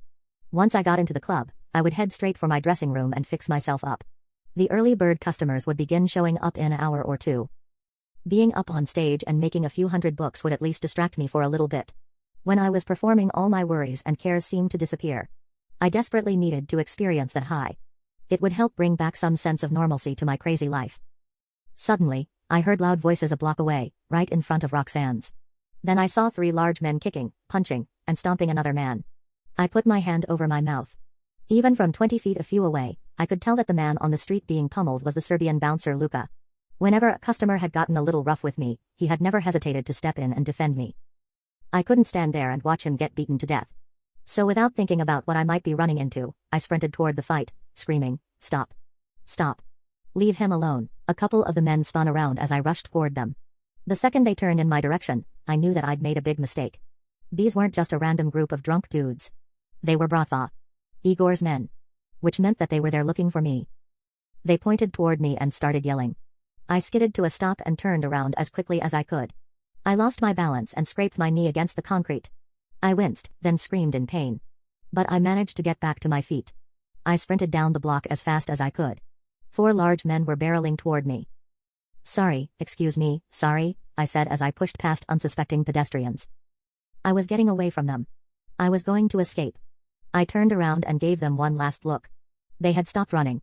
They were bent over with their hands on their knees. I smiled triumphantly. Then out of nowhere, boom. I ran straight into the side of a car. My face smashed against the glass. I fell back onto the concrete. The car doors opened. A huge man with a terrifying expression on his face, long brown hair, and tattoos on his neck stepped out. He towered over me. Igor? I wasn't sure whether or not I was dreaming. There was no way. This couldn't be real. His sadistic smile sent shivers down my spine. But there was something different about him. Something grotesque. "Did you miss me, Lucy?" he said, reaching down and pulling me off the ground. He hoisted me in the air and brought our eyes level. And that's when I noticed it. "I look a little bit different from the last time you saw me," he said. "I lost the eye during a prison riot. I don't think it looks too bad. Do you?"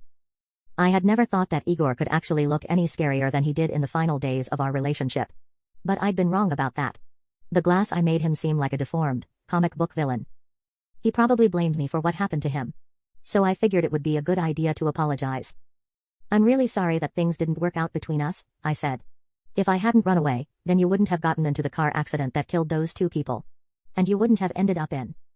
"Shut up, you worthless whore. You'll have plenty of time to make it up to me. Please, Igor, don't hurt me. Please. I'll do anything you want." I was willing to beg and plead and do whatever I had to for him to show me some mercy. I was also hoping that a good Samaritan would step in and get involved. But unfortunately, New Yorkers were renowned for minding their own business and not getting involved in other people's affairs. That's why the people who walked past barely glanced in our direction. "I'm not going to hurt you, Lucy baby," he said menacingly, "but I am going to allow each one of my men to have their way with you." "No, no, no. Yes, yes, yes. And you know what's even better? Your Antonelli boyfriend is going to be right there to watch every minute of it." 19. John Luigi. "Wake up!" Someone standing above me yelled. I blinked several times. Every single bone in my body hurt. If they were eventually going to kill me, I was starting to wish that they would just get it over with. Before I could respond, a steel-toed boot slammed into my ribs. I howled in pain. Then I reached for the spot that had received the blow. It burned like hell. He may have broken 1 or 2 of them. But even in the fog of pain, I realized that they had uncuffed my hands and taken the shackles off my ankles. A surge of hope shot through me. They really thought that it was going to be that easy to subdue me. Silly Russians. I managed to sit up and push my back up against the wall. The armed and masked soldier raised his gun and pointed it directly at my head. My mouth gaped open. That's why they didn't care if I was uncuffed and unshackled. He was about to shoot me. The bullets would tear through my vital organs. And I would be dead within minutes, if not seconds. There was so much more that I'd wanted to do with my life. So many things that I wanted to accomplish. But none of those hopes or dreams would ever come to fruition. I wouldn't be able to live the kind of life that would have made my parents, especially my father, proud. I would never be able to do anything that would pay my brother back for all that he'd done for me since our parents' death. I'd been a pain in the ass and a liability to him for so many years. Yet he'd never stopped believing in me, at least not completely. "Any last words, you Italian scum?" the soldier said in a thick accent. I closed my eyes and sighed. There was no point in trying to get the last word. "Stop. Let me go. Help." It was a woman's voice. A familiar voice. Lucy? Was that possible? Maybe whatever they had injected me with was causing me to hallucinate. "John Luigi. Are you here? Help me." There was no doubt about it. That was definitely her. Like a tiger springing at his prey, I leapt off the floor and tackled my would-be executioner. My elbow slammed into his mouth. Teeth cracked. Blood spurted out. He screamed in pain. I grabbed his long gun. I turned it around and slammed the butt into his face several times. His eyes barely hung from their sockets. His nose was completely smashed. And half of his teeth were laying on the floor. What a bloody fucking mess. I grabbed the extra ammo that he was carrying, turned the gun around, and headed directly toward the screams. I was going to protect her from these Bratva bastards if it was the last thing I ever did in my life. Within seconds, bullets began whistling by my ears. I ducked my head and then dived behind a row of barrels. A hail of bullets pierced through the metal containers, spilling liquid onto the concrete floor. A toxic smell took hold of my nostrils. I felt lightheaded and nauseous. I wasn't going to be able to stay in that position much longer. I peered around the corner. A line of 5 soldiers advanced toward me. I cocked the semi-automatic rifle and let off several rounds. "Aw! I'm hit. Help!" The men screamed as the hot lead pierced their flesh. Only one of them was still on his feet, recklessly coming towards me. I was about to fire and strike him right in the middle of the chest. But then behind him, I saw Igor carrying a woman over his shoulder. It was Lucy. She was kicking and flailing, trying to get free. Then she began yelling desperately. "Let me go. Help me. John Luigi." Rage boiled in my blood. I took aim at the lone soldier. "Aw!"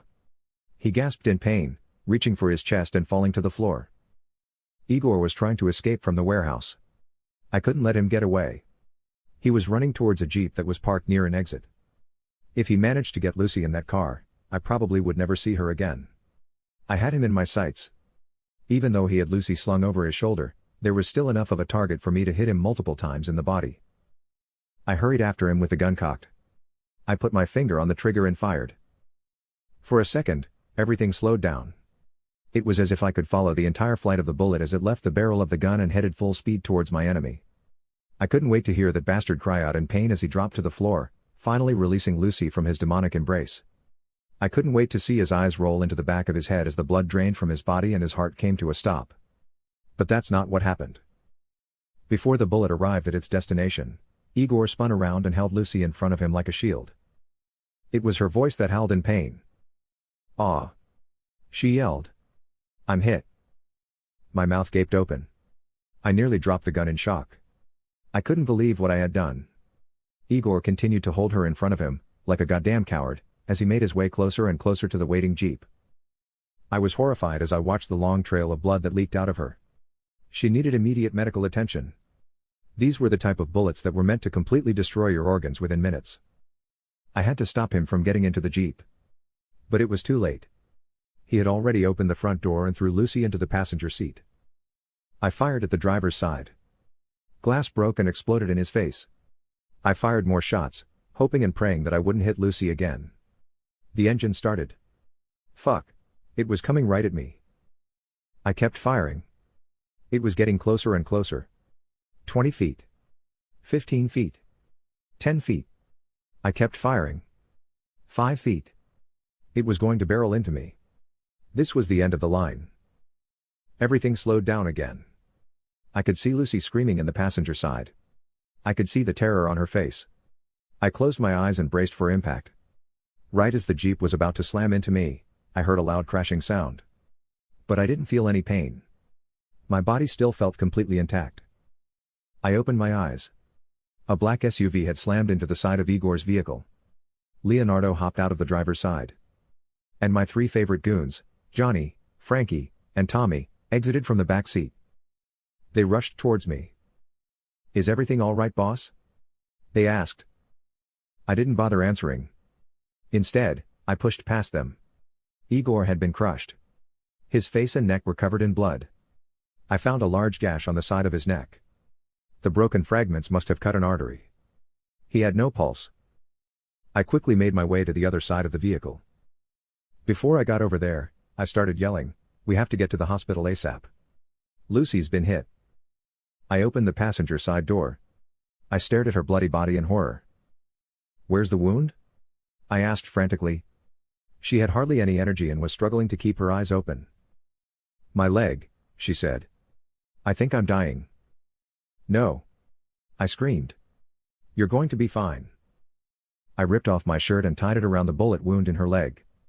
Then I picked her up in my arms and ran towards the waiting SUV. Leonardo got behind the wheel. My 3 goons scrambled into the back seat. And I slid into the passenger side seat with Lucy on my lap. Her eyes closed and her body went limp. No. 20. Lucy. I opened my eyes and blinked several times. My head was aching.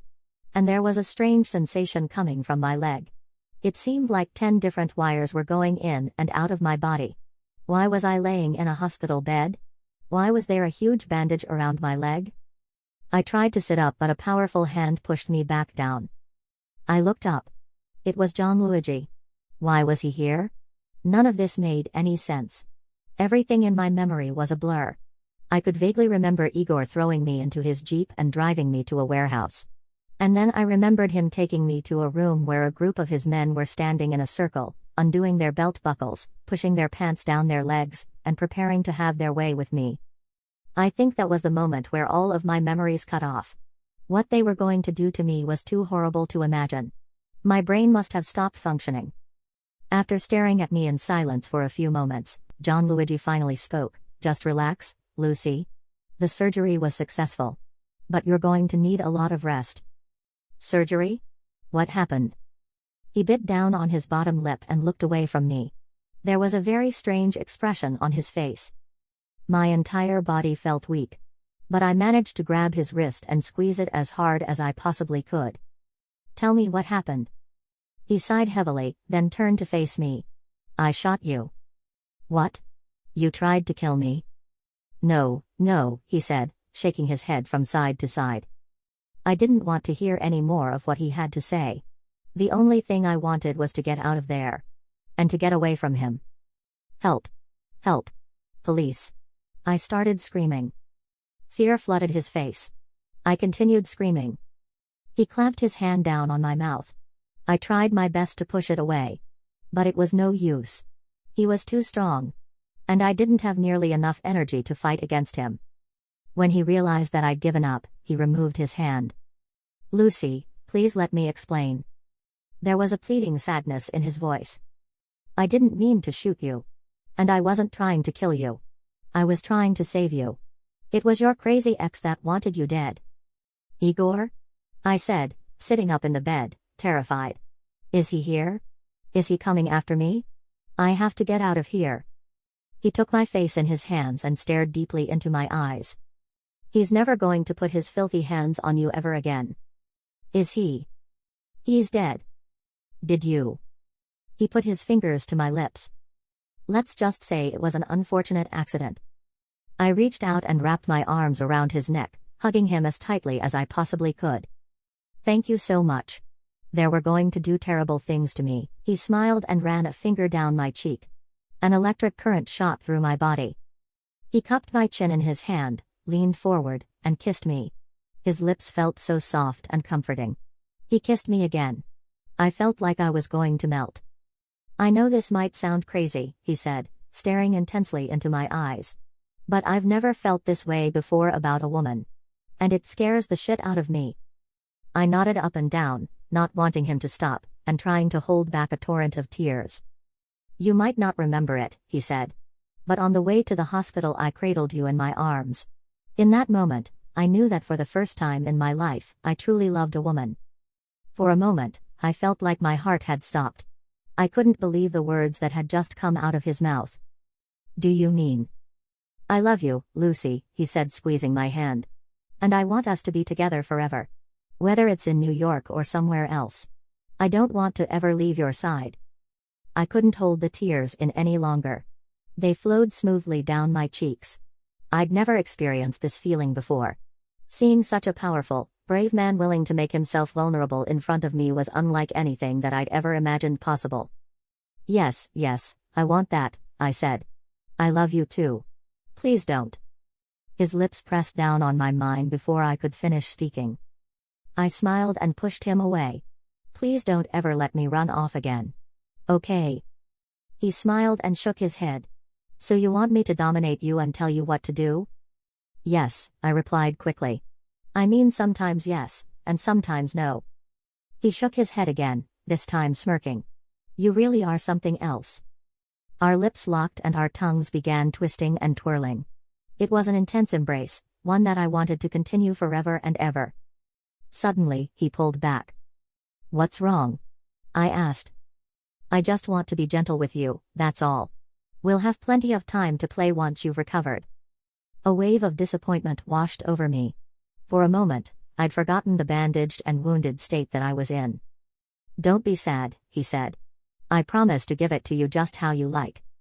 And how's that? I said, playfully. Rough and dirty. Is that really how I like it? Yes, it is, sweetie.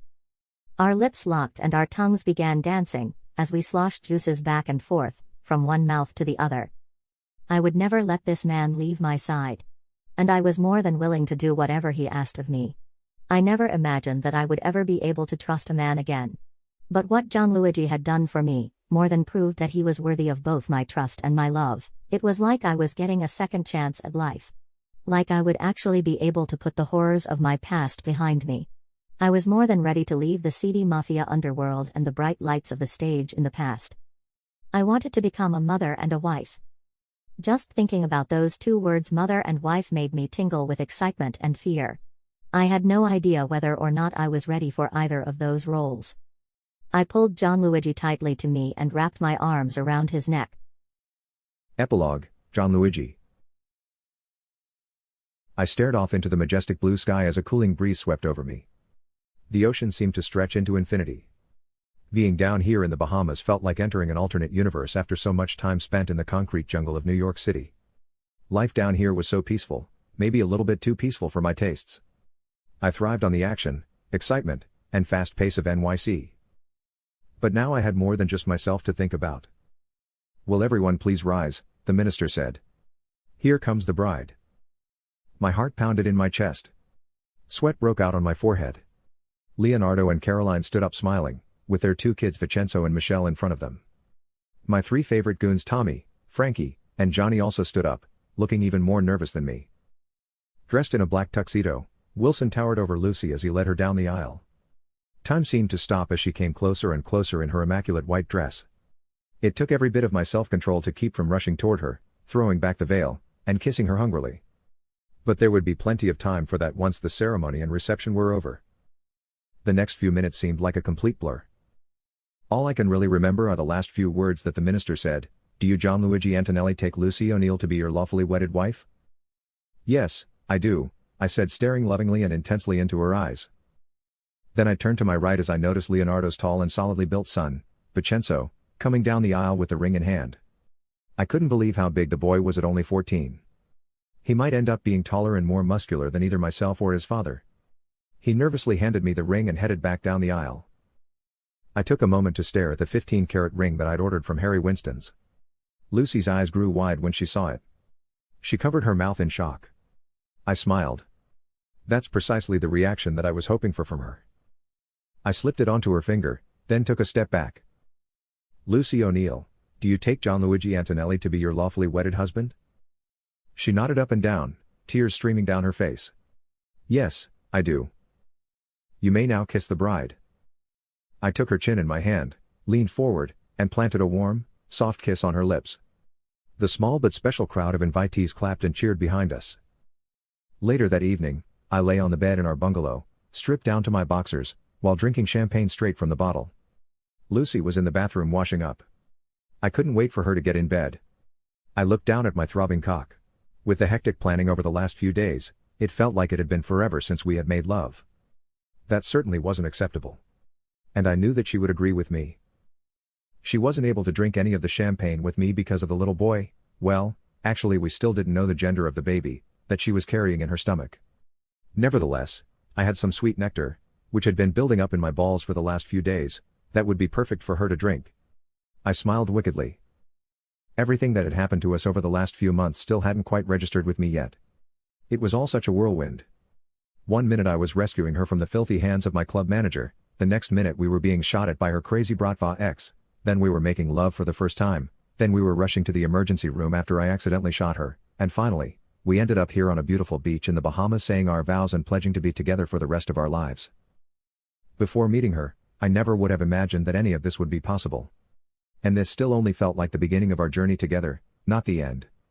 In 7 months, I would be a father for the first time. The thought of another small human being with my DNA and my name, relying on me for nurturing and protection was so exciting. It was also completely fucking terrifying. I had no idea whether or not I was cut out for that role. The only thing I'd ever really been in life was the muscle-bound, meathead. But now so much more would be asked of me. Propped up against a stack of pillows in the bed, I grabbed the bottle of Krug Vintage Brut champagne and took a long slow sip. The shower water shut off in the bathroom and a few minutes later Lucy came out wearing a white robe with a towel wrapped around her wet hair. She sauntered in front of me without turning in my direction. She opened a drawer and pulled out a pair of panties and a bra. "No need for any of that," I said. She finally turned toward me, a sly smile on her lips and a lusty look in her eyes. "And why is that?" she asked, playfully. I didn't answer right away. Instead, I pushed my boxers down my legs and began stroking my brick-hard cock back and forth. Her eyes fixed on it. She licked her lips. "Why don't you come over here and find out?" I said. She bit down on her bottom lip, then shook her head. "I don't think that's a good idea," she said. "Why not?" I asked, not quite sure what was wrong. "You're so big. You might hurt the baby." "Lucy, get your sweet ass over here. The baby will be just fine." "Are you sure?" "Get over here." She hurried into bed, positioning herself between my legs. She took hold of my cock, struggling to wrap both her hands around it, and stared at it admiringly. Then she began slowly licking up and down the shaft, pausing at the top and swirling her tongue around the head. I leaned my head back and moaned. My entire body tingled with desire. How had I managed to keep my hands off this woman for even a few days? How had my cock not exploded or began spontaneously shooting cum? I loved that lusty gleam in her eyes. I loved how she would pretend as if she couldn't handle it when in reality, no woman had ever handled me so expertly before. Just like that. "Keep sucking on the head."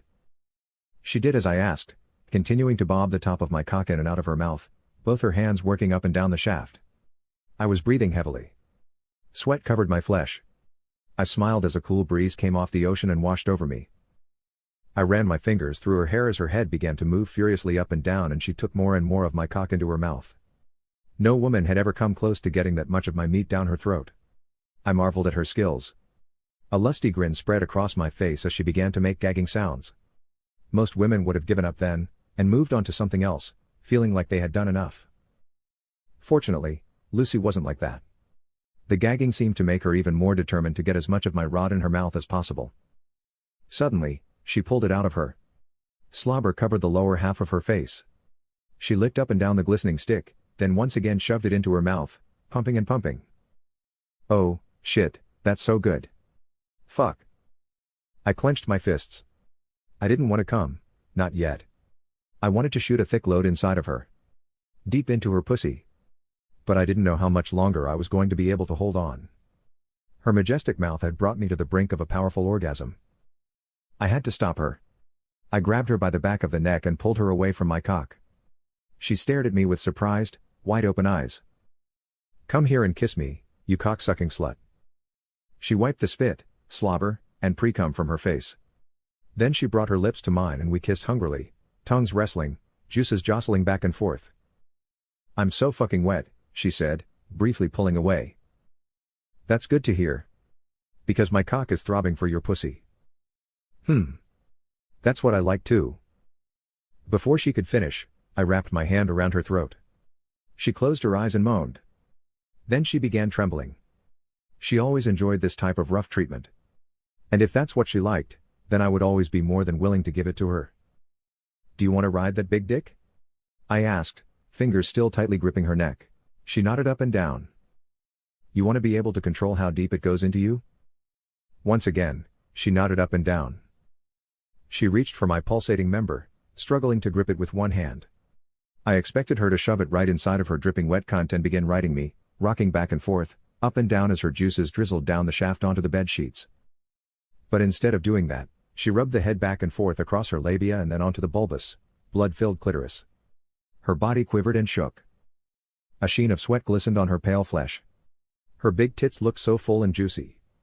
I took my hand off her neck. I wanted to suck on them, squeeze them, worship them. It seemed as if a powerful orgasm was already beginning to take hold of her. She finally pushed my cock inside of her. A wicked smile appeared on her face as she slowly rocked her hips back and forth. With one of her large breasts in hand, I swirled my tongue around the areola, and then bit down on the nipple, holding it in my mouth. Over the next several months, these beautiful breasts would fill with the milk that would nourish my first child. It was a strange thought to have at such a moment, but it made me smile nonetheless. Our dirty, lusty, licentious acts would culminate in creating something as beautiful and magical as another human being. That blew my mind. Lucy had picked up the pace. She must have felt the cum rising through my dick. "Oh, my God," I said. "You ride it so good. I'm gonna cum." That spurred her to gyrate even more wildly. I grabbed her ass cheeks and squeezed. Then I began thrusting my rod up into her. I was going to come at any moment. But I didn't want to do it like this. Without warning, I flipped her over, pinning her on her back. "This is how you want it, isn't it?" I grunted, pile driving my cock into her as her legs wrapped around my torso and her eyes rolled into the back of her head. The bed rocked and creaked, sounding as if it was about to break. "Fuck me. Fuck me." I pumped my hips harder than I ever had. "Deeper," she said. "Harder." I gripped her ass cheeks and slammed into her as deep as I possibly could. "Ooh." I groaned as my cock emptied like a geyser inside of her, growing even fuller and thicker as it did. My hips were still moving, but I was completely exhausted, covered in sweat and panting. She grabbed my face and kissed me several times on the lips. "I love you," she said. "I love you too." I rolled over on my back. She draped her leg over mine, then rested her head on my chest. I wrapped my arm around her and held her tightly. End. This has been a production of LFD Romance Audiobooks. Thank you for listening. If you would like to receive advanced reader copies of ZZ Brulon's books, please contact her at lfdromancebooks@gmail.com.